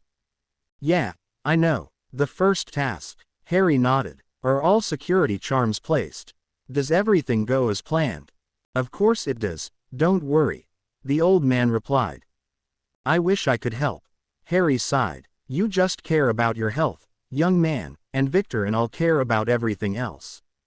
Harry shook his head. That's simply not fair. When I was starting to feel useful again I came down with this illness. Now surely everyone here thinks that I'm, his voice trailed off. Weak. Aberforth finished the sentence. His eyes met Harry's, who nodded. I hate being weak, helpless, impotent. He flushed a bit. Not that way, I mean. I know what you mean. Dumbledore said, and I know what this is about. It's not about your inability to help us with the organization of the tournament. It's not that you couldn't leave the bed for weeks. It's still about your problem with your wife and son, right? Harry looked surprised. Who told you about them? Hermione. Hermione. Harry sat up. Oh, women. They can never hold their tongue. She just wanted to help, Harry. Aberforth reached out to put a hand on Harry's shoulder. She knew you'd never tell anyone here, because you think it's a shame. It is, Harry said. The old man heaved a sigh. It shouldn't be. You shouldn't feel ashamed about your son. Things like this happen in the wizarding world. My servant, for example, is also a squib, but he lives quite happily, believe me. I know, Aberforth, Harry replied. I feel so terribly ashamed, and not because my son's a squib, but because I feel ashamed of it. I hate and despise myself for it. And you cannot forgive yourself. Harry nodded. What kind of a father am I, Aberforth? A good one, I believe. Good. I'm the worst. Harry covered his face with his hands. No, kid, you feel ashamed that you feel ashamed. That means you love your son very much and will be able to be a wonderful father to him. Maybe, but that's not all. I know. There's your wife, too. I'm so afraid I might lose her, Aberforth. Harry sighed. That would kill me. She's my life. Dumbledore squeezed his shoulder encouragingly. You won't lose her. What if I already have? Harry insisted. I long to apparate home to her, but I'm also afraid of it. I fear to get to know what I'll find when I go home. I've let my wife send me away while I should have stayed in Great Britain. There was nothing you could do then. That's it. Harry punched his pillow with anger. That I can't do anything. Maybe you can't do anything right now, but things may change. Some things will never change. Harry replied defiantly. Have it your way. I see I can't convince you. Aberforth stood up to leave. You are angry with yourself, the world and everything, young Potter. And now I'm going to turn to the dark side, Harry snapped and watched the old man open the door. Sorry. He called after Aberforth. I didn't want to hurt you, you just wanted to help me. Dumbledore turned back from the doorframe. It seems I can't help you, kid. With that he left the room. Harry slumped back into his pillow and felt miserable. Gosh, I never thought I'd be as sour as Filch by the age of 19. He squeezed his eyes shut and tried to go back to sleep. However, he couldn't. Aberforth's words kept echoing in his mind. You are angry with yourself, the world and everything, young Potter, I can't help you. He shook his head. This couldn't carry on like this. He needed to get well, play judge in the tournament and bravely face whatever the future had in store for him, and he decided that it was exactly what he'd do. Be a man. There was a knock on the door. Come in, he shouted and, to his surprise, he saw Crumb enter. Hello, Victor, what's up? He tried to sound nonchalant. He was determined not to hurt anyone else so early in the morning. I've just come to see how you are doing, the headmaster replied, avoiding Harry's stare. Fine, thanks. It seems I'm going to stay alive, after all. You can count on me in 5 days. Glad to hear. Crumb pulled a chair next to Harry's bed and sat down. But it's not the tournament I wanted to talk to you about. What, then? I wanted to apologize. For thinking that you and my sister. Oh, come off it, Victor. Harry waved. I've already forgotten that. But I haven't. I beat you up and tossed you into the snow in -20 degrees. Had you not survived, it would have been my fault. I survived, so you don't need to worry about that. But I need to, Crumb replied. I feel pangs of remorse. I'd deserve to be punished.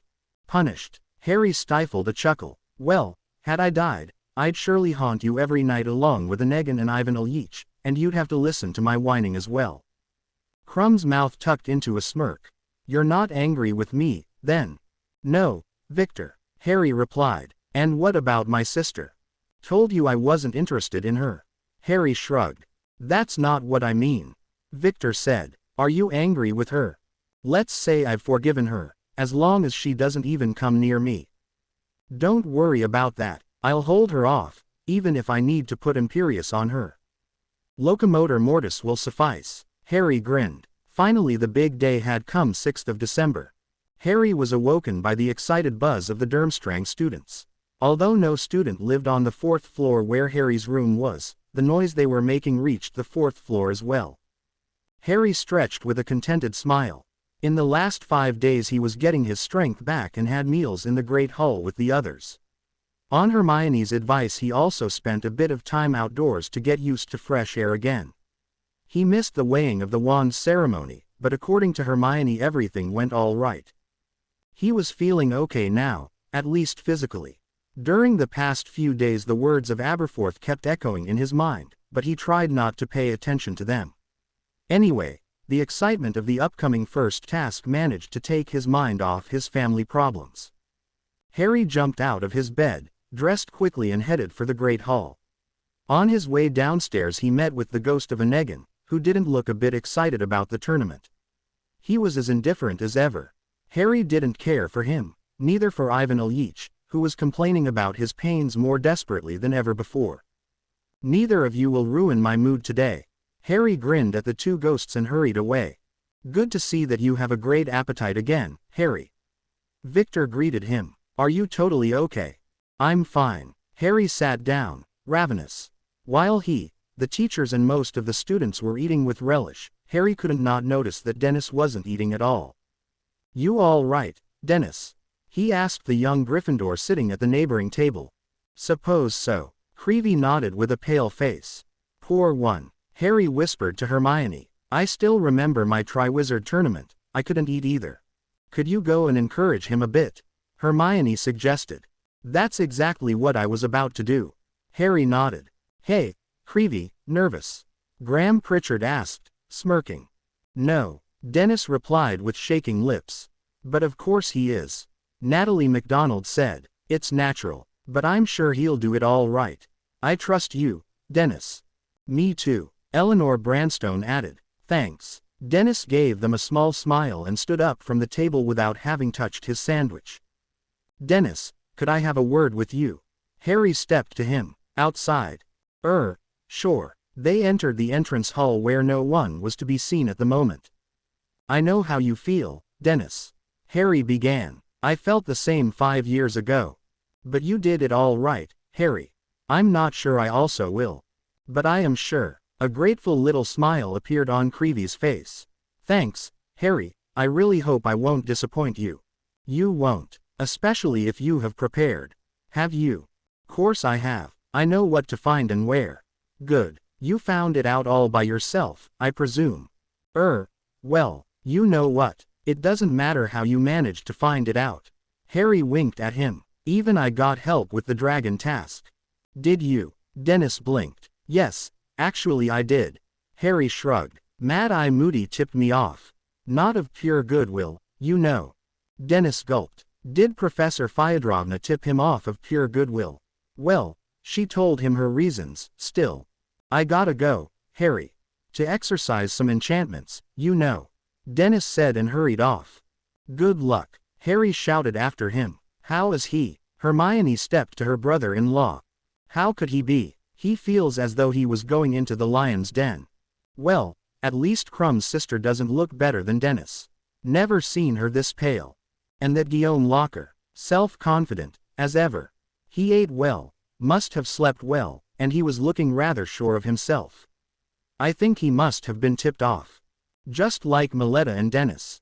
Harry grinned. Dennis. Hermione raised an eyebrow. I understand if someone here told Miletta, but who would tell Dennis?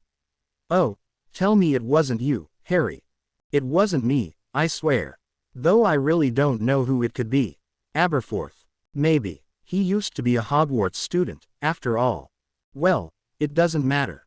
All that matters is that Dennis has to win the tournament for Hogwarts. Really, Harry, now that it's already the day of the first task, would you tell me what it is? Hermione asked with an impish smile. Harry led her to the window. Do you see those mountains over there? By 10 o'clock all the students had left the castle, gathering at the foot of the nearby mountains. Do they have to climb the mountains or what? Eleanor wondered. Dunno. They have to get some plant, don't they? Natalie said. Yeah, Dennis told us something like that. Do you reckon he knows what that plant is? I hope so. Malcolm Baddock cut in. You, Malcolm. Eleanor blinked in surprise. I thought you hated Dennis. I really don't like him, but you know, he's still the Hogwarts champion, and I'd rather be rooting for him than for that blonde Apollo or Crumb's ugly sister. Nice to hear that, Natalie remarked. Shortly before 11 o'clock all teachers and judges arrived, along with the 3 champions. Madame Maxime was proudly walking up to the others, arm in arm with Guillaume Etienne Pierre Louis Eugen de Locker, who was wearing a broad smile, showing all his 32 gleaming teeth. Harry was strongly reminded of Gilderoy Lockhart, and that gave him the feeling that Guillaume might not be an honest fair player. His gaze met that of Miletta Crumb, who was practically trembling. Good luck, Miletta, he told her as she passed by him. She didn't even look back at him, which could be due to her extreme nervousness or her fear of Harry because of her little lie that got both of them into such an unpleasant situation. As all 3 champions lined up before the judges, Aberforth Dumbledore rose to speak. Welcome to the first task of the Triwizard Tournament. Fervent clapping followed his words. As you all know, the 3 champions, Miletta Crumb, Guillaume Locker and Dennis Creevy, will have to accomplish 3 magical tasks. For each task they can get 50 points, and the one with the most points will be the winner at the end. Today's task is going to start in a couple of minutes. The crowd squealed with excitement. The 3 champions have only been given a clue that they will have to find a special magical plant, but they had to find out what it was, and where to find it. Harry's glance shifted to Guillaume's face, who cast a surreptitious glance at Professor Zvezda, astronomy teacher. The young teacher blushed and diverted her stare, while a triumphant grin spread on Locker's face. Aberforth, meanwhile, was carrying on with his speech. If they managed to find it out, then they could prepare for the task that is to be accomplished on the Blue Mountain here. He pointed his wand at the highest mountain. I hope that all 3 champions have succeeded in finding out what the plant concerned is. I'm not going to name it. You either know it or not.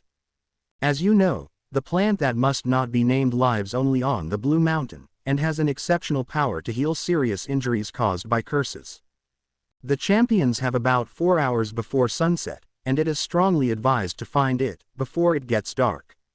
There is only one specimen of the you-know-what living on the mountain, so all 3 champions will need to hurry to be the first to get it. There will be of course some interesting traps and jinxes on their way up the mountain, but if they knew what to look for, then they also know where to look for it, and what to expect. Well, not everything, of course, but hopefully you all have managed to prepare yourselves for dealing with the dangers of a mountain. The champions don't need to worry, they won't be entirely alone, because we'll be following their movement on magic maps. Aberforth grinned at Harry, who had told him about the Marauders map, and together they designed such maps of the Blue Mountain. And now, it's time for you to start. Ready? Dennis, Guillaume and Meletta nodded. All right, then. 1, 2, 3. Green sparks shot out of Aberforth's wand, and the three champions started on the path that led up to the top of the mountain. Do you see them? Asked Hermione, holding her omnioculars to her eyes. Nay, their path must have bent somewhere and now they are on the other side of the mountain. Harry replied, looking at the map. Yeah, they're on the other side, I just hope Dennis is well. He's a Gryffindor, Harry. He'll do all right, she said. Meanwhile, the three champions were climbing the mountain, following the narrow path. After an hour of walking, the path branched off into 3 paths. I don't care which way you go, but I'm going separate from you, Guillaume Locker stated, and took the path to the right. I guess I'm going on the left path, Meletta said. You'd better not follow me, Creevy. You would only hinder me. Dennis shrugged and took the path in the middle. After 10 minutes of walk he lost sight of the other 2 competitors. The thick, snowy rocks of the Blue Mountain hid them from his eyes. Dennis sighed, not too happy to be alone, but hoping to be the first to glimpse the Black Edelweiss. Suddenly he came to a halt. His path ended. There was a thick wall of rock in front of him. Where now? He mused, looking up. Oh, there. He saw that his path continued 3 meters above. He contemplated for a minute whether to try and climb, but decided against it. All rocks seemed too slippery with ice and he had never before climbed a mountain. Wingardium Leviosa, he said, making a swish and flick, then pointing the tip of his wand at himself. He had never seen people using the levitation charm on themselves, but he couldn't think of anything better. To his great satisfaction, the charm worked on him. Soon his feet touched solid rock again. Phew, that was cool, he told himself, wishing that someone had seen him now. He had no idea that someone had really seen him. He continued his way up the path that kept curving and ramifying into several paths. Whenever the way ramified, Dennis chose one of the paths with instinct, hoping that he made the right choice. He couldn't be sure, though. To add to his insecurity, he had a funny feeling of being watched. He looked around, but saw no one at all. As he turned left on the path, he caught a glimpse of a flower, the very first plant he had seen so far. The flower was blood red. Strange, Dennis thought. There isn't supposed to be more than one kind of plant on the Blue Mountain in December, is there? He knelt down to examine the flower and started to feel more and more insecure. What if it isn't the Black Edelweiss we have to look for? What if that potions teacher gave me the wrong book to mislead me? She's rooting for Meletta, after all. What if the required plant is this red thingy? But there wasn't another winter flower mentioned in the book. He shook his head. Get a grip, Creevy, and have a try. Fortune favors the brave, and you're a Gryffindor, after all. He convinced himself and reached out for the flower. As soon as he picked it, the hillside started to shudder all around him, and especially over him. Avalanche. Oh, damn it, Dennis picked the decoy flower. Harry groaned, looking at the little map that indicated an avalanche. Avalanche. Hermione paled. But Harry, that's extremely dangerous. He might even die. Dennis knew that he was in trouble. Big trouble. An immense shower of snow started down the hillside, advancing on him with a thundering roar. Think, Dennis, think. He told himself, madly trying to remember a spell that could help now. Avalanche, avalanche, what is the spell? I've read it, I know, but, knives, aha. Knives de Monte Devolute Sisto. He shouted, pointing his wand at the huge amount of pouring snow. The avalanche had almost reached him, but at this instant it stopped and the snow settled peacefully onto the slope again, as though there had never been an avalanche. Phew, that was close. Dennis wiped his forehead. He stopped it. He stopped it. Hermione jumped for joy. Well done, Dennis, Harry said proudly. Looking at the map, seeing that the little dot labeled Dennis Creevy moved on, walking up on the hillside again. But Harry, you said that you and Aberforth had placed some security charms. Hermione said. Such charms wouldn't have led an avalanche to start, would they? Well, you know, we placed the decoy flower there, so that if one of the champions sees it and isn't sure what he should be looking for, then he might pick it. In the instant you pick it, you set off the avalanche, but don't worry, the security charms were well placed. Had Dennis not been able to stop it, the charm would have been automatically activated and would have stopped the snow a second before it reached him. Not dangerous, but a bit of a nasty shock for the careless champions. I see. She nodded. Although it was -20 degrees, Dennis was sweating profusely.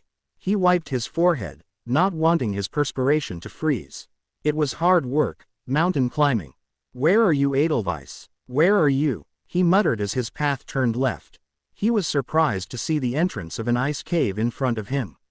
He looked around to see whether there was another path, but there wasn't. He had to enter the cave. The cave was huge. Not wide, but very long with an extremely high ceiling. Dennis was positive that he would get to the other side of the mountain again if he walked through it. To his surprise, the floor of the cave wasn't rock, nor ice, it was water. He couldn't imagine how water hadn't frozen in here, it must have been some kind of magic. Now how am I going to reach the other end of the cave? He simply didn't feel like swimming in such a cold. On the other hand, he was sure that it wasn't advisable to swim in that water at all, because the surface of it was bubbling madly. It might contain dangerous materials. All right, I'll sail through, then, Dennis said and conjured a boat just big enough for one person. He launched it, and was just about to go aboard when the small wooden construction started to give off fumes, then caught fire. Dennis watched as it submerged into the water. This is some kind of acid, or worse, he stated. But how am I going to cross it, then? I cannot levitate myself long enough to reach the other end of the cave. He heaved a deep sigh and crouched down to examine the liquid. Suddenly a strange figure materialized in front of him.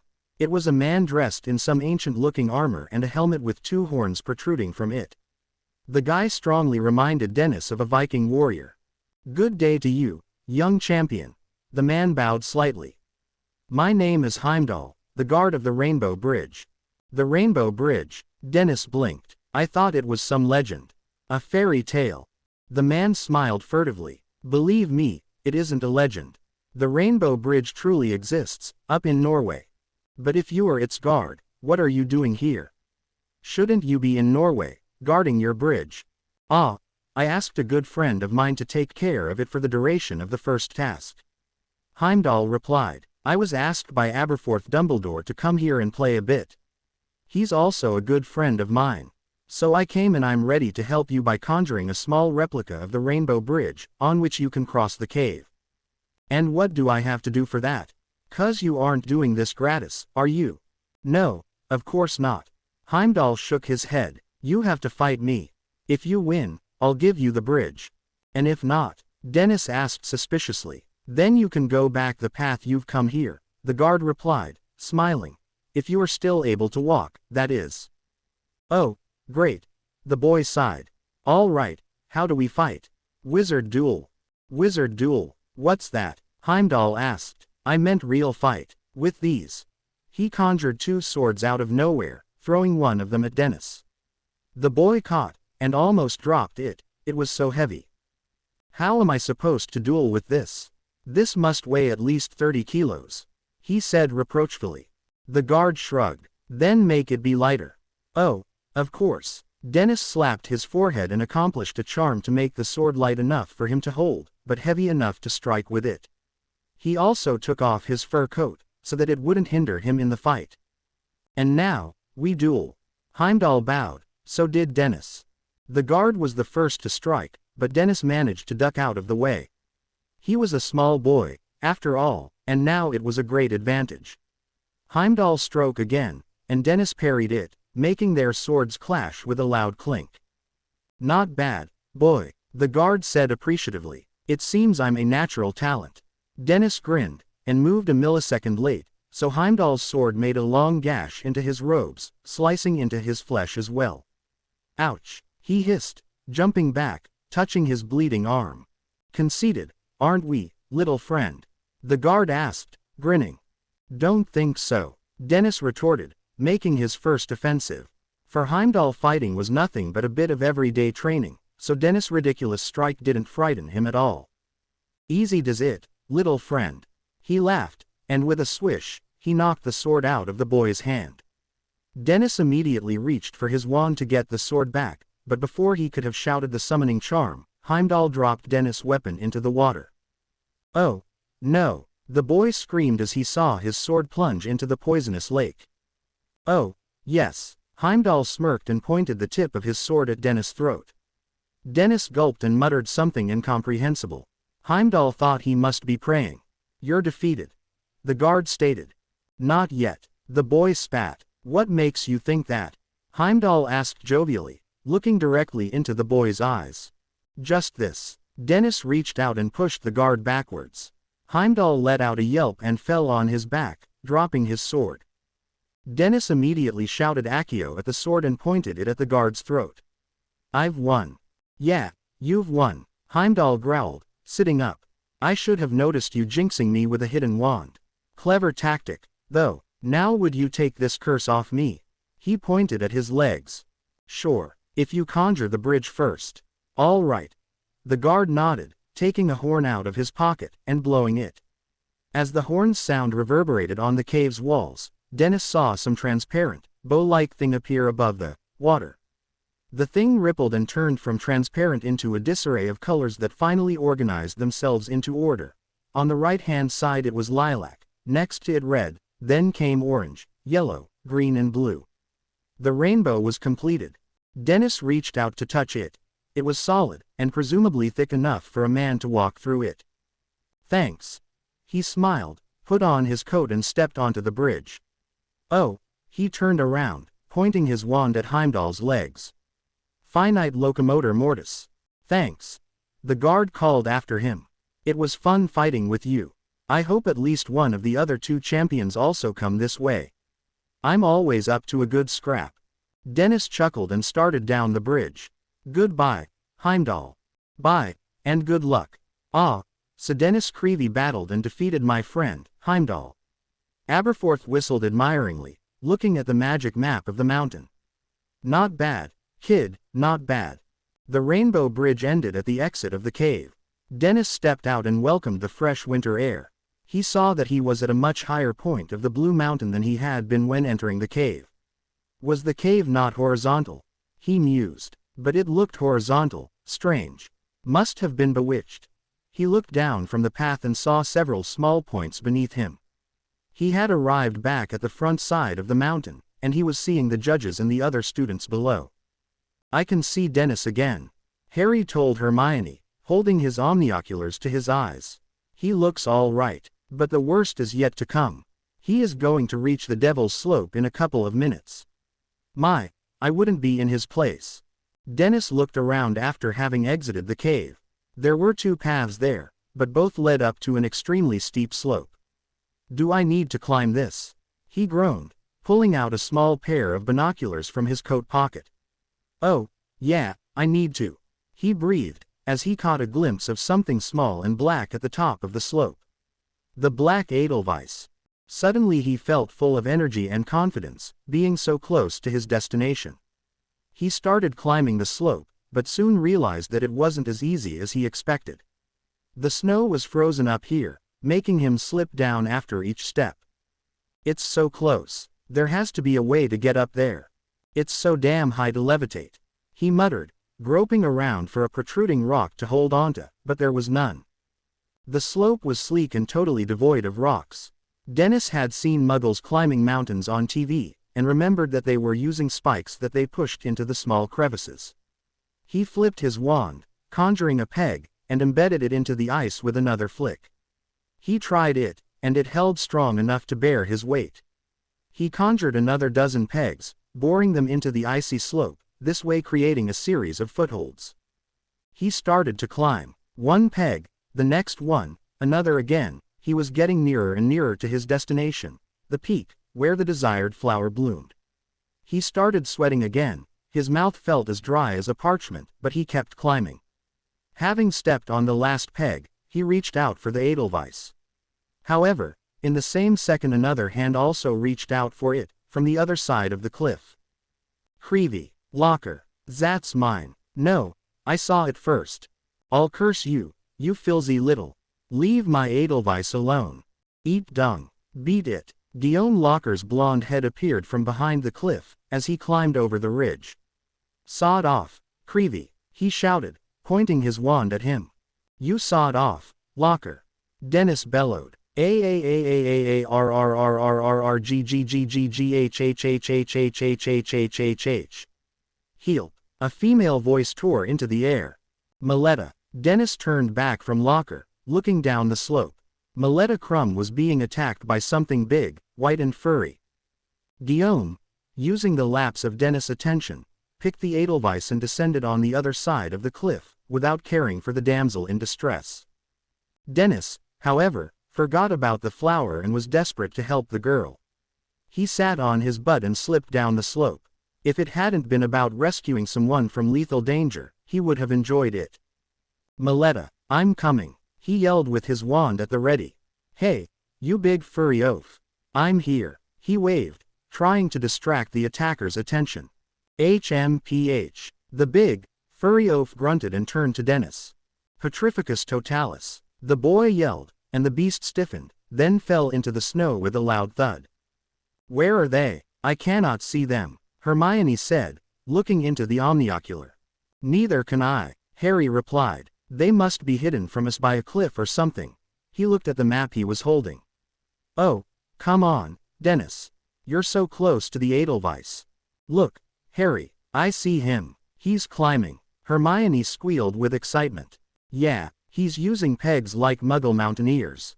Great, Harry said, watching the scene through his omnioculars. He's going to get the Edelweiss. Go, Dennis. Hey, what's happening up there? Hermione gasped. There's someone, blonde. Locker. Harry spat, casting a glance at the map as well, where a dot with the label, Guillaume Locker, was to be seen. He's going to hurt Dennis. No, something's happening.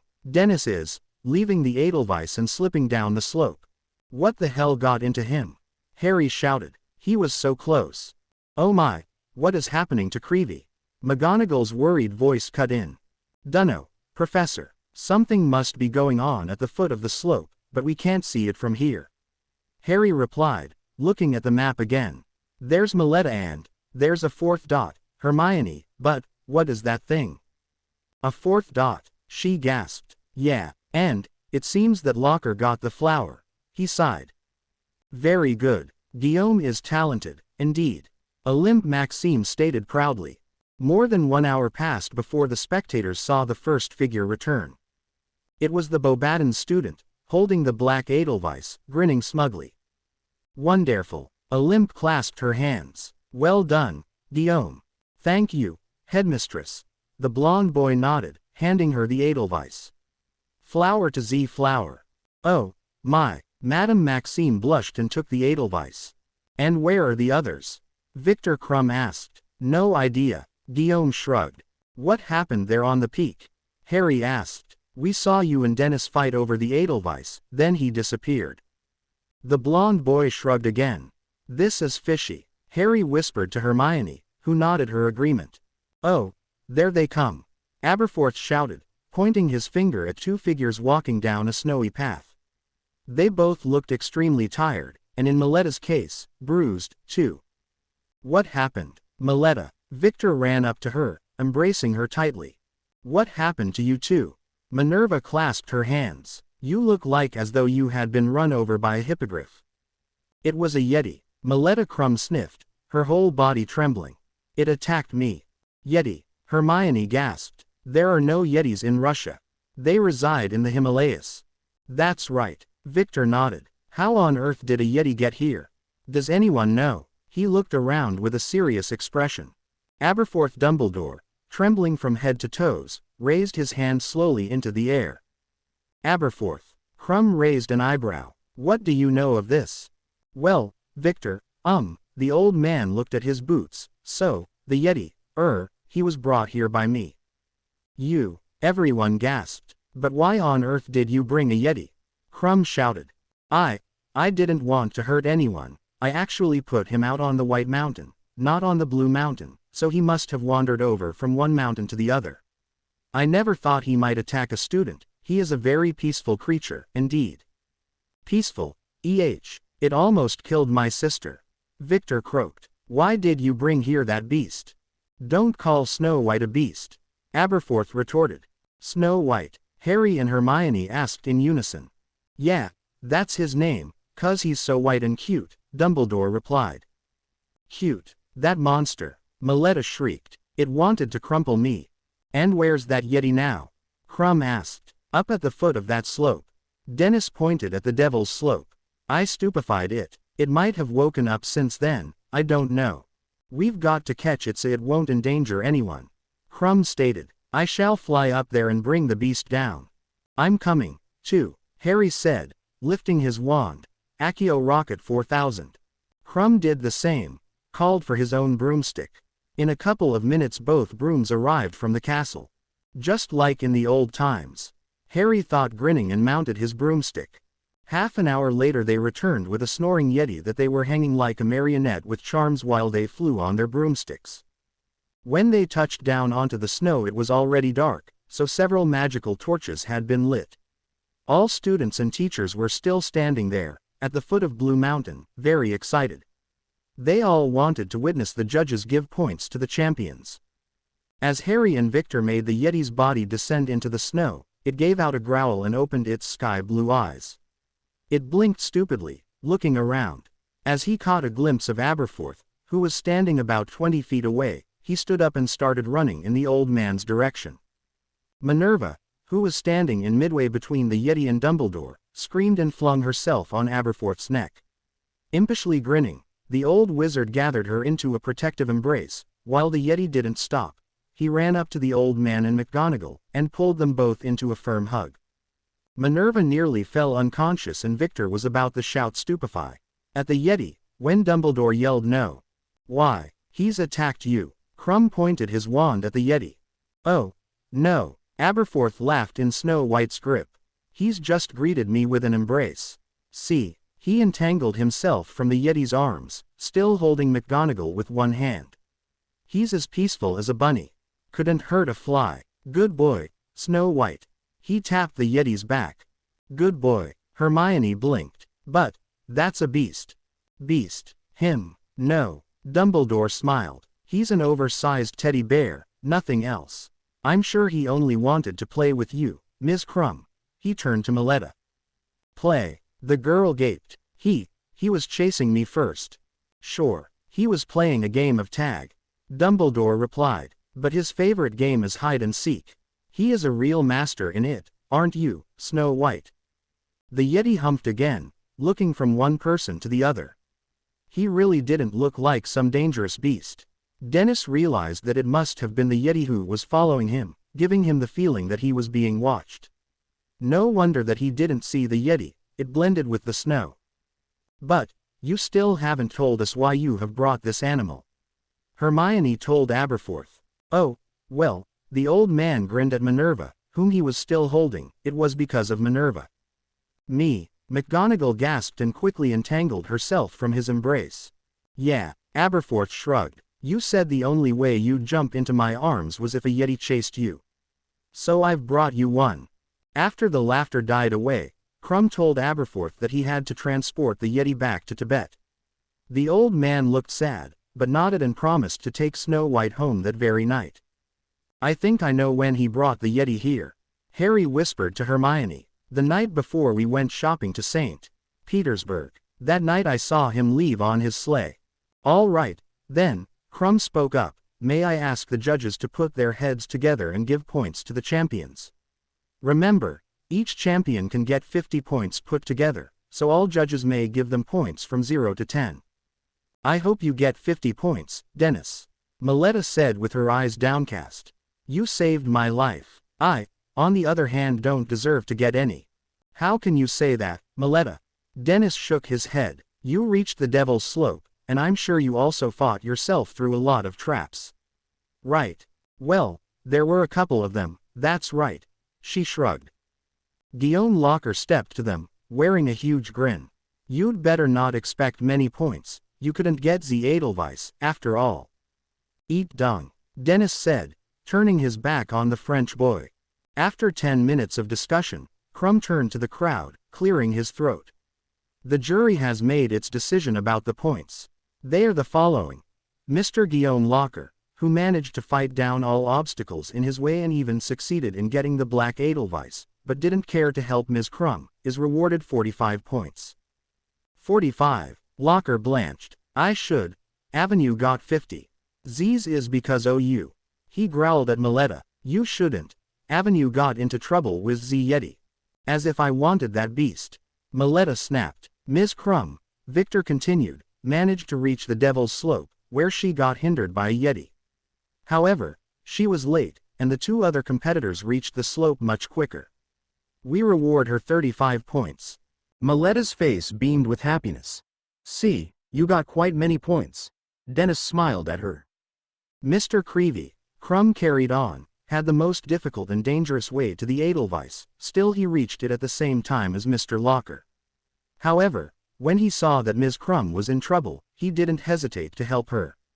Mr. Creevy abandoned the Edelweiss to save Ms. Crumb's life. He is therefore rewarded 45 points. What? Dennis blinked. 45. You deserve it. Maletta flung herself on Dennis' neck. Thank you for saving me, my hero. You're welcome. Dennis blushed. I can't believe we are going home tomorrow. Harry sighed happily. 2.5 weeks had gone since the first task, and now it was the 23rd of December. Yeah, I can't wait to see my Ronnie. Hermione nodded, fixing the wrapper on a package with her wand. Poor Madame Maxime, though. Poor. Why? Harry raised an eyebrow. She has to stay here with the Beauxbatons students. She cannot meet Hagrid. Oh, really? Poor Hagrid. He must be devastated without his little wife. Is that true that they're planning on having children? Hermione asked, tying a blue ribbon on the package. Yeah, Hagrid said something like that back at my birthday party. Harry reached out to place his finger on the ribbon, so Hermione could make a tighter knot. Thanks. She smiled at him, but seeing his face, her smile vanished at once. She reached out to squeeze his hand. I should have known better than to come up with this child thing. No, it's okay, Herm. I'm over it. Really? Are you sure? Her stare bored deeply into his. Harry cast down his eyes. No, Harry, is there anything I could do? No, it's me who has to deal with this. Me and Ginny. And that's what is bothering you, right? She said with a knowing sort of expression. Suppose so. I'm not sure she'll ever be able to have say **** with me without worrying. She'll always be afraid that it might happen again, that she'd give birth to another squib. No matter what we do, whatever protection we use, there's always the possibility that she might get pregnant, and I fear that she wouldn't want to have another child. And you? Hermione asked. Do you want more children? Of course I do, he replied. It's so wonderful being a father, seeing your kids be born, grow, learn to walk and talk. I wouldn't mind having non-magic children, but Ginny, she would. A couple of weeks ago I had a discussion with Aberforth, and he pointed out that I was angry. Not only with myself, but with the whole world. I was accusing everything and everyone for Daniel's lack of magic skills. And he was right. I've thought it over 100 times, and I've managed to come to terms with it. I don't care if my son's a muggle, I really don't. But Ginny does, and she'll always do. You're a bit afraid going home now, aren't you? Hermione dropped her package on top of the other dozen packages. All Christmas presents for her relatives and friends. Yes, Harry replied, but not to her, rather to his shoes. I'm afraid. Sirius wrote that Ginny seemed quite all right, in my absence. I don't know how she'll behave when I arrive. I don't know whether she'll be as happy to see me as I will be to see her. I've missed her so much, Hermione, and I've missed say **** with her. He turned away, feeling that he was turning red. You surely think that I'm a say *** maniac or something. To his surprise, Hermione laughed. No, Harry. She put an arm around him. I'd never think you're a say *** maniac. Truth be told, I've also missed say *** with Ron, she added with a wink. Ron's a lucky chap, Harry grinned. I wish I could do the same with Ginny. He diverted his stare. But I know I can't. She has to make the first step. What if she won't? Hermione frowned. I don't know, he sighed. But there's a strong chance for me to go mad with a bit more time of say *** deprivation. Aren't you doing it on your own? She made a curious face. But Hermione, he snapped. It's sick, doing it alone. But tried it, haven't you? Every boy above 13 tried it, Hermione. He folded his arms. But it's better with Ginny. Harry was surprised to hear her chuckle again. This isn't laughing matter. He tried to scowl at her, but his attempt at looking serious was thwarted by her mad giggling. He also started to laugh. The castle will be empty without you, Hermione ninny. Victor sighed after dinner, when all the other teachers had already left the staff table. Empty?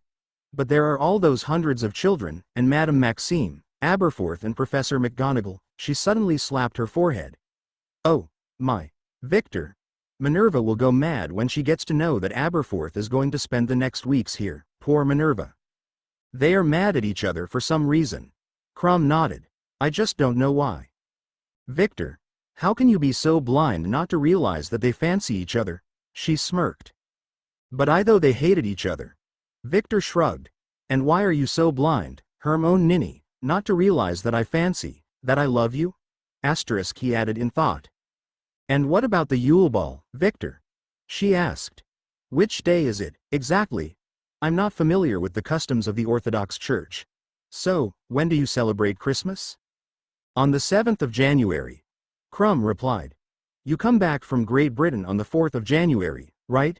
Then you'll have only 3 days to prepare for the ball. He leaned closer to her. Buy something cute in Diagon Alley. Something resembling your dress from the former Yule Ball. You looked enchanting in those periwinkle blue robes, Hermione ninny. Thanks, Victor. She flushed a bit. I have a new dress looking very similar to that one, the same color and everything. I'm going to wear it at Christmas for the very first time. Then, this will go well with it. Victor placed a small box into Hermione's palm. What's this? She asked. My Christmas present to you, Hermione ninny. Harry was just about to slip out of his slippers and into the bed, when there was a knock on the door. He opened it to see Maletta Crumb standing there with downcast eyes. Hello, Harry. She mumbled. Hello, Maletta. To what do I owe the pleasure of your visit? Harry crossed his arms. It's 11 o'clock, if you haven't noticed. May I come in? She asked with a pleading stare.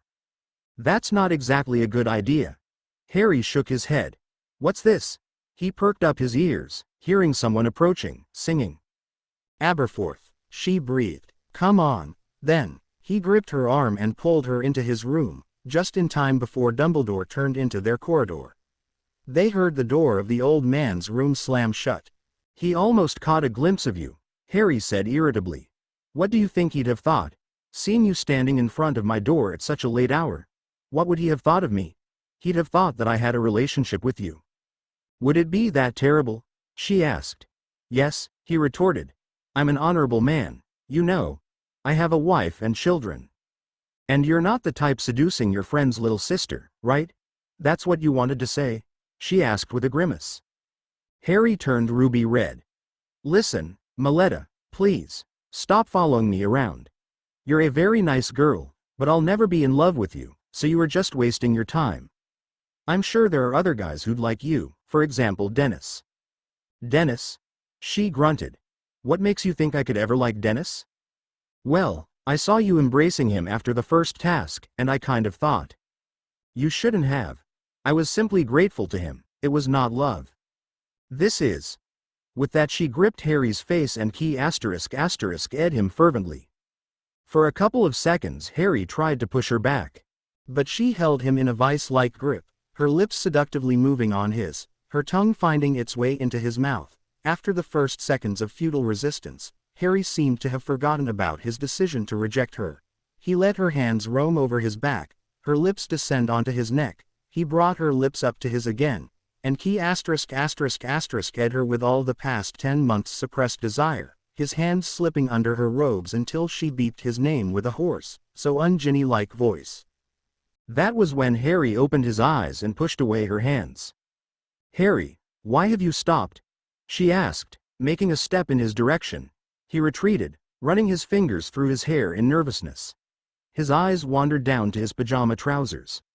"Oh, shit." He spat and pulled his dressing gown together to conceal the obvious bulge. "Harry," she whispered. I'm sorry, Maletta." He looked away, adjusting his glasses. "I have no idea what got into me. For a moment I thought you were Ginny." "Ginny?" Maletta uttered the word with disgust. "Your wife?" "Yes. My wife." He nodded, turning his back on her, so that she didn't see him pointing his wand at his loin, whispering diminuo. "Your wife," the girl took another step in his direction, "your wife, who has been refusing to sleep with you for ages." "What makes you think that?" He turned back, frowning. "I happened to overhear a discussion between Hermione and Aberforth. She told him that you were deprived. I thought you needed someone who would give you what your wife doesn't." She reached out to touch his face, but he recoiled. "I don't need anyone," he said sternly. "Just 1 minute ago you seemed to need someone," she said with a mellifluous voice. "To need me." She stepped to him, placing her hands on his chest, gently caressing him. "You need me, Harry, and I'm ready to give you anything." "Just what I need. A 17. No, just 16-year-old chick who happens to have an overprotective brother. Can you imagine what Victor would say if he got wind that I shagged you?" She shrugged. "He wouldn't need to know. What if you got pregnant?" Harry reasoned. "I know spells and potions, that in some cases refuse to work," he pointed out. "And what about losing your purity, huh? People would get to know, for example, a future boyfriend or husband of yours. Is that what you want?" Maletta waved nonchalantly. "Losing my purity? Huh, haven't you heard of the spell Reparo?" "Reparo?" Harry blinked. "Heavens, Maletta. I can't believe I'm here having such a conversation with you. Get out of my room and let me sleep." "All right," she spat. "But don't expect me to console you when you come back from England after a disappointing, say free Christmas with your sweet little wife." "Expect you to console me?" He laughed. "Ridiculous. You are ridiculous." She snapped, turning her back on him, heading for the door. At the door she turned back. "Anyway, I just wanted to come and apologize for that little deception, and I wanted to wish you a Merry Christmas. But I'm not apologizing anymore, after what you have done to me." Before she slammed the door shut, she added, "Have a terrible Christmas."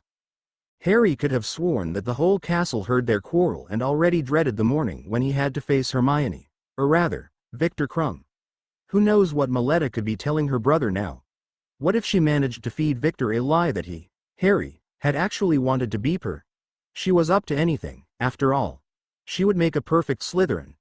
Harry thought and pulled the bed covers over his head.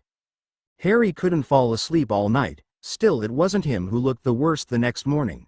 It was Aberforth. "Are you all right?" Harry asked the old man as they walked down the corridor to the Great Hall. "Right?"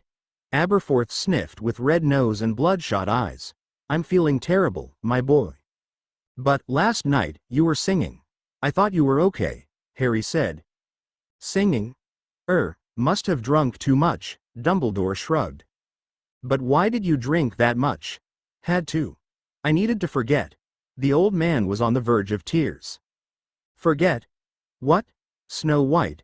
I took him back to Tibet yesterday evening," Aberforth said, tears welling up in his eyes.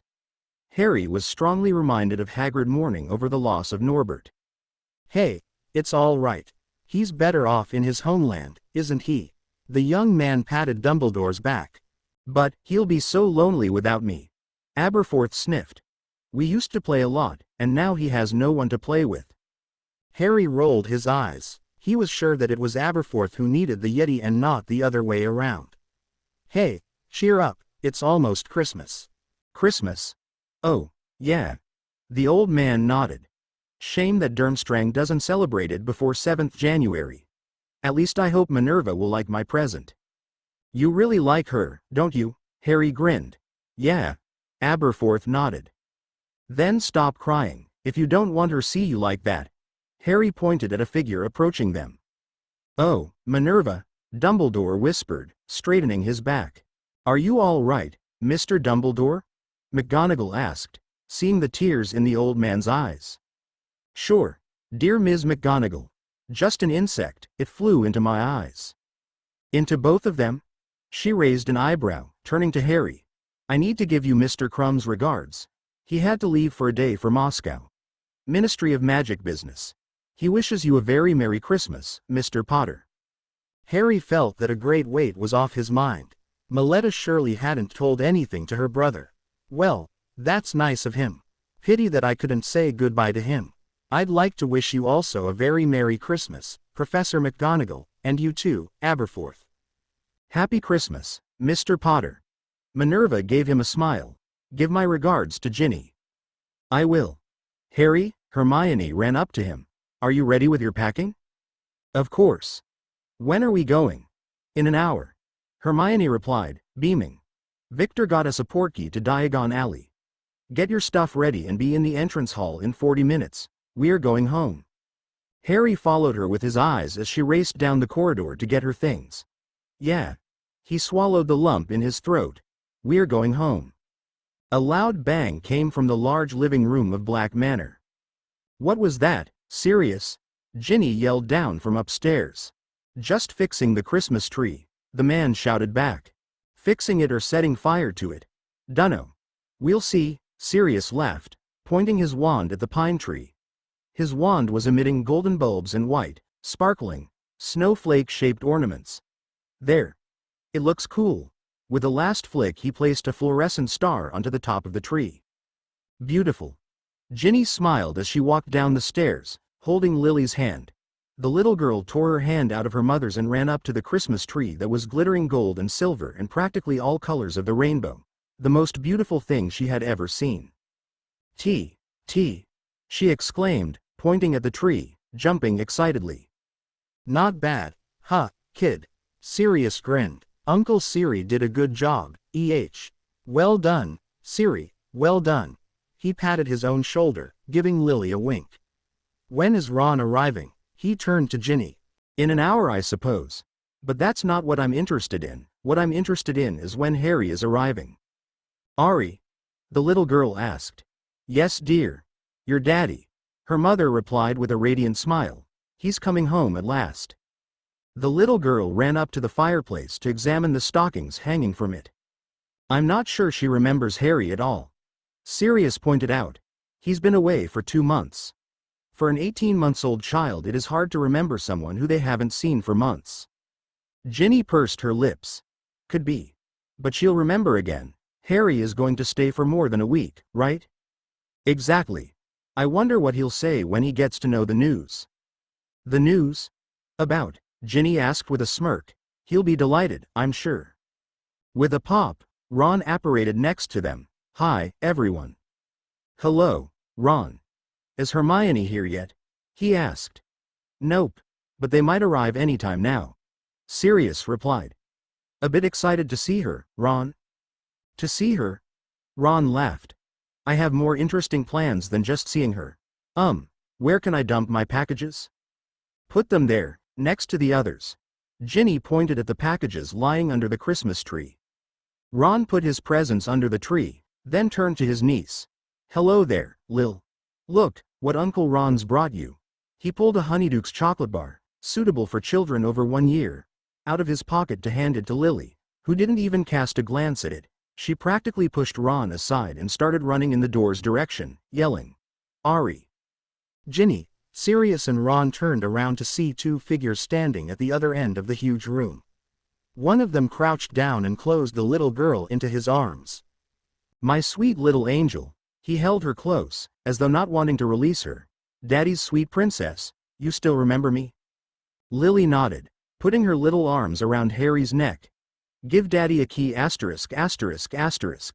Princess. Lily stuck her lips onto Harry's cheek with a smacking noise. Thank you, Angel. He smiled, standing up, holding her. Hello, Harry. Ginny said with a small smile, stepping to him. Gin, He leaned forward to peck her on the cheek, which made her furrow her brow. A second. He put down his daughter, then reached out with both his hands and pulled her into a long, passionate key asterisk. That's more like it. She sighed happily as he released her. Welcome home, dear. That was a really nice welcoming, sweetheart. He grinned, and gave her another lingering key asterisk. Someone cleared his throat. Oh, hello, Sirius. Harry looked up, blushing. I thought you'd never notice me. Sirius smirked, then, with a sudden move, he pulled Harry into a firm hug. Good to see ya again. Good to see you, too. I hope you haven't taught my daughter more bad words. Her? No, now I'm teaching Danny. He winked at his godson. Really, where's he? Harry asked. Up in his room, sleeping, Ginny replied. But he's all right, isn't he? Course he is. Strong little tyke, I tell you. Sirius replied. Resembles his father a lot. Harry's mouth tucked into a grin, then he turned to his best friend. Hi, Ron. Huh? Ron opened his eyes and cast a sideways glance at Harry, never releasing Hermione's lips. They had been snogging for the last 3 or 4 minutes. Eventually Hermione was the one to end the key asterisk, gently pushing her husband away. Oh, hi, Harry. Ron turned red, shaking his best friend's outstretched hand. Nice to see ya in one piece, and not frozen. You were in luck with that pneumonia, you know. Pneumonia? Ginny raised an eyebrow. What are you talking about, Ron? I never knew you hadn't been told, sis, Ron shrugged. Seeing Ginny's confused expression, Harry put an arm around her. I'll tell you later, okay? Now I'd like to see my son. Little Daniel Potter was still asleep as his father walked up to his crib, but he might have heard the steps or the door creak, because he opened his eyes and flashed Harry with a chocolate-brown stare. Hello, little one. Harry reached out for his son, who instinctively gripped his index finger. Ooh, how strong you are. Harry laughed as Danny kept tugging at his finger. A very tough young man, indeed. He gently pulled his finger out of Dan's grip and scooped up the baby. Oh my, how big you've grown. You are getting heavy, young man, or is that just the weight of a full nappy? Huh. I think you need a change, sonny. Leave it to me. Ginny, who had followed him into the room, said.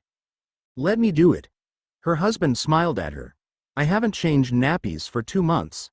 I've been missing it, and of course I've missed feeding and bathing him as well, and telling him bedtime stories.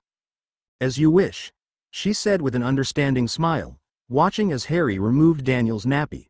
I'm going to send up Dinky with Dan's dinner so that you can feed him, okay? Thanks.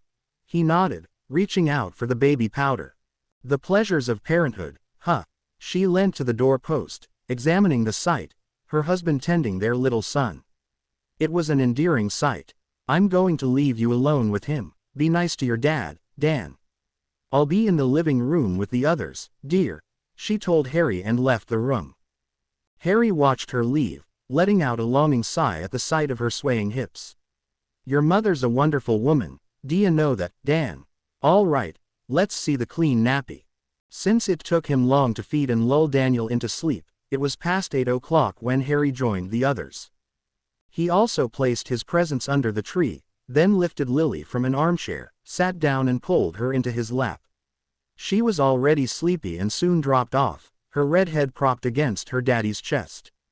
Harry looked down at her, and felt something warm engulf his whole being. It was so good to be with his family again, to hold and key asterisk them, to have his little daughter sleeping in his lap, one small hand gripping the hem of his robes. Peace. That was what he felt. His glance met that of Ginny, whose stare radiated the same peace and warmth. Maybe everything was going to be okay, after all. Maybe all his fears had been unfounded. Maybe there was still a chance that his relationship with his wife would take a turn for the better. Have faith, Harry, it's Christmas, after all, the holiday of love and hope, and I need to hope that our love with Ginny can be saved. I mustn't give up hope, he told himself. Harry. Huh? Harry looked up. Sorry, I was a bit distracted. I thought you were more interested in the family matters. Ron gave him a reproachful stare.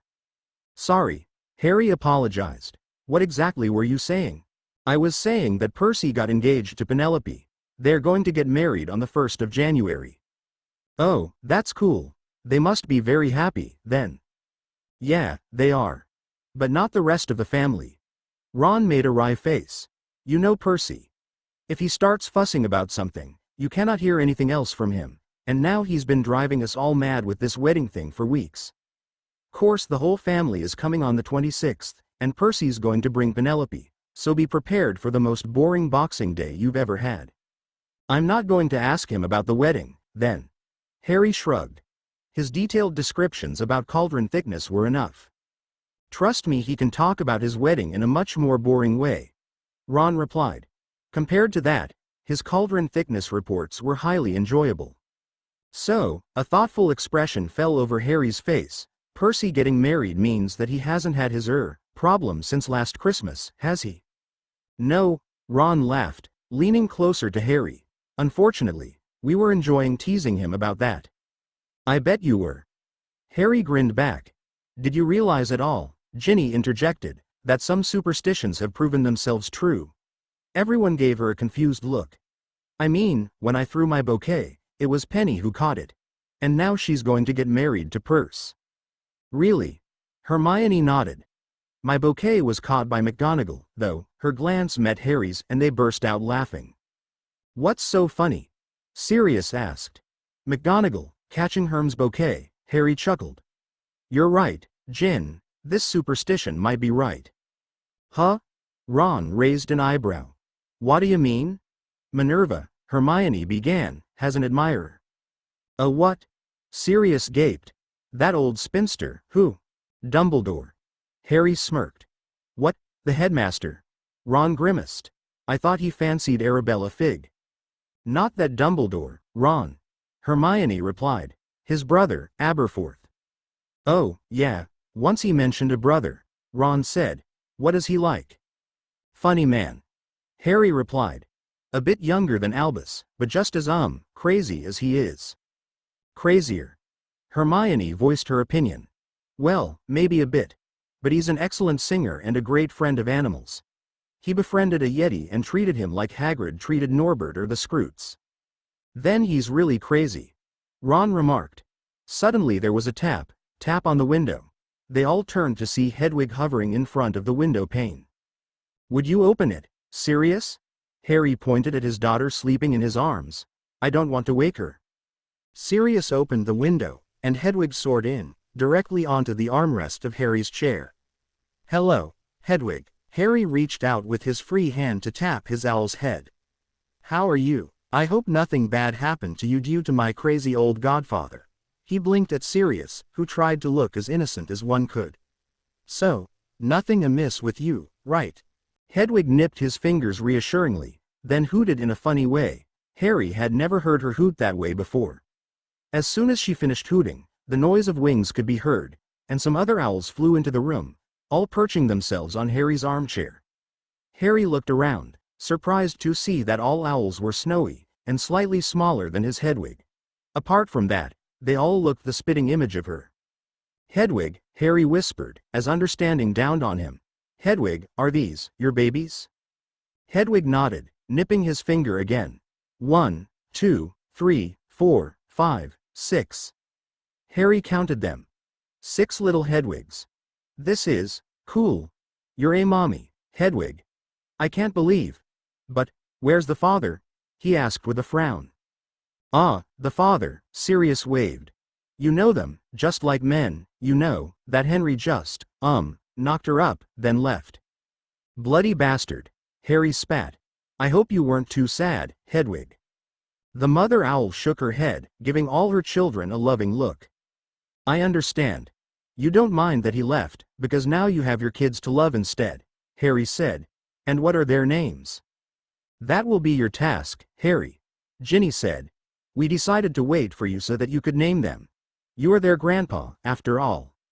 Harry grinned. All right. How many of them are males, and how many are females? 3 and 3. Sirius replied. At least we think so. All right, then. Let's see, Harry mused. What about Helena, Hannah and Helga for the females, and Harold, Hector and... Hubert for the males. He turned to Hedwig, who hooted her agreement. You like them? All right. Your kids are named, then, Mommy. Hedwig hooted once again, then took wing and flew out of the window. Helena, Hannah, Helga, Harold, Hector and Hubert followed her. What a nice little family. Harry looked after them, then his stare wandered back to Lily. I guess you should already be in bed, princess. He slowly stood up, careful not to wake her. I'm taking her upstairs. He stifled a yawn. I guess it's not only her who needs some sleep.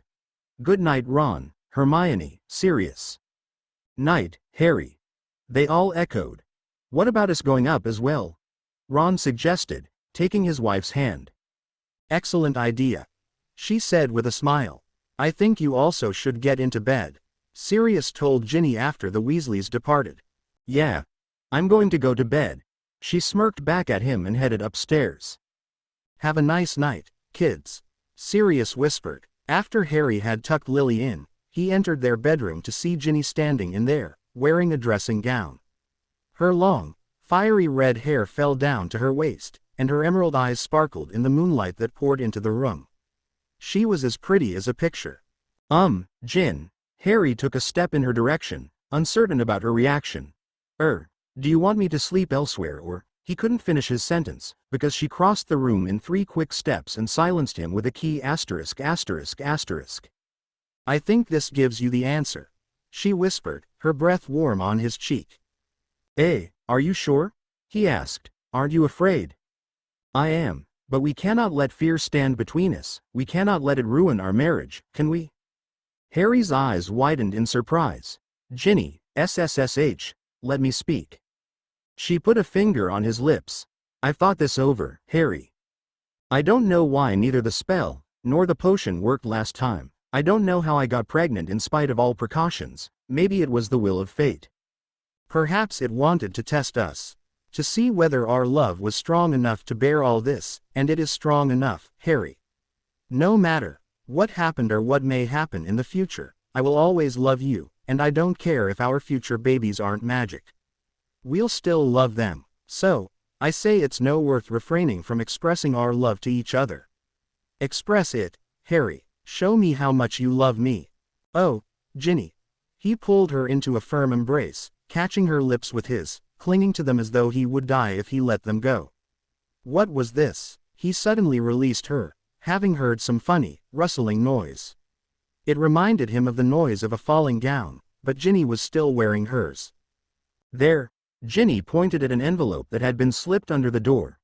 Harry picked it up. There was neither sender nor addressee on it.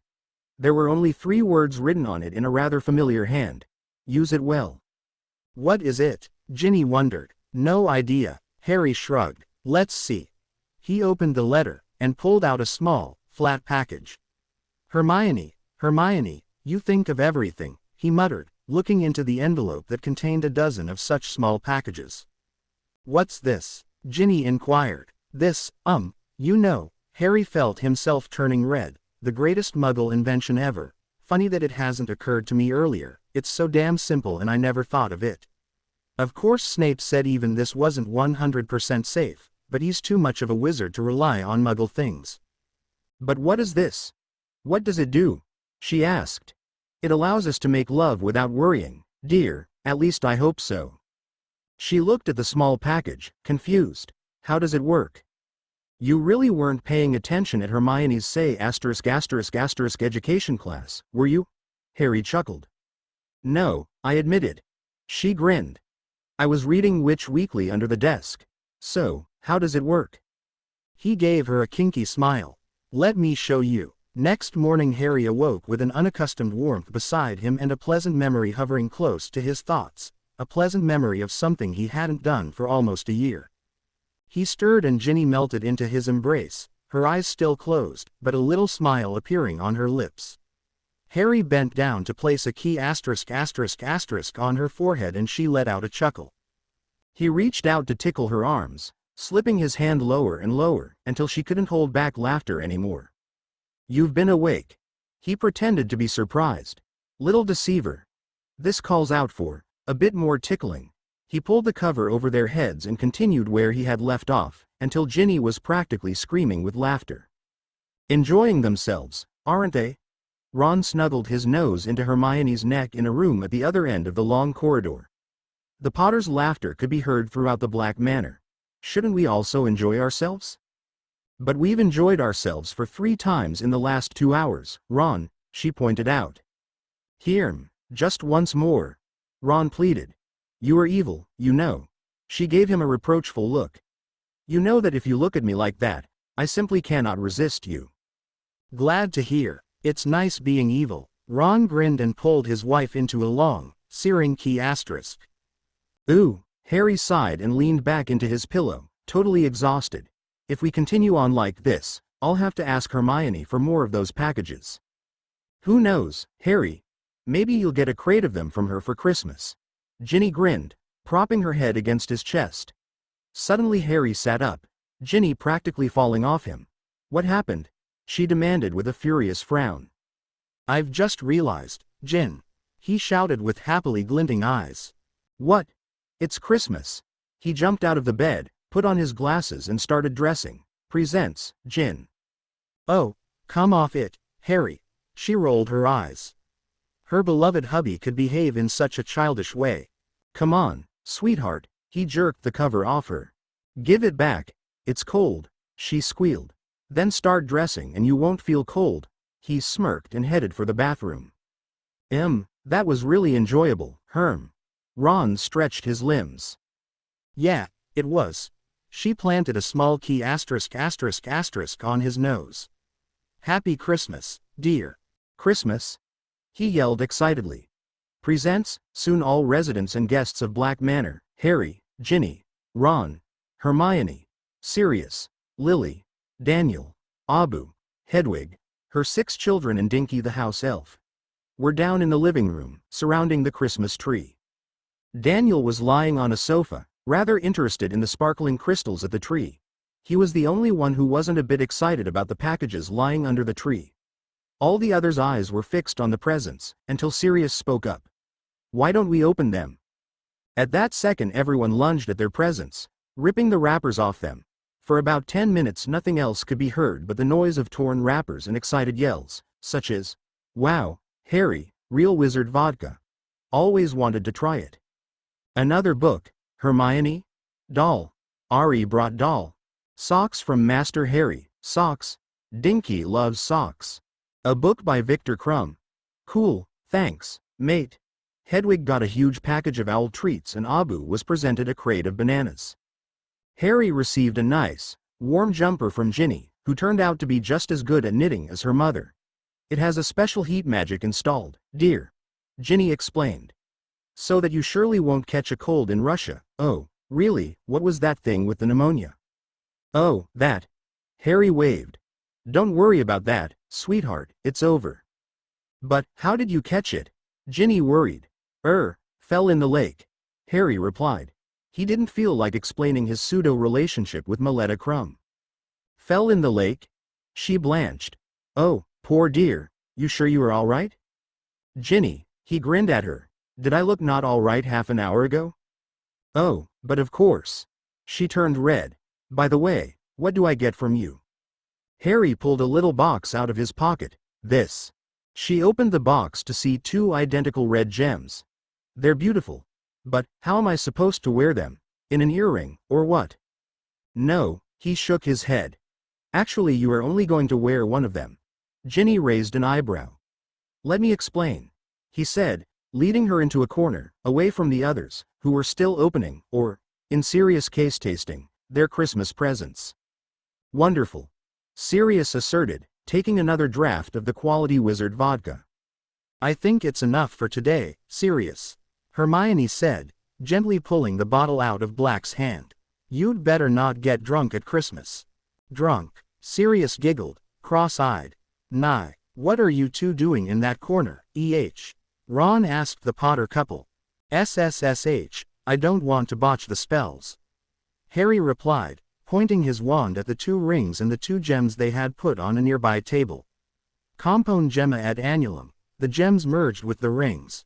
Now both Ginny and him pulled the rings onto their ring fingers, and Harry told the second spell, pointing his wand first at Ginny, then at himself. Coniunge pervium magicae, there. Ready. It's a wonderful present, Harry. Ginny examined the modified ring, while Harry did the same with his. Bloody brilliant, to be exact. She pulled his face down to hers and gave him a big key asterisk. From now on I'll always know whether you're all right, and if not, then the ring will help me find you and help you. And it works the other way around as well. Harry said, whatever happens, I'll be there for you with the help of the gems. I'll always be there for you, my little gem. She giggled and pulled him into another key asterisk asterisk asterisk. Hey, that's enough. Guys. All the four of you. Stop it. Sirius shouted, tripping over a chair. Damn. Who put these chairs here? He stood up, trying to steady himself. Stop talking that way in my daughter's presence, Harry said, and continued key asterisk asterisk-ing Ginny. There's only one chair, Ron whispered to Hermione. Double vision. She shrugged. Anchalcoholicus. She pointed his wand at Harry's godfather, whose vision cleared at once. It seems that the wizard vodka really knocks you out easier than the muggle one. Harry perceived, then turned back to his wife and continued snogging where they'd left off. Look. Little Lily tugged at Sirius' sleeve. Doll in doll in doll, she said, pulling her new toy, the Matryoshka doll, apart, revealing the smaller and smaller dolls inside. Yura, that one looks like Snape.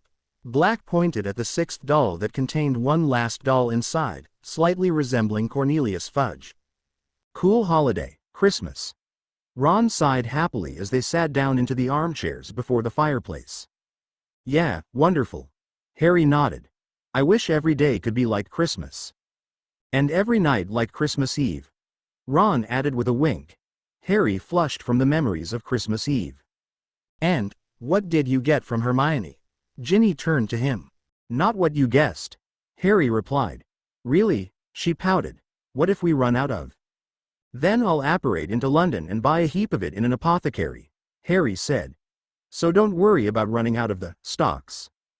Great. She giggled, scooping up Lil Dan, who must have been lulled into sleep by Rudolph the Red-Nosed Reindeer, coming from a CD player.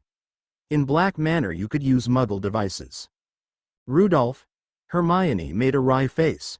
Reminds me of something unpleasant. Me too. Harry nodded. What? Ron inquired. Well, you know, Aberforth has this sled. Harry started to explain when the doorbell rang. Are we expecting someone today? I thought your parents were going to come tomorrow. That's right. Ron replied. Oh, I've forgotten. Ginny slapped her forehead. I've invited Dudley and Millicent. Here, hold him a bit. She placed Daniel into Harry's arms and went to answer the door. Dudley entered with his wife, the latter holding a little, pudgy blonde child in her arms. Hello, Ginny. Thanks for the invitation, he said. You're welcome. Hi, Dudley. Harry said, feeling a bit surprised. It seemed that his cousin had grown fond of visiting him on holidays. Or rather, Ginny had grown fond of inviting Dudley over on holidays. Hi, Harry. The young Dursley stretched out his hand, which Harry shook, still holding his son in his other hand. Danny, isn't it? Dudley leaned forward to have a look at the sleeping baby. He looks exactly like you. Do you still remember what I looked like when I was put on the Dursleys' doormat? Harry raised an eyebrow. Sure, I do. I loved kicking you around. Dudley grinned, and the cousins burst out laughing. Welcome, Dudley. Happy Christmas. Thanks. Merry Christmas to you, too, Dudley said. It is nice to be among normal people for a change. Normal? Harry gaped. We're wizards, Dudley, crazy, dangerous, abnormal folks, remember? You are still better than certain muggles, his cousin shrugged. Harry didn't dare believe his ears. Was this the real Dudley? Hello, Millicent. He greeted his cousin wife as she approached with Ginny. Who is this lovely little boy, huh? Our son. Millicent replied proudly. Your son? Harry asked. You weren't pregnant at my birthday party, were you? Or, can't be. This little guy looks at least 1 year old. That's correct. Dudley nodded. He is 1 year old today. Understanding dawned on Harry. Your brother, David, then. Yup. This is Davy. Dudley replied. But what did your wife mean by telling that he was your son? That's a long story, Dudley sighed. We have loads of time. Ron chimed in. Hi, by the way. Ginny led Millicent and Dudley up to the sofa. While they sat down, all the others pulled armchairs next to them so that they wouldn't miss anything. Ginny pulled Lily into her lap and Dinky hurried off to serve biscuits, to Dudley's great delight. Despite being very slim, Dudley never lost his liking for sweets. So, what exactly happened, Dudley? Harry asked. A second. His cousin finished munching a biscuit. So, you remember what you told us at your party? About Davy, I mean? Yeah. I said he was a wizard. Harry replied, casting a glance at the blonde child, whose big blue eyes were fixed on the plate full of biscuits. He was a real Dursley. And yet he was a wizard. Harry glanced down at his own son, peacefully sleeping in his arms. His son, who was not a wizard. That's right. Dudley said, reaching out for a new biscuit. A few days after your party we visited Mum and Dad. And you know, stuff happened, and we needed to tell them. What? Ron asked. Huh? Ghosts. Millicent smirked. Look at your ghost. She pointed at something, behind the Dursley couple. Petunia and Vernon turned around to see David, toddling in their direction with whipped cream smeared face. Holy heavens, Petunia breathed. He's standing, Vernon. Walking. And eating a cake, at the age of 7 months, Vernon whispered. And it's not everything. Dudley added. No, his parents breathed, knowing the worst was to come. No, he's a wizard. A what? Vernon gasped with the expression of sheer horror on his face. How dare you assert such ridiculous things? And how dare you utter that word in my house? He looked at his wife, who was leaning to the doorframe with chalk-white face, close to losing her consciousness. How dare you do this to your poor mother? How dare you frighten her with such downright lies? He's not lying, Mr. Dursley, Millicent said. Your son is a wizard and his name is already down at Hogwarts. There was a thud. Petunia had fainted. This is your fault, Vernon's voice echoed throughout the Dursley house 10 minutes later. My fault, Petunia shouted back. Of course, it's your family, your damned bloodline. Don't you dare blame my family, a bit nervous, aren't they? Dudley whispered to Millicent in the adjoining room. SSSH, I don't want to miss a word. She silenced him, and they continued listening to the Dursley parents row. But your sister, Vernon bellowed. She was also one of them, the Evans blood, that damned. Shut up, Vernon, Petunia shrieked. Shut up. Yes, hold your big mouth and stop insulting my family. Oh, your family, Vernon spat. Your precious family, a bunch of freaks. Freaks? She squealed. Yes, freaks. Everything you told about them, the past of your family, a gang of miserable, whining squibs. Squibs? Now, wait a minute. Harry cut in, making Dudley break off his narration. What do you mean by that? Let me carry on, Harry, and you'll find out, his cousin replied. Miserable? Whining? Petunia shouted, beside herself with rage. Yes. Miserable, because of that great-great-great-great-grandpa of yours who was born from magic parents, but didn't have any magic in himself. Vernon growled with an expression of suffering every time he uttered the word magic. And yes, whining, too, because all his descendants did was whine that they didn't have it anymore, that their ancestor was a squib and they all inherited non-magic genes. That was why your parents were so over the moon when your sister got her letter, wasn't it? They knew that magic had come back into the family. But you were jealous. You wanted to be a witch yourself, but you never was. And now, your son has it again. The abnormality. And you still say that it's not your family's fault? So that's why Aunt Petunia was so sour, Harry said. She was jealous. I would have never thought that the Evanses had originally been a wizarding family that turned out several squibs in a row. He glanced down at Daniel again. The baby was awake now, looking around curiously with his huge brown eyes. Squibs. Harry felt a hand on his arm. Hermione was giving him a compassionate and pleading stare. Harry nodded, indicating that he wasn't about to go on rambling about squibs. Not now. And how came that Davy is with you now? Sirius asked, breaking the awkward silence. Ah, don't even mention that. It was terrible, Millicent said, rocking the child in her pudgy arms. Petunia and Vernon kept shouting at each other for a while, then Petunia shouted again that it was not her fault, and that she would never have carried Davy to term if she had known that he'd be a wizard. Then Vernon yelled that at least they agreed on something, and that was when Dudders and me decided to take Davy with us. We left Dud's parents a note saying that they didn't need to bother with Davy anymore, because we'd take care of him. So now he's our son. She planted a key **** on the kid's blonde head. You're our little wizard. To be continued. I hope you enjoyed this story. Also remember to subscribe and like this video. See you in the next video.